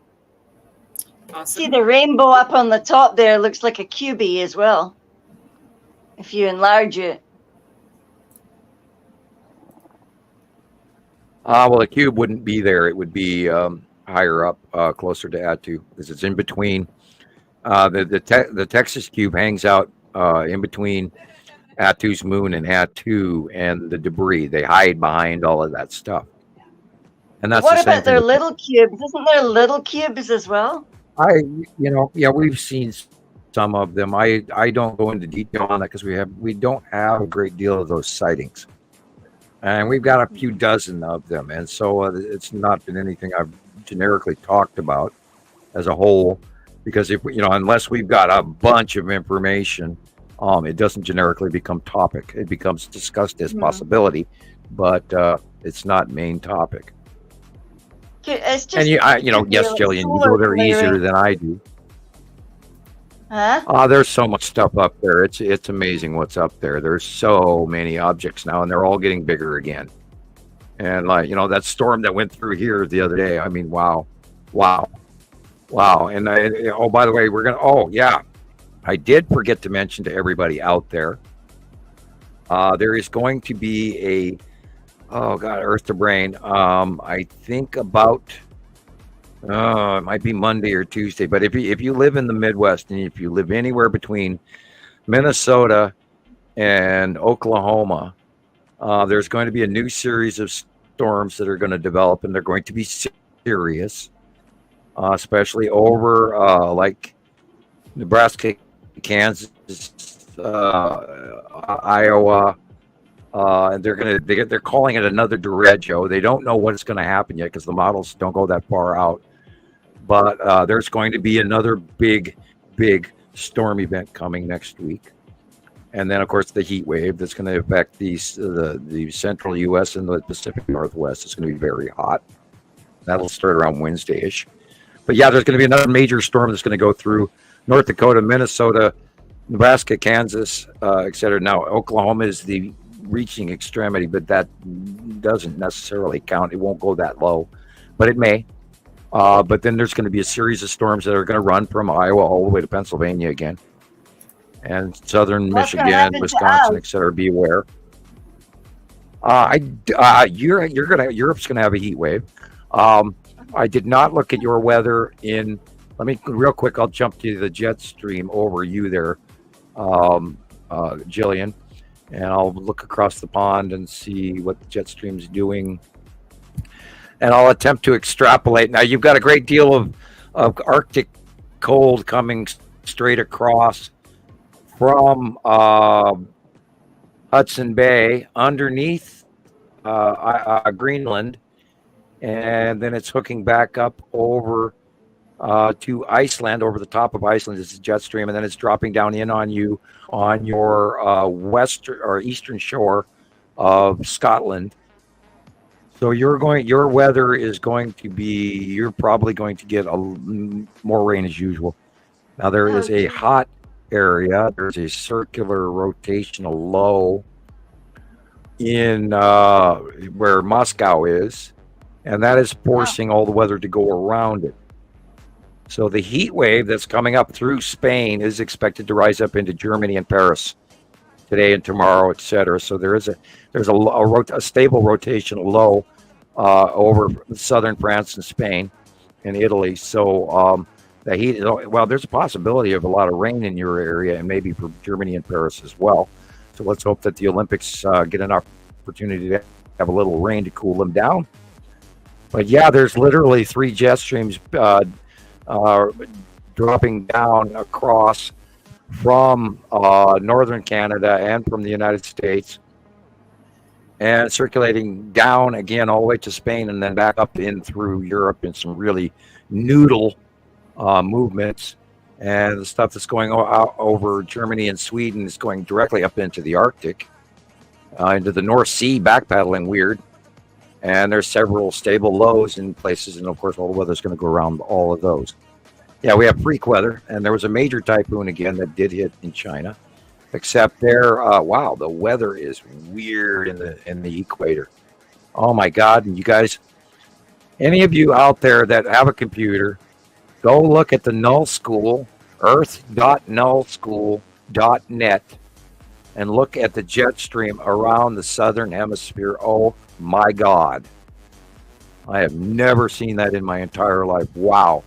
The circular central jet stream of the South Pole of Antarctica is running over the top of Australia, all the way across the ocean, and enveloping half of South America and the bottom tip of South Africa and Madagascar.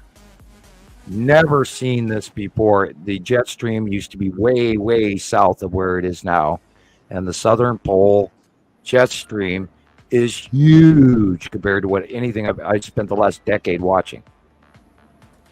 That's earth.nullschool, nullschool.net.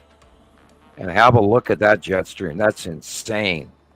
And it's way more prominent than anything that's going on in the northern hemisphere, and currently the equator. Wow, it has started acting very, very interesting. It's going the opposite direction of both weathers. Now remember, normally when I grew up, the weather in the northern hemisphere went one direction, and the weather in the southern hemisphere, all the way at the bottom, went the other direction. And then the equator had different varying winds that changed seasonally.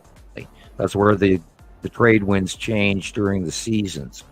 Currently, there is an unbelievably interesting, very active, volatile central equator weather pattern that just a few weeks ago wasn't even happening. So that's quite interesting. And of course, that is partially what is. There's new shove back coming off of northern Africa, so that's part of why the wind has changed. That's part of why it's affected our hurricane season almost for the better, because of the Sahara sandstorms and all that, and the equator storm patterns have changed. We are getting less hurricanes, so that's a good thing. Right. Anyway, I'll quit about that.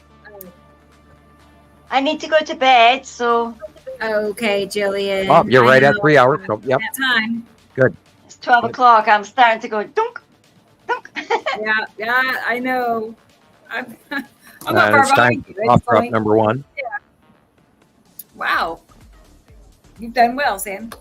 Yeah, well. Well, good seeing you. Drowning again. Coca-Cola and blue Kool-Aid. Here's Robert. Hi, Robert. Robert has some nasty weather. Stay safe, Robert. Good night, Gillian. I'm glad to see you. I'm glad to see you're healthy and happy. Yeah, it's good seeing you again. I'll go night night. Go to bed, Gillian. Yeah. Yes. Good night, Jillian. All right, good night. Night, guys. Yes. Good night. I'll go ahead and help you exit. Yeah, help me get off. I always lose my way. Get out of here. Half of the tablet thing has disappeared because I've been stretching the picture up to check out all the goodies on the pictures. That's what I miss, being able to see all the pictures, man. Yeah. I'll go and watch it on my... I blow it up and then we can... I know. Yeah, I just stretch it up because on the tablet I can move it and look at things bigger.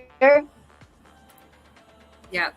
Yeah. But good night, Audrey. Good night. Who else was it said good night? David and Natalie. David, night, David. Thank you for saying good night. Yeah.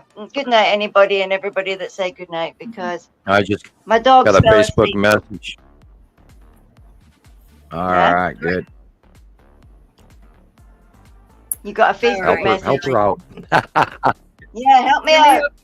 Okay, bye-bye, Jillian. See you later. I just got a Facebook message from Mark, and Mark said thanks for the shout out. Kick you out. I figured Bye-bye. I'd mention him again. I knew she was going to. She hates to leave. I know she hates to leave. I know she But does. you can still keep listening. Who can blame her? Fall asleep to Hang the out. mellow tones of our voice. There you And go. and you know, pray I don't choke on my cough drop while trying to talk and have a cough drop at the same time. Jesus might I've done be that here I don't know today. how many times now during shows. He's going to try to be here. Try to pop in. Yeah, it's just you and me. so- Wow, this is I rare. know. Look at that. It's been a while since it's been dwindled down to us. Yeah. So- what are we gonna do? What are we gonna do? Oh, now what? I do have options still, but we have current events we have not talked about. Maybe we should talk about the current events. I have a video I made of a sideshow for Wendy Williams, but I'd rather her be here, so we might have to wait for that. We'll see. She was telling me that how much running around she does. Like she's always on the go. She's like going here and going there, and that's how she gets all the pictures that she gets. Like she gets a lot of excellent pictures. She's in Connecticut, but maybe we should show her. Joyce is asking, can you please show Alexander's video again? I missed them. Joyce, the one at the UFO. I'm guessing. I don't know. Let's see. Or I don't know. Maybe it was the one with Atu's moon at the beginning. I shared two, Joyce. Yeah, the size tells me that's got to be Atu's moon, because Atu's moon is getting smaller and bigger. I mean, there are close passes of Atu's moon, but size-wise, and that's a lot of it. You always have to be, when you're looking at these things, we've always got to argue our way through. Okay, size-wise, it says this, and it's on that side of the sun. I'm just a moth to your flame. Yeah, that is an awesome capture. Turn down. It's too loud. Yeah. Oh, she says, no, I saw that one. The other one, the UFO one. Okay. Yeah, the UFO one is little Yes. double dots or quadruple dots. My kitty cat needs outside. I'll go let him out. I'll blow it up this time when you play it. I'll look at it larger. Yeah, here it comes.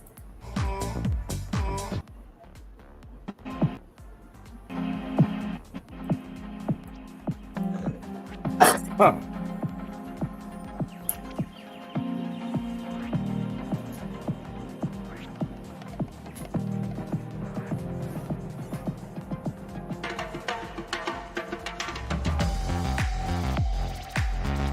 He's got such good equipment. It's amazing. You get, a close up that clear, and it's not going, digital pixel crazy.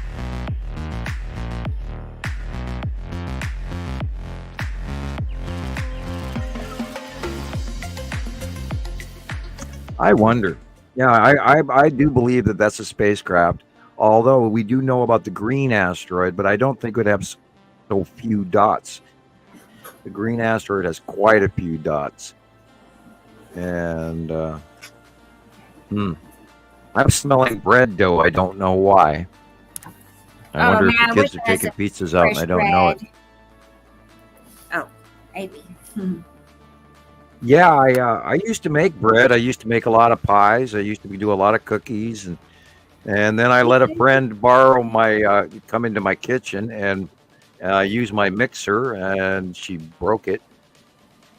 And those mixers have gone up in price. Do you remember when a standard blender? Yeah, they used to be $100. They're $400 now. Yeah, KitchenAid. If you want the red one, you got to pay like $480. Yeah, well, why buy anything else? But yeah, and they're like $400 now. It's like Jesus, I can't even. So I've been making cookies by hand, and I did buy an old-fashioned little, handheld blender, but they work. But with really thin metal and Chinese this and Chinese that, and it's amazing. So I've never bought a really good blender again, so I don't cook like I used to. I did make spaghetti last night. Yeah. Because I could brain that one out, and we had that meat I had to cook, and everything else we had all that hamburger in the refrigerator, and I smelled it, and it smelled okay. And I tasted it before I cooked it, and then I tasted it afterwards before throwing all the ingredients together. But I made 2.5 gallons of spaghetti sauce last night. Yeah. And I'm kind of good at it. I used to make it 25 gallons at a time. I worked at an Italian restaurant for a while, and I love my Italian. Me and Joyce, we're like the same. Anything like donutty or pastries or bread, you name it. You name it. Oh, I'm dying for somebody else. I had a really good cinnamon roll recipe. Like I could make some really delicious cinnamon rolls. I have a great cinnamon roll. I have an oatmeal raisin cookie recipe to die for, and they are so yummy you can't quit eating them. I don't, but you end up regretting. I love oatmeal raisin cookies. Like I used to cook a lot more. When the girls were little, I was making 3 meals a day. Right, I know. I was gonna say I was 120 pounds heavier at one time. Believe it or not, 120 pounds. I've lost over the. I wouldn't publicly admit that, but well, it's not bad. I mean, it's actually you look healthy now. I only have like about 30 pounds to go. I'll be happy. So, but that's where I.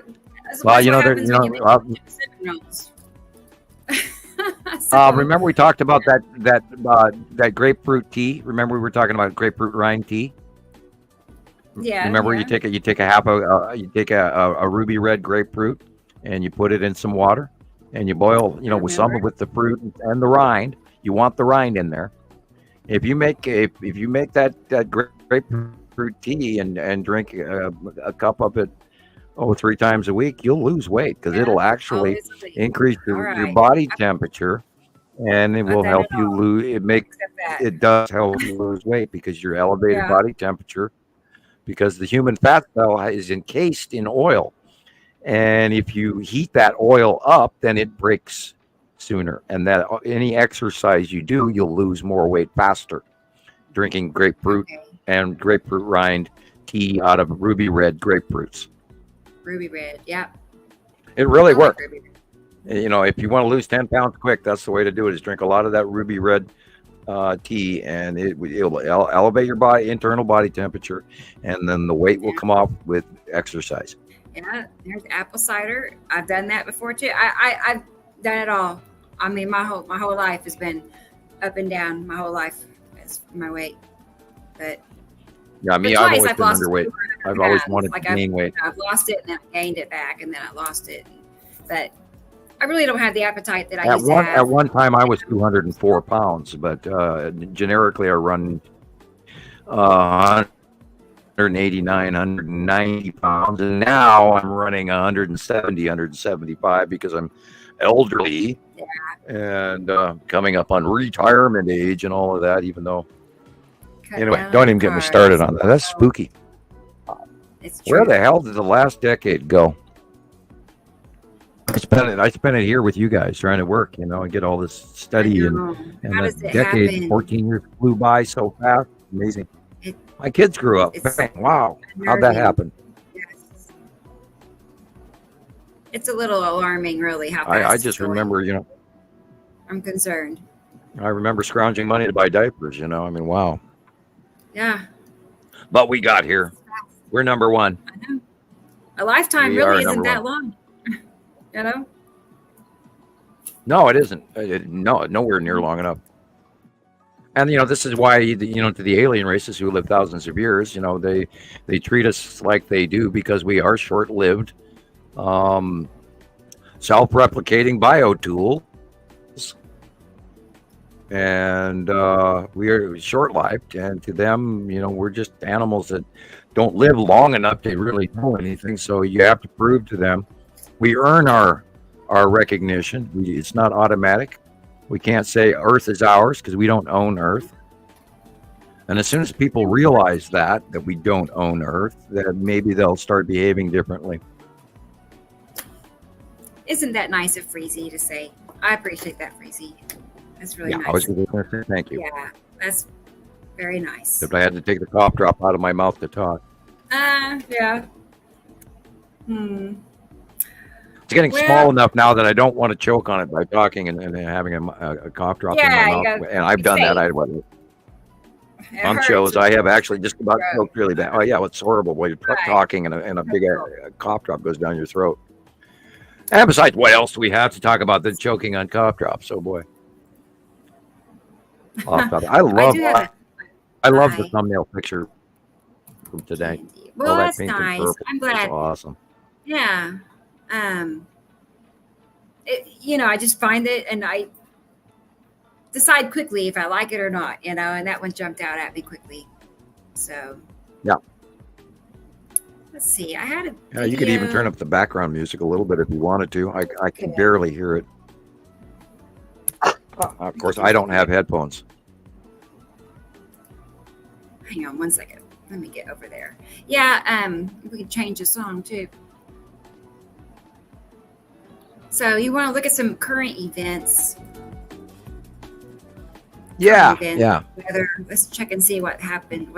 And then we can warn everybody how horribly rare all of our weather and everything that we're seeing, including flooding China, including the heat wave in Europe, including the heat wave we're going to have next week, including the storms that we're going to have next week, including what's going on now. And, back again to that superstorm that went over my house, Lolo, Missoula, and on to the northwest. Because it came in from the south. It came in from the southwest.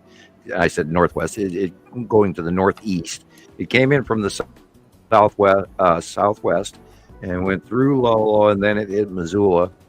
And 109 mile an hour, the highest clock speed in Mount Sentinel in Missoula.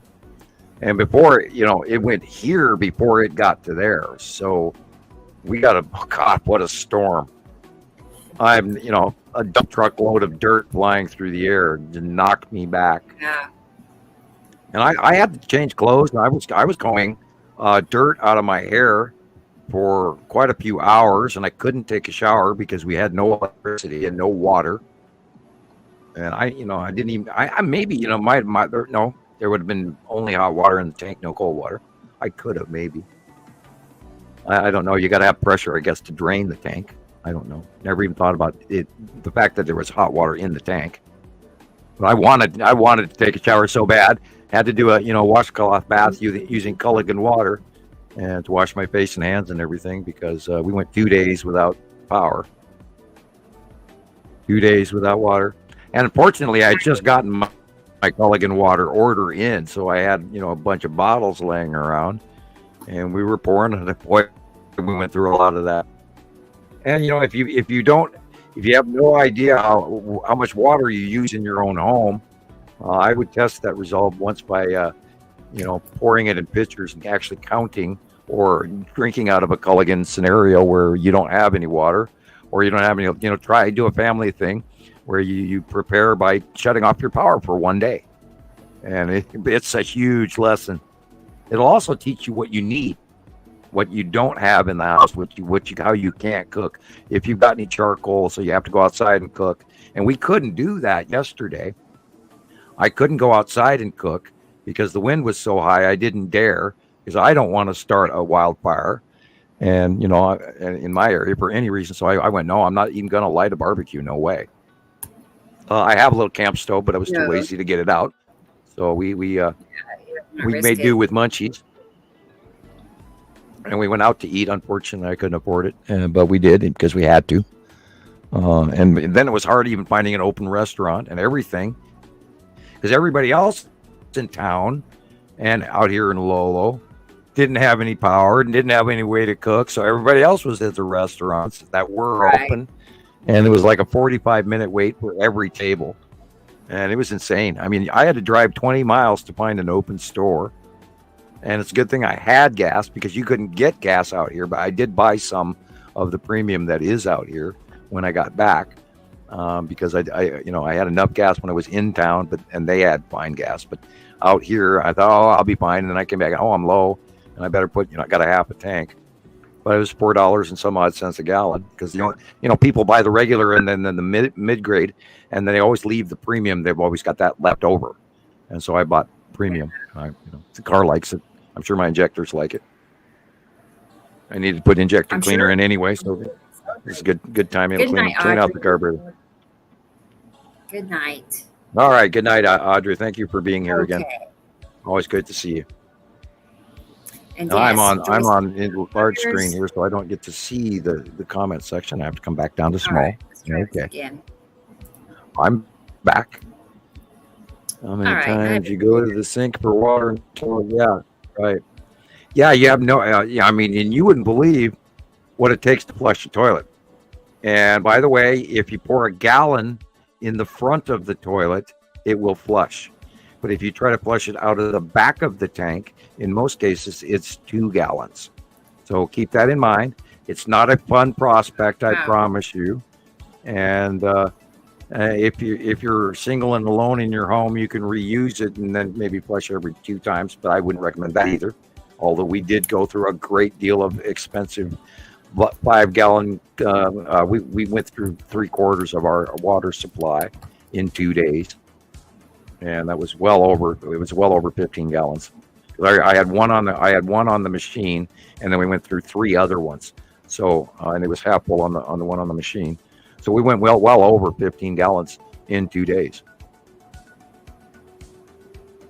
And then and it's funny, we came back from the hospital, and here we're having to wash our hands in Culligan water, and Listerine and all of that, because we do Listerine before we go out and when we come back,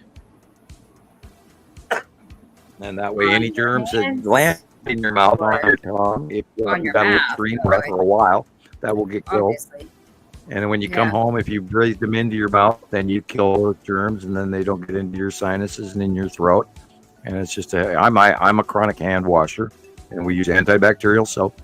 And I promote my kids. My kids we don't get sick. We do not get sick unless somebody brings it to us. Some not nice person who says, I'll go visit them while I'm sick, which is dumb. If you're sick, don't visit people.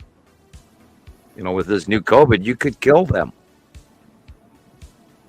And, some people may have COVID, they don't even know it, and they give it to other people.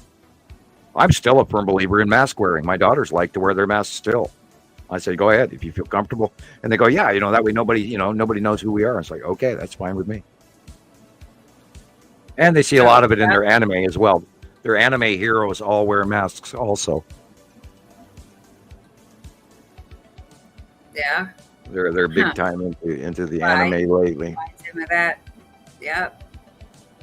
Yeah, Shiloh's doing some fantastic anime drawings. And she's better than some of the anime artists. It's amazing. I know, you'll have to share. Like maybe one day she'll share with us, or you could share. She handed me a couple to take and post for her, and then I never got to it because I was caught up in some other stuff, yard work, etc. So I handed them back to her so I didn't damage them on my desk. because I buy her good cardstock paper so she can have actual. Because she doesn't like doing great drawings, long version drawings on just typing paper. So I bought her the cardstock, which is a little thicker, harder drawing stock paper, and she's loving it. She earned it, so it's not really expensive. You can get it at Walmart. And because we used to go through a bundle of typing paper regularly, she draws so much that we go through lots of typing paper. Keep yourself busy. Right, that's right. Yeah, great artist. And Nova does really fantastic computer art. You wouldn't believe it. I mean, I'm in awe what she does. Just awe. Nova's very much into wings and things like that. Super talented. Drawing winged warriors and all sorts of stuff. Right. She's actually learned to draw wings really well, and that does take a long time to learn. Right. She's my little angel. Yeah, there you go. Right. Well, is she drawing like wings on beings or just wings? Like wings on people. Nova does computer art, and Shiloh does a little bit of computer art, but most of what Shiloh does is hand drawing. They're opposites. Nova doesn't want to draw on paper. She wants to draw on computer, which is great. I mean, she's really good at it. So, and I, it's like absolutely go ahead. And I bought her a laptop for that reason, so she could improve her art. Right. Whereas Shiloh doesn't have a laptop, nor does she have any wish to have one. Because I have an extra one I can't get to turn on without killing my Wi-Fi. I'm still chuckling over that expensive. And I told him I wish he had sent me a camera instead of a laptop. But that's old history. I don't know. I don't need to drag back up. So I that brand new expensive laptop I can't do anything with because when I turn it on, do with it, like sell it. Yeah, there's something weird going on with that thing. None of the devices we've ever had have ever crashed our Wi-Fi. And when I maybe you should just try it again. Into YouTube on that thing, it crashed. But it did it 3 times. I don't want to have to wait, for my internet router to get mailed from the company when I fry the one that I have, because then I'll be 3 weeks down. So weird. Right. It takes about 3 weeks to get a new router, a new Wi-Fi router, and this one. God, I'm on my 5th router already in 14 years, and they do fail, and I have to constantly call CenturyLink, and you can't even get a human anymore. I tried to call CenturyLink a couple weeks ago, and I can't get a human. They've gotten really bad. If you're listening from CenturyLink, if you need a human being on the phone, please. I don't care what you have to pay them. People need jobs. Give me a human, because you're not solving my problems. You're you're normal, right? You're passing the buck, and then they reset my thing, and then they say, "Oh, you should be fine from there." But we know how bad my service is, and yet I'm paying for high-speed wireless. Yes, experimental. Yes. Hey, I found out that that's the laptop. I found out that Starlink is even worse on the upload. So if you're interested in Starlink, I would research that before you pay the $800 for equipment, because the upload on Starlink is horrible. But it's probably faster than mine. Because I was thinking maybe I could raise enough money to go to Starlink, and then I could actually have my face and my microphone and me talking at the same time. But I'm sure it's faster than what I've got. Unfortunately, the download is great, but we can only run 3 devices in the house at any given time, and then we stall out really bad. So if I'm on the computer and the girls are on their games, and Nova opens up her laptop, then we all get bumped off. And we should have multiple. This is that 5G technology era. We're supposed to have multiple devices, but no, our service is not good enough. Right. Montana Stone Age. Anyway. Yeah, that's way different than it is here. I mean, it's decent internet, but the price is so high too. It's like, yeah, but it can carry many devices. For I sure. I've got my landline phone Like socked up in mine as well, so I wrote $161. Yeah, I wrote $161 check this month for internet services, which I could never afford in the first place, but seemingly over the years we've managed to work our way around it. I had a friend, you know, remember when it was $40 and $50? Yeah. I got stuck in a contract for $65 a month, and because my phone was included in it, I'm still on my landline. And then the guy that said, "Yo, I'll pay for it," and he never ever even mailed me one check ever. And so I've been paying, and I got stuck with a 2-year contract period. So I was going to have to pay for it whether I wanted it or not. So I ended up paying, you know, that back then when it was $65, and now it's $161, and it goes up every month anyway. We're not doing any science, we're gossiping. We know. We totally know. So here's these 3. I made a video on TikTok, and then I took that video and I cut it into little snippets. So here's 3 little snippets. The first one has, like I said, over 70,000 views. And another one has like over 500 shares or something like that. It was pretty good. So, oh, that's good. That's good. Yeah, it really is. That's a nice share ratio. For a few days. So I'm going to make some more. Like maybe tonight. I'll work on that tonight.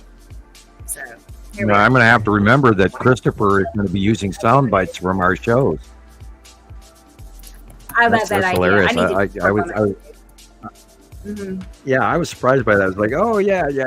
He takes one of my crazy moments and actually, shares it a second time. It was bad enough I did it the first time, and then he shares it on top of it. I love it.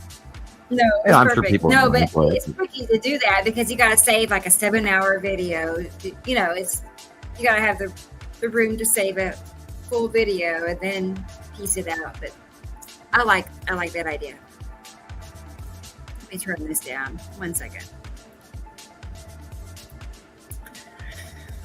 Andrea Adams, I don't even know what you're talking about, and then you got me smiling, and it's like I hope I'm wrong as to what you were talking about. Yeah. Mm-hmm. Okay, I don't even think I could comment on that. Here we go. Of course, it's what a week it's been. Oh my God, politics and world events, and then now that you understand this, that is a planet. And wow. Planet. What a world. I mean, we are in a bizarro world. We are. Pale blue area, that is our sky. Okay, here's another example. This is our sky right here. That is planet. Side of Uri. That's not our sky. You know that's not our sky. See the stripes of Uri? How big and close they are. They are making. That could actually also be out too as well. I saw really cool. That is why the sunlight is being distorted the way it is, because this blue area, that, like I said, is one of the planets. That's it. Good job. It was fun. I'm definitely gonna make That's what you got to do to get people to see this and realize. To the point. Just run your finger, do the Jesus fingertip thing along the edge better, and they'll get a definite more defined. If you just wave your hand off and they go, well, I don't know what I'm looking at, but yeah, great, I love it. And I saw that the other day, and I did enjoy it very much, and I smiled. And then I also looked at your view count on YouTube. And I'm hoping those kids are going to cook that pizza. So I'm hungry. Definitely more bigger crowd on TikTok and Facebook, but what can you do? Let's see. All right. Montana Skywatcher got quiet. I came back and I was the last person to post there. So what's going on there, people at Montana Skywatcher? Where'd you all go? Are you guys going to Skywatcher 2? Or are you going to YouTube? What have you moved? The submissions this week in Montana Skywatcher 2 were pretty good. Thank you, everyone. We've got the regular good old folks are members of Montana Skywatcher Anonymous. And then, of course, there's Nibiru Followers Anonymous on Facebook, which is Rebecca's. And I've been popping in there, sending stuff there as well. And I have not been to 2 because there's a Nibiru Followers Anonymous 2. And then there's a Nibiru Followers Anonymous Off Topic, which I have not been to this week. And I bombed everybody with musical last week. I was supposed to post something to that, and I forgot.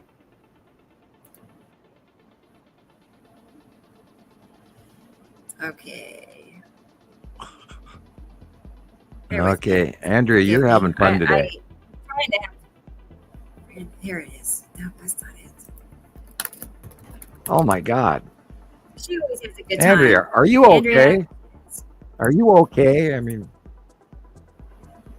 what is it? I'm smiling. I just you know, the second to last comment is not something you mentioned to men of my age. To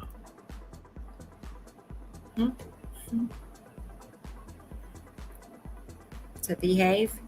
Okay. I'm gonna leave that one alone. But I am smiling. Yeah. They're having a discussion. Yeah, I am guilty of posting some rather interesting things all week too, and you know, the do you have that Monty Python clip off of the one that I sent you on PM? I do not. Could you upload that? I did not send it. Oh yeah, maybe if it doesn't get I sent that to you. Copyright. I answered your question. We were talking about God, and then I sent you a video, and I thought, well, since we're here, we got a lull in our time. We might as well share that video with everybody. We don't have to tell the story behind it. We could just share that video. And for any of you Monty Python fans out there, I'm sure you know this video. But I just thought since we're in a silly mood.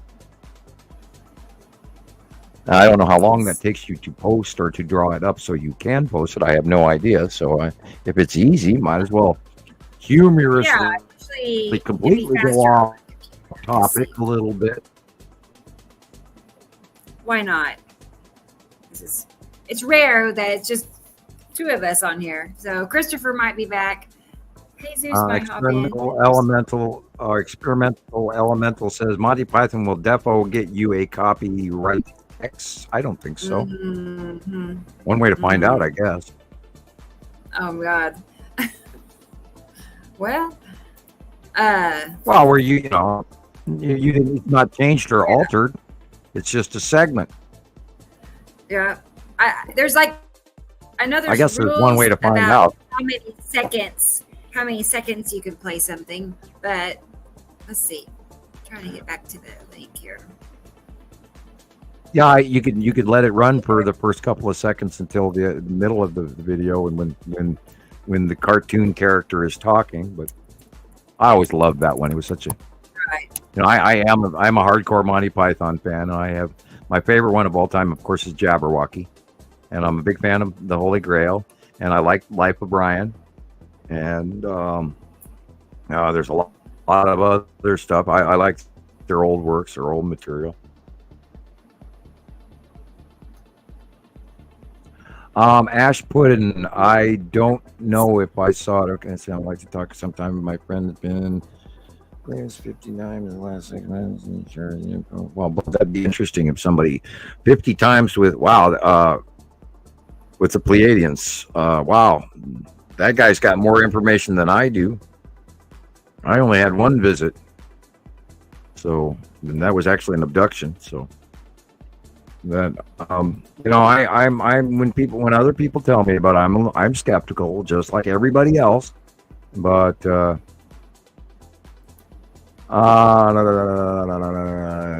well, Ash, the best way to have that conversation would maybe write me a letter, put it down on paper, that way you can collect your thoughts, and I will mail you an answer back. That's P.O. Box 625. Lolo, Lolo, Montana, 59847. P.O. Box 625, Lolo, Montana. Sorry. Go ahead. I didn't mean to interrupt you. No.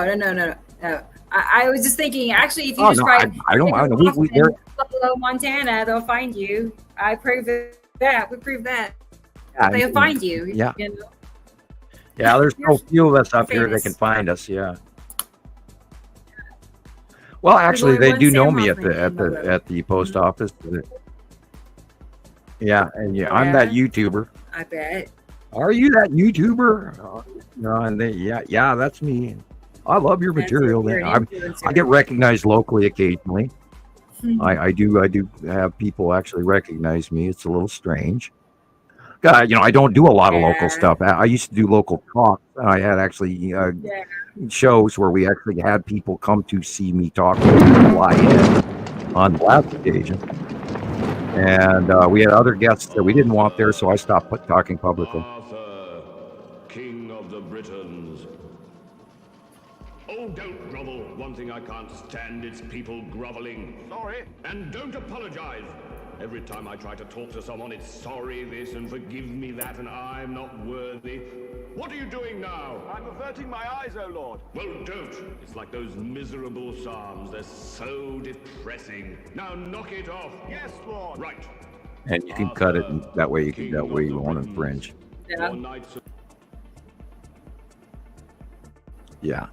Yeah, that's basically all you needed to see anyway. It's just hilarious. Oh, okay, I love it. okay. Clouds open up, God talks to Arthur, There he is. He's that way you're not showing the whole thing and getting in trouble over it. That's hilarious. So are you saying Yeah. this is something similar to what you experienced, or like? No, that's that right. We have a similar story, but not that particular exactly. And I didn't really want to go into the into the talk publicly about it. What you're saying. Yeah, there's a similar experience, but I brought that up as a reference, as I have a cartoon clip of just that, so I brought it up. And then I figured since you had a copy of it, you might as well share some of it for everybody out there who may not. There are people out there that may not know about Monty Python. And I love British humor. I really do, always have. Faulty Towers, et cetera, et cetera. And there's just tons of old British television that you can catch up on. Oh God, I've been watching so many Britcoms. It's amazing. Right. I remember my older brother I've seen every Midsummer Mystery out there. I've seen every Poirot movie, and I watched a lot of Agatha Christie and every Sherlock Holmes that's out there, with minor exceptions. There's the one guy that is like the Dracula guy, and I don't like him. But anyway, I completely dive off of topic and into Crazy Town at 3 hours, 38 minutes.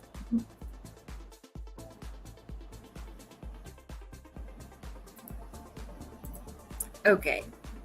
Well, let's go back to Andrea. That movie is from Monty Python and the Holy Grail,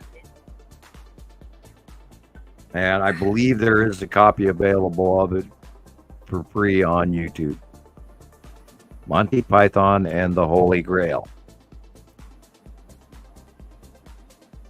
Excellent movie. Watched it for many years. I've probably seen it maybe 50 times. I think I have a copy of it on my shelf. Like, how long ago was that? Like 80s or 90s? Well, when did the movie? Oh God, that one came out in the late 70s. 78, 79, maybe 80. I'd actually have to look that up. Google will tell you. But my favorite is Jabberwocky. And that's real. I've twice gotten a copy of it, and twice people have stolen my copy of Jabberwocky, so I currently have it. But I think it's out there. You could probably get it on Netflix, or you could maybe even order it from Amazon. Right. Yeah, this looks like China.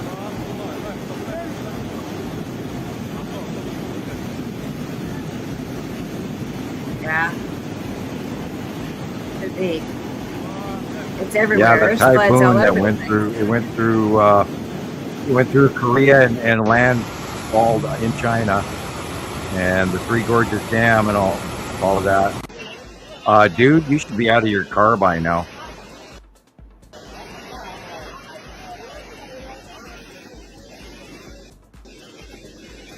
Yeah, not wise. Not wise. You guys got to remember, anything above, halfway up the first part of your leg, and it can sweep you away. We know that in Montana. We know better than to walk into water that high, because you won't be standing long.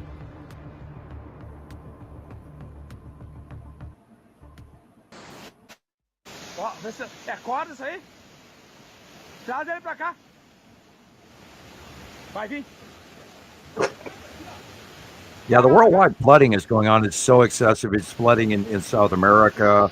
They had snowstorms that killed a lot of their livestock in South America last week. We're seeing excruciating weather. We've never seen anything like it. And every week it happens. This isn't once a month or once every 6 months. This is every week around the world. These are major catastrophes happening every day. Extreme conditions.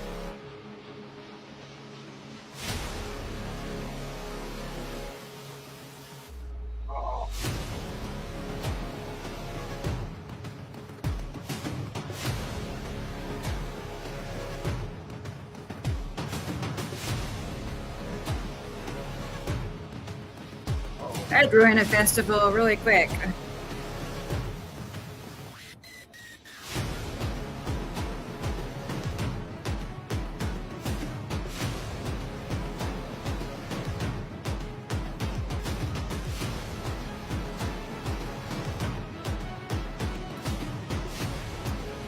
Alright, come on. I'm sorry, I got up from the chair for a second. I had to deal with my back. Oh boy, look at that. That is terrible. Look at that. That looked like it was bombed. I know. Let's go back a second. I just want to, sorry, people. Sorry. I wanted to go back and look at that. That looked like it was like Palestine or something. Or I made it worse. Sorry. I won't touch it again. No worries. Go back. Yeah, it's such a fine button. Yeah. And this could be everybody. Remember, this can come to a town near you. So you think about storage containers for your important paperwork. Get it packed early, or get copies of your important stuff.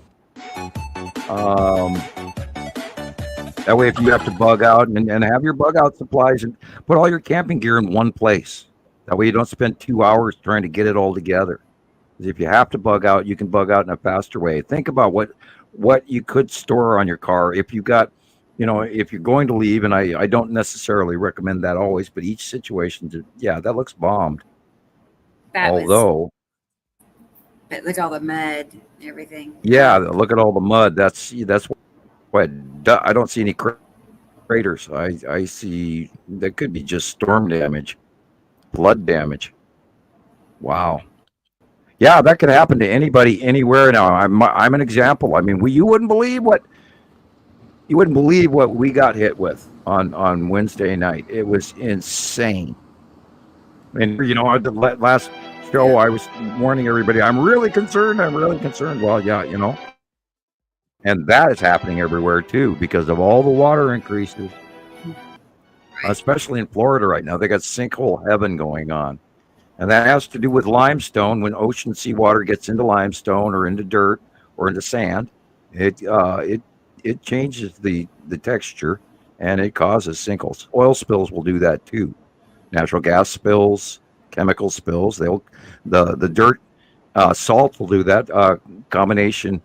It just gathers all the material, and then it moves, and then it creates a sinkhole because the void is changing.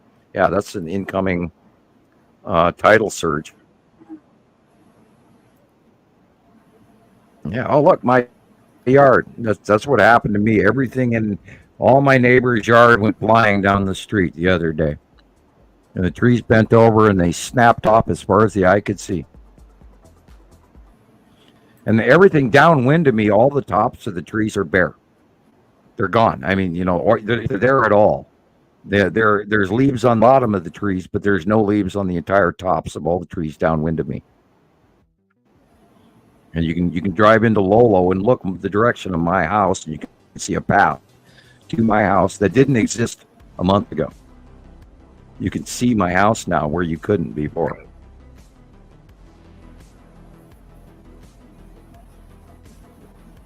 That's what kills me is all these you know, people when losing their trees are cars. gone. You know, and they still have to make the Oh, payments on right, those right. things. Oh, and I think my kids are shaking their pizza bell, so I will be right back. You can keep talking. I'm going to go cut Okay, pizza. Sam. Okay, yep.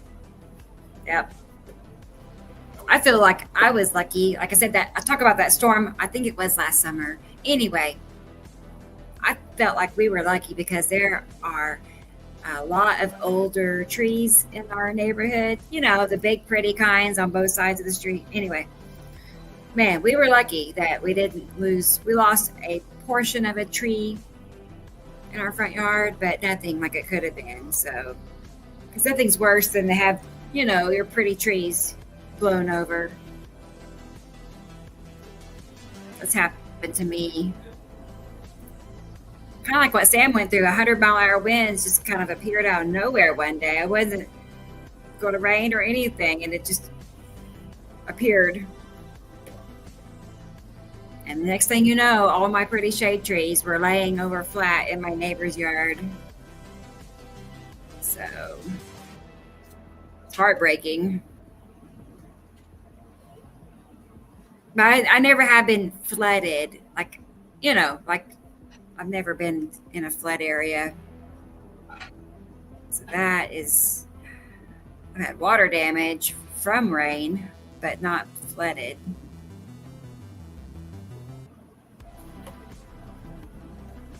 I feel like, I guess I'm too far away from the river where I am now, too, to be affected by water like that. I don't think I've been to flood zone. Look at that guy. He's pretty brave.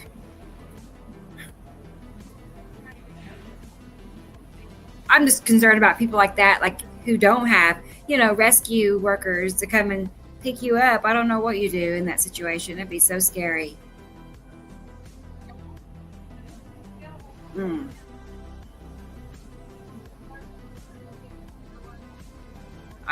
Maybe they're more adjusted to that than we know. I don't know.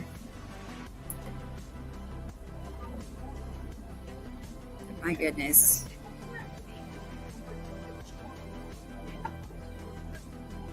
You're on a hill, Andrea. Yep. Now I'm starting to wonder, I'm like, am I on a hill or am I not? I don't know, to be honest. But I'm a good amount of ways from any river, a few miles. Not that that means much. But we have not had any like torrential rain in a while. Like it's been a long time since we've had a real blowout rain here. And that would do all damages like this, that kind of flooding.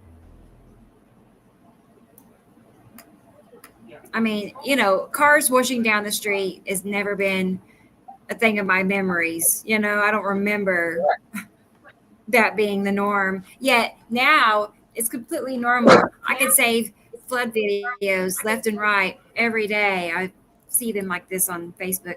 It's constant. These flood videos are just, you know, Yeah, and I'm back. That poor person's car, yeah. You know, and all the pollution and the damage and I can't even imagine what those people in China are going through. I mean, regularly. Weird, like the whole earth just shook here. Weird, it could be me. Yeah, they've been hit a lot. I just felt something really strange. Or no, it's me. It's got to be me. It feels like the ground is shaking underneath me. Yeah, well, my whole works is completely out of whack right now. I'm in shock. I'm disconnected. Even Nova was just talking to me in the kitchen. She says, "Nothing's working. I'm not doing things right." It's just I feel zorched, and I said, "Yeah, we're all in shock." Family loss. Boy, look at that. All those cars.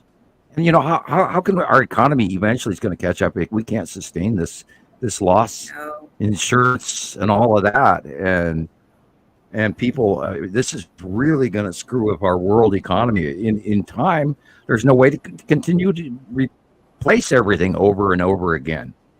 It's like God, what was that? They had. Oh yeah, it was Houston again. They had just fixed all that the electrical from the Houston tornado, and then a month later they get everything fixed, and then that tropical storm came in and kicked their asses again from the south. And it's like eventually the companies are not going to continue to be able to repair everything over and over again. I am amazed the amount of damage that Missoula and Lolo did receive and other towns nearby. We actually had other counties pitch in to help us. The quickness in which they did get the power back, I am shocked, because I expected it to be out for like 4 days and we got it back in 2. So. Yeah. Okay, now I'm having weird chest pains. Yeah, I'm in shock. Oh no, Sam. Yeah, that tightness in your chest. It's I know. I got to, Yeah. This is I went so far as to put a heat pad on my chest. I don't want to have a heart attack on the show. Just don't do that. Don't do it at all. Well, I don't have any heart issues that I know of, but I'm not well, nothing's working. I'm not, my brain isn't working right. I can't do anything right. I can't type. I think this is how I'm sitting. Oh, I hope it is. Anyway, I'm going to sit here and not talk for a minute. Wow, I am having chest pain. Well, gosh darn it! Tell me if you need to go. It's bad. Not. No, believe me, I would tell you if I needed to go right away. I'd go. Hey, I'm having an emergency. Bye. Yeah. Yeah, I got some of that. Right. Low dose aspirin. I should actually take one of those, but you should.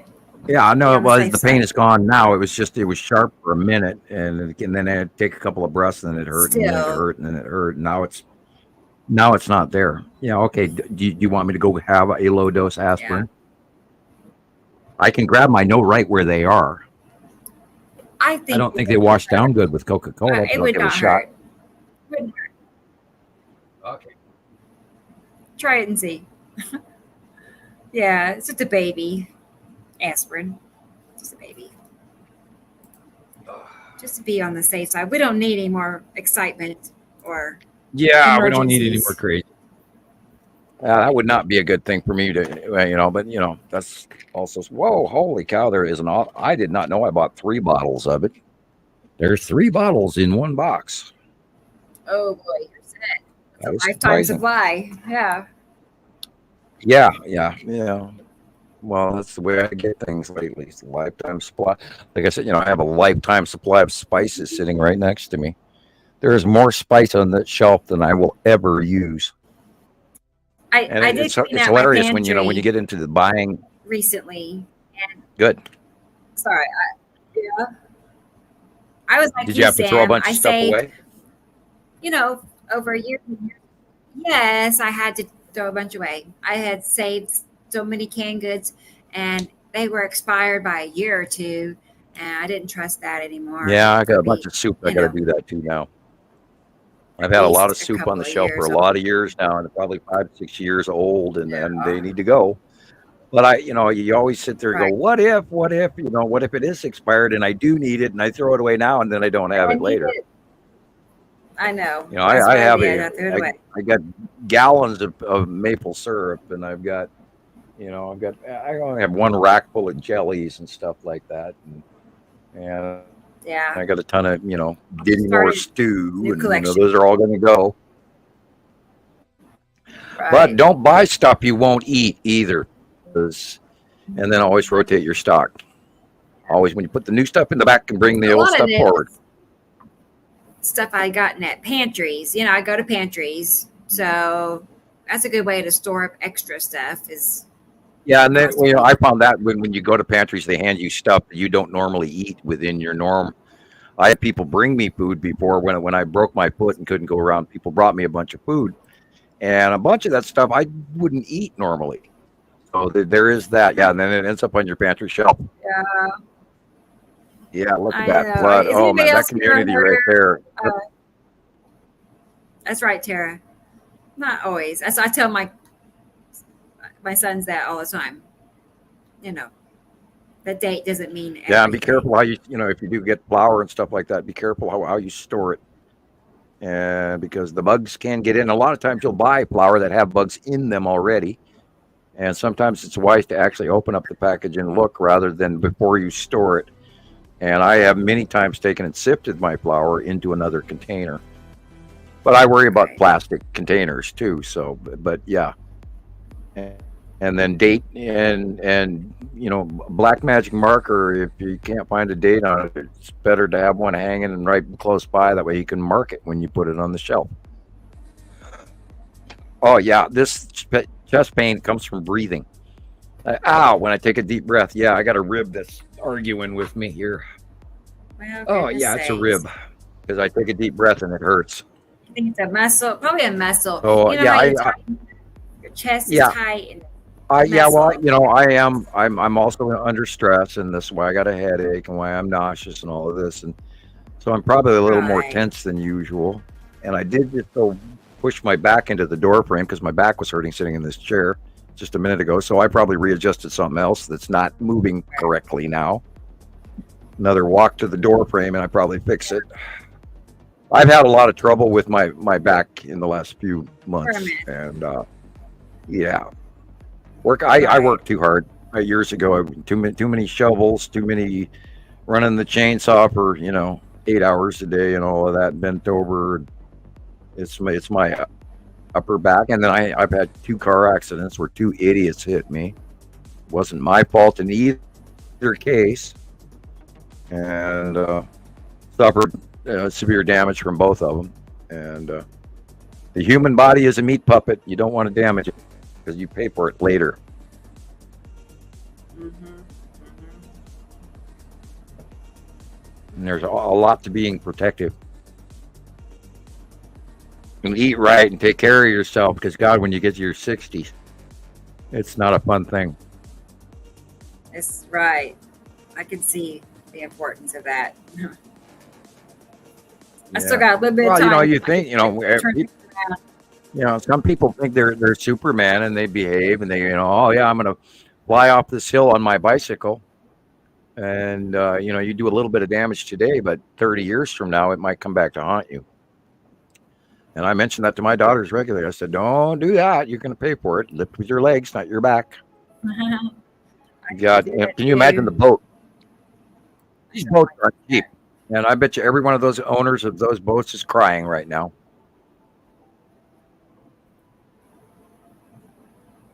It's sad. Yeah. Yeah. New weather, you guys. This is not the world that we grew up in. This is climate change. Climate change is quite real.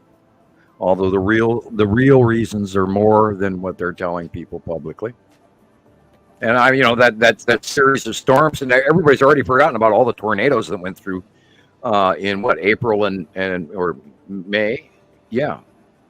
April and May. And then the fires in June in Texas and New Mexico, et cetera, and all the trouble in California right now. That park fire is going to get huge. And we've seen some of the biggest tornadoes we've ever seen. And that's a little one. That's nothing compared to what else has been going on. And remember, some of these tornadoes are coming off of the close passing planets. And all you got to do is look up. Nobody ever looks high enough. Everybody always looks at the tornado at the bottom, what it's doing on the ground. But look where it's coming from. Look what's up above. And if it's green, now sometimes you have green skies under tornadoes. But if it's green, you're underneath the bottom in opacity. And you got to take that into account.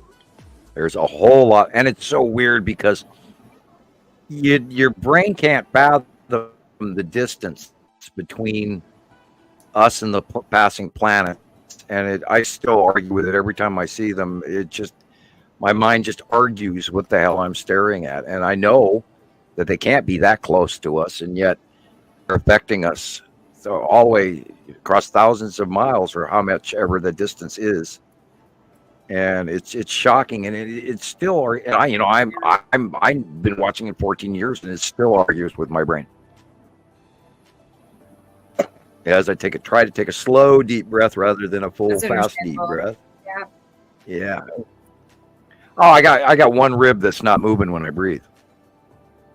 It's not expanding, and it's pinching, it's biting. It's like, ow, ow, that hurts me. So anyway, that's a joke.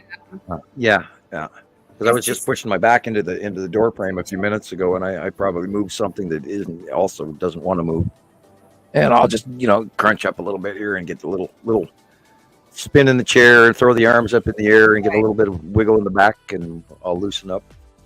But then I am in shock, so God only knows what's going on. I had a horrible morning. I wanted to go to sleep. I got up at 1:30 in the morning, 2 o'clock this morning. And I wanted to I couldn't go to sleep, and I couldn't go to sleep, and I couldn't go to sleep, and it drove me nuts. And finally, I sat there and watched the clock waiting for Walmart to open. Oh, no. And I got there before it opened. Yeah.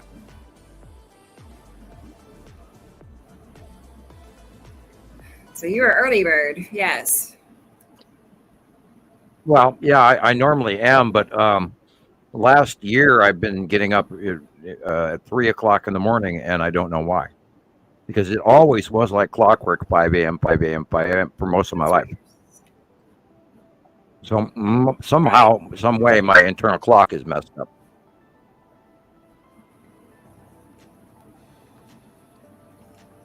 I've been trying to change my schedule. I've been going to bed earlier and getting up earlier.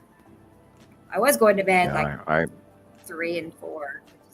Crazy. Well, I have a lot of stress in my life, and getting to sleep and going into my bedroom has been claustrophobic. So I've been trying to fall asleep in the living room and then catch myself and then go into bed, because I have a lot of things hanging over my head right now that are not letting me walk into my bedroom and act like a normal good night thing.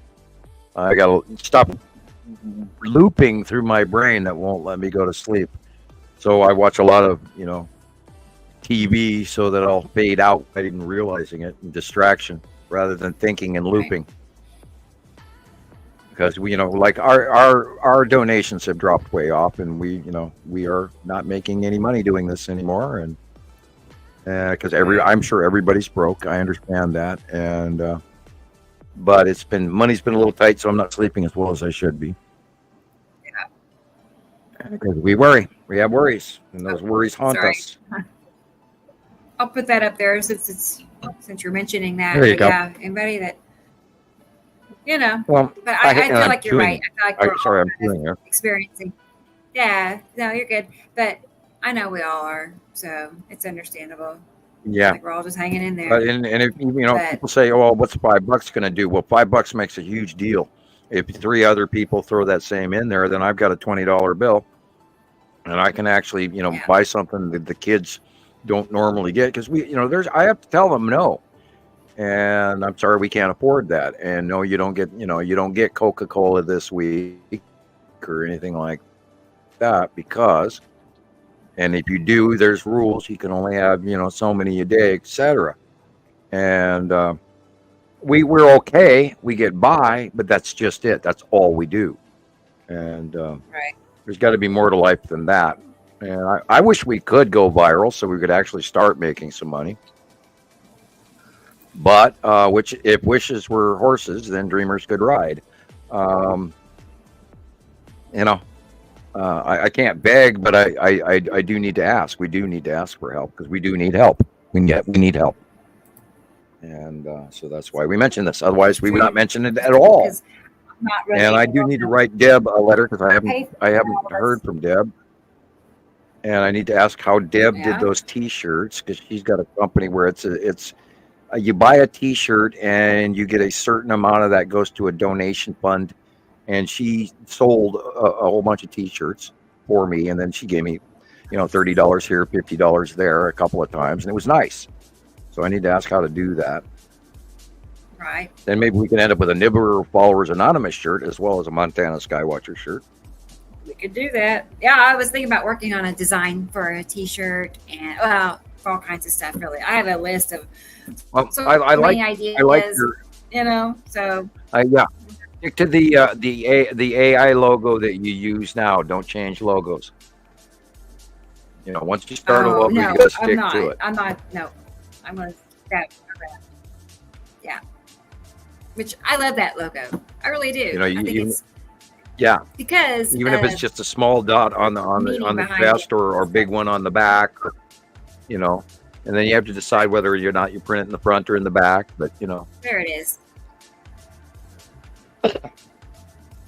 Yeah, there you go. Honestly, it came out just perfect. Yeah, I mean, for AI to put that together for me, I just put in there in the comments of what I wanted.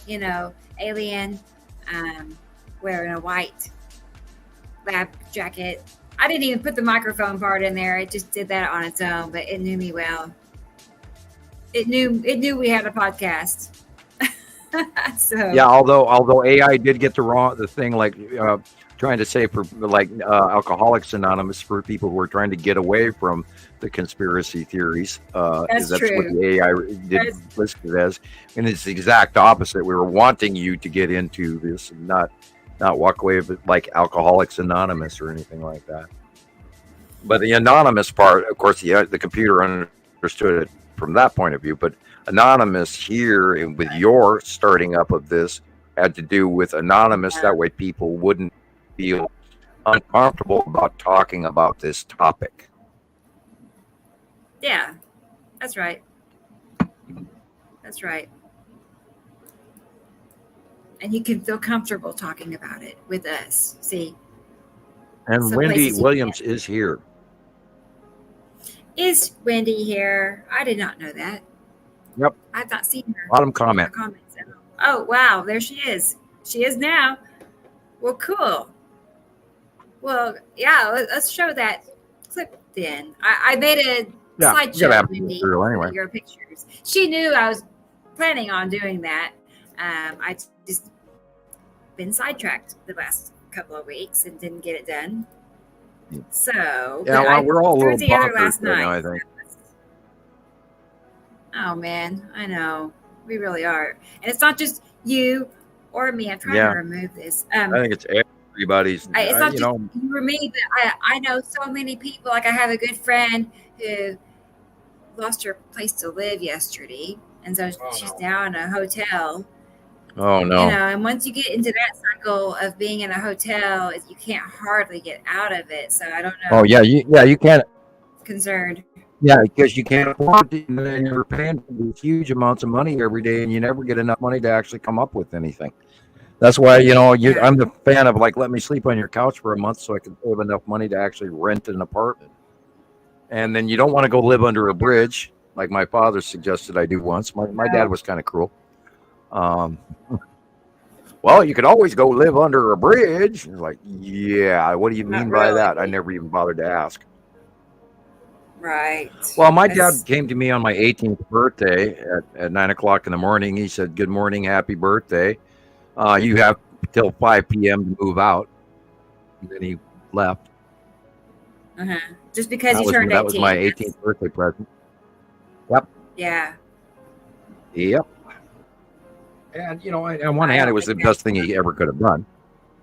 Because I moved out that day, and I didn't even have a car at that time. And I borrowed a pickup, and I loaded up what little I could load up within that less than 8-hour period of time, and packed it into boxes that I had available and got and everything, and moved. And then from then on, I've been, independently paying my own way and cooking my own meals and doing my own laundry and everything else, which I did my own laundry anyway in high school, but and a lot of times cook my own meals. But that way I wasn't under his roof anymore. And I had 4 previous older brothers, so he had been, I was running through the mill. Although there was another son of his, my half brother, that didn't happen to, so I always looked at that as a little weird. My father did not like That's what I was going to ask you. if it happened to your other brothers and sisters. Or what about the sisters? Just the brothers? Oh, my sister got to live in his house anytime she wanted. I tried to rent the upstairs from them one time, and they didn't want me to. Okay. And yet I said, well, you let my sister do it. Well, yeah, that's different. I said, how? And they didn't answer me. My parents were very old-fashioned Europeans. And so my dad was, we actually, when I was a child, we had to actually ask permission to go speak to my father. So, that's the way it used to be. Yeah. We could, I would talk to my mom, and my mom would go to him, and the children would like to talk to you. Is that okay? And that's old European. And that's the way it was. Anyhow. Yeah. It's different. That's different. Yeah, my father was from Amsterdam, and my mother was from Groningen. Yeah, we don't live that same world anymore. And God, my kids are, they don't even have to ask permission to get up from the table. Although I did try to teach that, but it didn't wash well. I never did that either. Okay, yeah, I'm not having that pain anymore. Yay. Well, I wasn't either, but I have rules. Yeah, I had my low dose aspirin, and come to find out, there's 3 of them instead of 1. Look at that video of Wendy's pictures. Let's see. And I covered all my notes. Come on now.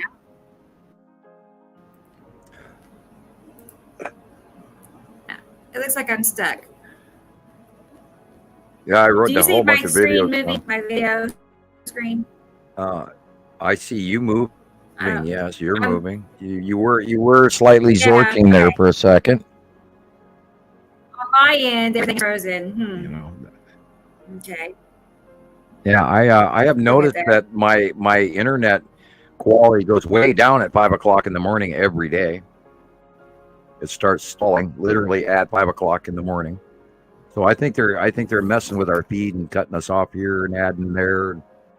I think companies are screwing us over in a lot of ways, but then I hate to bitch about it because sometimes having what you have is far better than not having it. Yeah, you are clipping in and out there. Yeah, I'm still just I can't click on anything. Well, let me back out because you're gonna. Let's try that. You were going to do content, and they don't want you to do that. I know. It's like no. All right, hang on. I'll start humming or singing or do Om. Fix Yeah, well, right when Christoper started talking, that's when he started having trouble as well. And sometimes when we get to topic and subject, then we blurt out. And if we're talking about general BS, then we don't have any problems at all.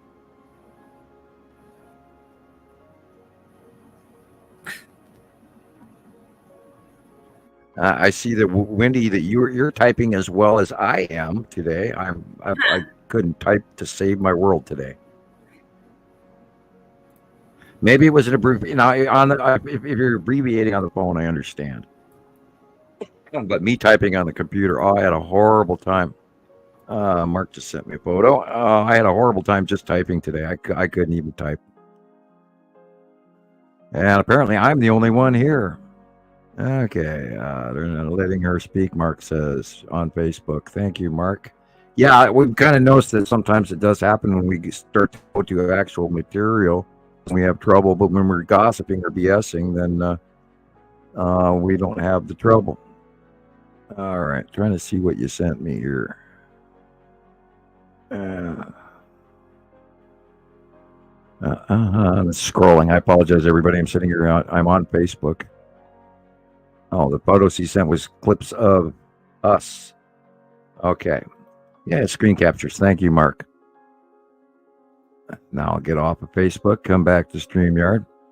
Yeah, you never know. I hate to scream conspiracy. Oh, they're out to get us. They're out to get us. But like information that Rebecca posted her videos that she posted. It took 2 days to get to me. And they were on my news feed first thing. And I had been on earlier, and then I didn't get it until 2 days later. So, our stuff is being stalled and we are being messed with. And it's pretty obvious. Hi, Rodney. And no, you're not tardy at all. This is an acceptable time period. You can be late up to almost 5 hours late. Yeah, we have. Today's a not normal day show, so yeah. I'm here. I'm only here. Most of me is here. Not all of me is here. So, and I really did think about canceling, because I was so sick to my stomach all day, and my head still hurts. And but I figured the show must go on. So, and then not only that, I do feel better now that I've had a chance to talk to somebody and be distracted. Because I'd be sitting in the living room going, "Oh my God, oh my God, oh my God, oh my God," all day long, because it's what I did yesterday. Right. And so I'm not doing that now, which is a good thing. So the show is helping me. See, it's right. I'm glad you convinced me to keep going with it, because otherwise we would have had a gap. We've not missed any shows. I don't want to break our streak of you don't want to lose your regulars, and you don't want to lose people who are new. Go, well, God, they're not reliable, so why bother? Right. And it is our reputation, and we have to do the show. Mm-hmm. I know, because I was people planning do on look it. forward to seeing us. You called me, and you're like, yeah, Christoper saw that you were not going to do the show. I'm like, I know, but yeah. And then I turned it back around, like, okay, we'll be back. All right. Here, let's get this. Well, there are people that count on us, and they do look forward. I'm very addicted to Escape to Rural France, and when I don't see his shows, it bothers me. So I remember that. That's building a broken chateau, a chateau that burned down, and a guy by the name of Dan, and I've been watching it since the beginning. Then when I don't see his stuff, it bothers me. So. Right. I know how I feel, so I take that into account, that other people may be attached to our program, and they would be disappointed if we weren't here. And I don't want to disappoint anyone. I don't either. And not only that, we have to keep everybody up on what's going on. I think we saw Tim again this week, but yeah. It's hard. Unfortunately, I didn't get a chance to do a lot of research this week, and I do apologize. Yeah. It's understandable. Otherwise, we would have more content. But we're already after 4 hours. We can quit at 5. I know. And just fine. We could do right. Yeah. Here's Wendy's. Or if we make it to 5, which is okay. If we don't, but we've done our show, and we're here, and we're talking to our folks and our peeps, as other people have called them. Right. I don't use that term generically, but it's an older term. We do this for us. Talking with our crew. Yeah, we do get the opportunity to chat and vent. Yay, I could take a deep breath without pain. That's good. All right, same here. Okay, you guys are talking to each other. All right, I think it.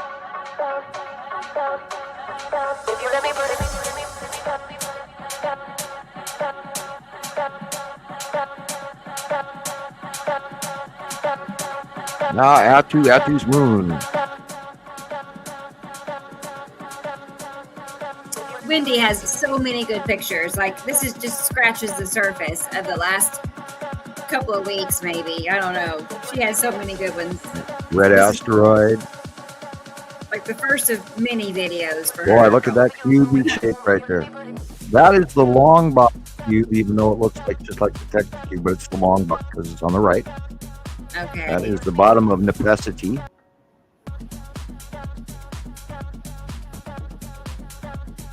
That is Atu's moon with the red asteroid dead center at the bottom. Atu's moon with red asteroid and other asteroids.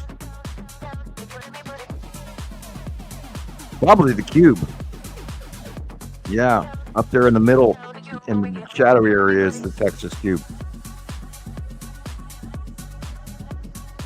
And again, up there in the shadowy middle area is the Texas cube behind the red asteroid and other asteroid. And I think the skull asteroid was in that shot also. There is the Tan and Pappy. This, of course, is Saturn's yellow moon, the blue area in the middle, all the way to the upper right, and then is Saturn overall from left to bottom right. And that is the side of Uri, I believe. Oh, it's hard to call on that one. Wow. Look, those are asteroids. Look at that. Yes, look at those. I love those ones. Oh. Now, the bottom clouds are base clouds, but and this, again, is the winged. That's the Tan asteroid, and what we would call the dragon. That's what that V is the wings of the dragon. And we've seen that that's off the Salamander asteroid group off the side of Uri. So this picture is of Uri and the stuff underneath it. And as you can see, the sunlight is coming from the right-hand side and is in the north sky at that time. This again is Uri and probably the Tan asteroid. Again, there's that. Oh, wow, there's the skull right there in the dead center of the top. Again, on the skull. previous Is that the picture skull? or this one? Yeah, and this one. Which? In the top middle, there's the skull. In that little cove in. See, it looks like a guy's face with a frown. Top middle, kind of. If you go back to the other picture, it shows it better. Just back one picture. See the eyes sitting dead center in the middle of those stripes? Oh, I think so. Oh, I think so. Those two dots. Yep. The skull asteroid is in between Uri and Atu. And Uri and the skull asteroid has a whole bunch of asteroids around it. Whole bunch of, when it stands out that strongly, it grabs your eye. And in this one, it's looking the other way, so that could be just a pareidolia thing. I could be wrong with this. This could be just pareidolia screaming at me. And then Atu's moon and Atu and Uri. But you can see the asteroids in there. Those round objects, you can see them. Yeah, and the trail, the pathway patterns. You can always tell the asteroids because they're leaving a very long trail behind them, and it's you can't argue with it. Yeah, look at that! Wow. Look at that. More asteroids underneath Atu's moon and Uri, and they're there on the left of the sun, and that could easily be the red asteroid dead center. Just above the light pole. All great captures. Now, it's really hard not to. I mean, there's planets all around us all the time. And now I'm getting dizzy. Oh, it's just, my body's not happy with me right now. No. My ears are ringing really bad. That again is Atu's moon. That's perfect. Actually, I didn't even see that till just now. But look how that rounded edge on the right side. See how perfect that is. Yeah, and on the left, of course, is the red asteroid. What about it's down rounding, by and the then somewhere back in there, or the telephone pole? See how it's an oval shape illumination. Yeah, that could easily be illuminated with Tim because that's about the right size. Back there behind, because we know that Matim is next to or beside Uri. It's a hard call on this shot. And forgive me, I am dizzy right now. Wow. Oh, Sam. My ears are ringing really loud. 5 hours or not today. We may not make it to 5. Yeah, well, anytime you're ready to quit, that's fine by me. Yeah. I'm zonked. Well, how about we got I don't know, like 4 minutes left on this video. We got 5 minutes. We got 5 minutes for the half hour, So. There you go. If you, whenever you're ready to quit, We'll make this I'm video right there the with you. finale. How's that? Because we only have, like I said, a few more. There you minutes. go. There you go. Yeah, perfect. Got a You plan. don't have to hit any magic number. No. I'm spinny. I'm nauseous. My ears are ringing. Yeah. Takes a. Oh God! Please don't let me get some disease from going into the hospital yesterday. Oh. I take a hot You know, shower. God, that's what I fear the most, going in there to be, a nice person and say goodbye, and then you come up with a disease just going in there. That looks like the bottom of necessity, quite easy, but maybe I'm wrong. She'd always say, if you want to get sick, go These to the are hospital. these are you know? definitely. Yeah, right. These are planets and asteroids for sure, and you are capturing them, Wendy, and you're doing a great job. Boy, does she pump out a lot of information. I kind of chided her a while back ago, but then lately she's been the only mega submitter, so I stopped telling her not to, and I just let her to go ahead. Of course, she's earned it. She knows what she's doing. Thank you, Wendy Williams. And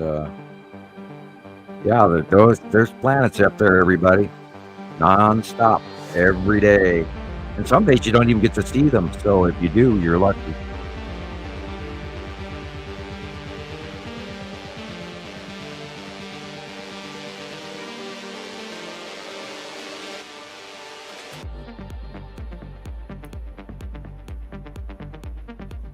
Good soundtrack too.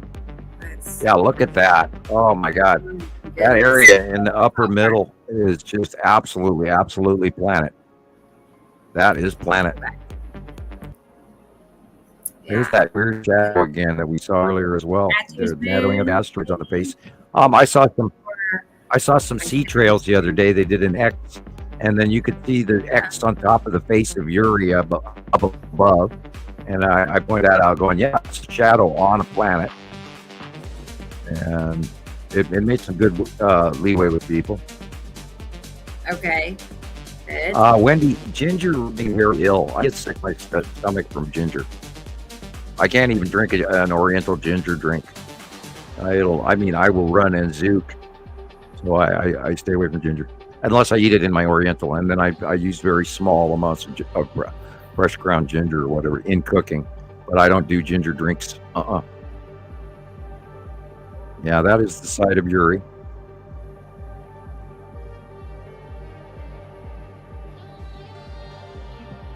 And that is Saturn's yellow moon. I think. Looks like it. Oh. Yeah, remember the sky is the yellow area. Everything else is planet. Down at the horizon is real sky color. Everything above that is all passing planets. And once you learn that, and you go out and catch it by eye, it'll start to jump out at your eye.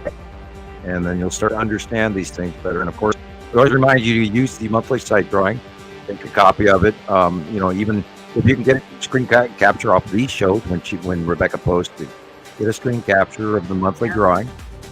And then it will help you a great deal to figure out who's who and what's what and where's where. And it's very helpful. A lot of people learn it. Thousands and thousands of people have learned all this information. So it's not difficult. It just takes time. And nobody's going to get it away. You can't automatically get this. And, you've been at it for many, many years. You struggle with some of the information at first. So if you have questions, please ask. Again, you can always write a letter if you don't want, which some people do.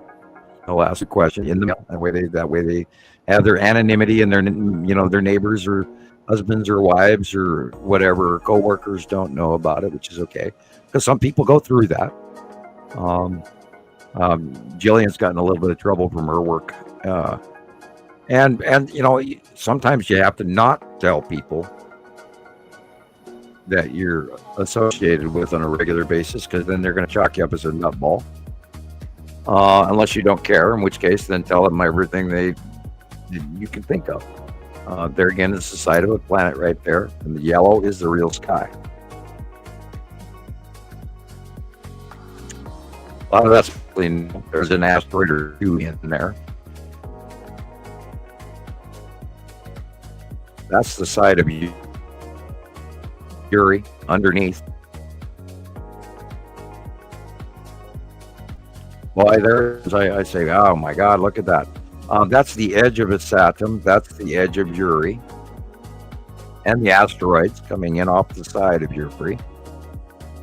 Why they make those wispy clouds. This is a light cut off from the bottom of Nebesity. You're looking at Nebesity core.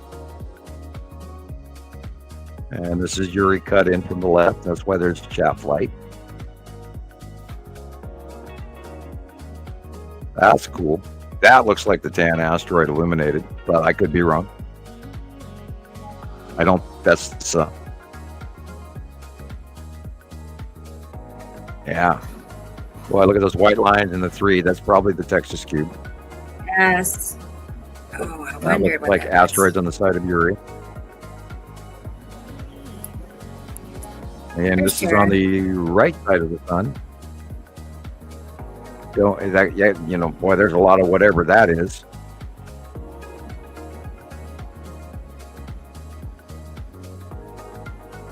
I don't know. Connecticut has some perfect skies for pictures. It's like really prime. And Yeah, like I less said, mountains help. over the last couple of weeks, maybe, if you know, it's really good stuff. Yeah, most of what we're seeing is planets. And you can see the dark blues. Now remember, the real sky color is the yellow at the bottom. And that yellow is a direct reflection, I believe, from A, Saru on the left, and B, is Saturn's yellow moon on the right. And again, at sundown, which is, for some people is really soon now, depending on where you are in the country, go outside and look, and go watch the sun set. And then keep in mind that there's things going on the left-hand side and things going on the right-hand side. And that's your best shot to get a good view. And keep in mind what's what, where's where. And this again is a cutoff of Nebesity over the top. And the real sun is, and the real sky is at the bottom. You know, there are days you can't see anything. And then all of a sudden you see everything. And it's weird. I don't know. I don't understand how it works that way. But, you know, perhaps there are days when they're maybe not right next to us. We don't know. I have no way of overall judgment of their orbit or their orbit path because I'm stuck on Earth. And great, now I got hiccups. Doing good here. Yeah. Yeah, I had a couple of bites of pepperoni pizza, and now I'm like, got the hiccups from it. Now you're gonna have heartburn, and then you'll have Yeah, well, that'll be next. You're right, and I'll be, you know, hitting the dumps before you know it. Oh no! Look at this. Yeah, well, I'm supposed to be taking Pepsid and all of that for acid reflux, and I don't like taking all of those pills because I don't like introducing foreign chemicals into my body that somebody else made, and I try to, balance it with healthy, real stuff. It's like when you said, well, take a light dose of aspirin. I go, I don't like taking aspirin. I don't like taking anything. I'd rather not. I don't like taking pills at all. Well, I have a back issue. My back hurts like a son of a gun, but do you think I'm going to take painkillers? No way. I'd be so hooked on those damn things, I wouldn't be able to do anything. And so I do my yoga and I stretch and I, pop my back in the middle of a door frame once in a while and do the tug on the neck and the rotation of the hips and all of that, but in yoga moves. And yeah, really awesome. I agree. Thank you, Wendy. Tara. Yeah. Thank you, Wendy. For sure. Sorry. So everybody, we're going to wind it up at 4 hours, 34:11.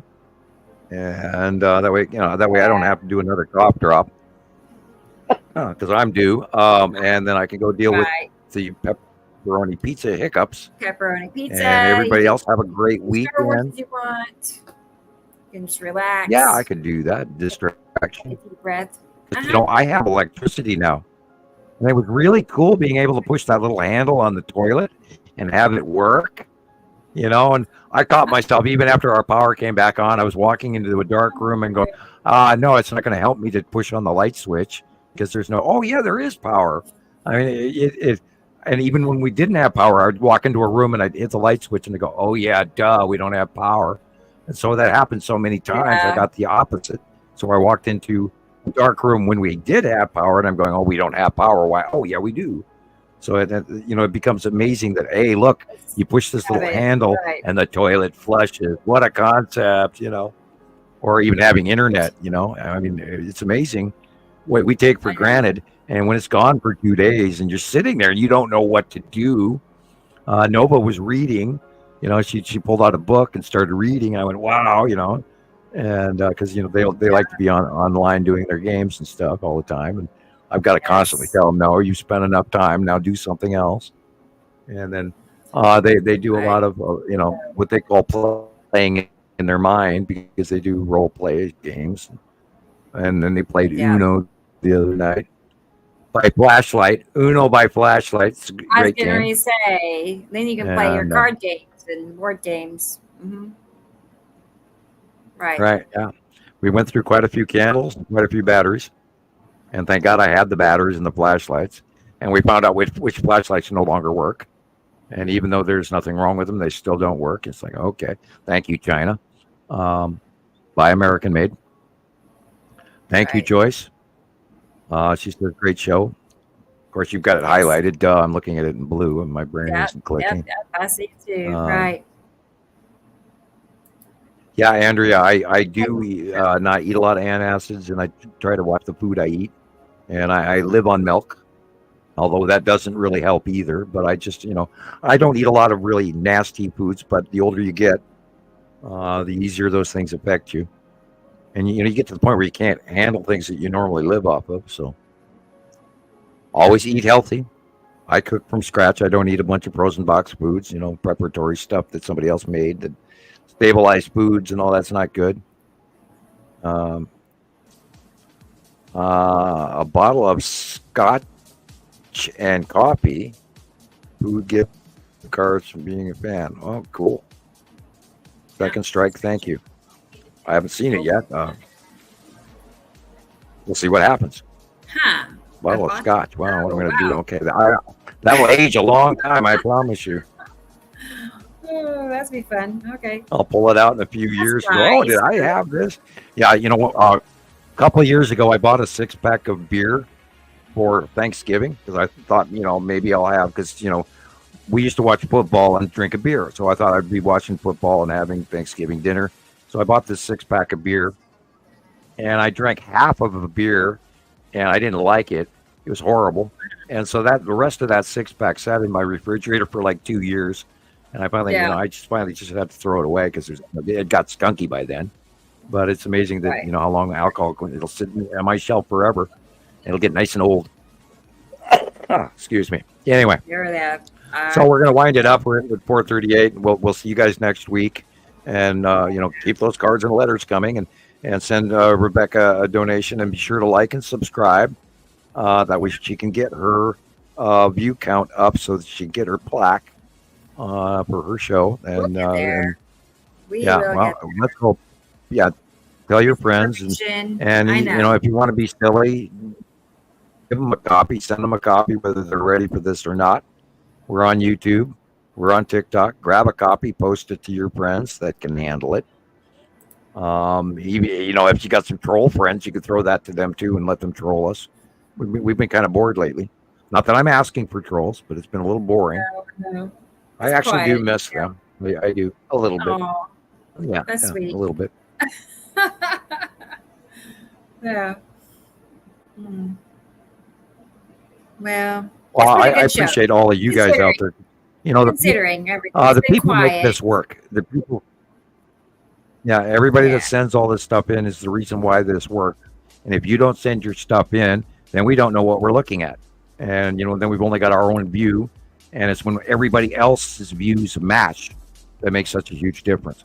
So keep the information coming. We'll see you on Facebook. We'll see you on TikTok. We'll see you on YouTube. Perfect. Sounds good. Well, you want to go ahead and end it here?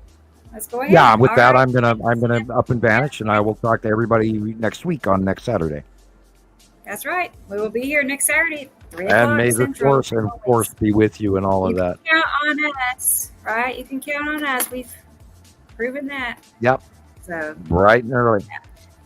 So right. Okay, guys. Well, we'll go ahead and cut it off here then. Thank you, everybody. We'll see you all next week. All right. Good night. Bye-bye. Take care. Bye-bye. And everybody.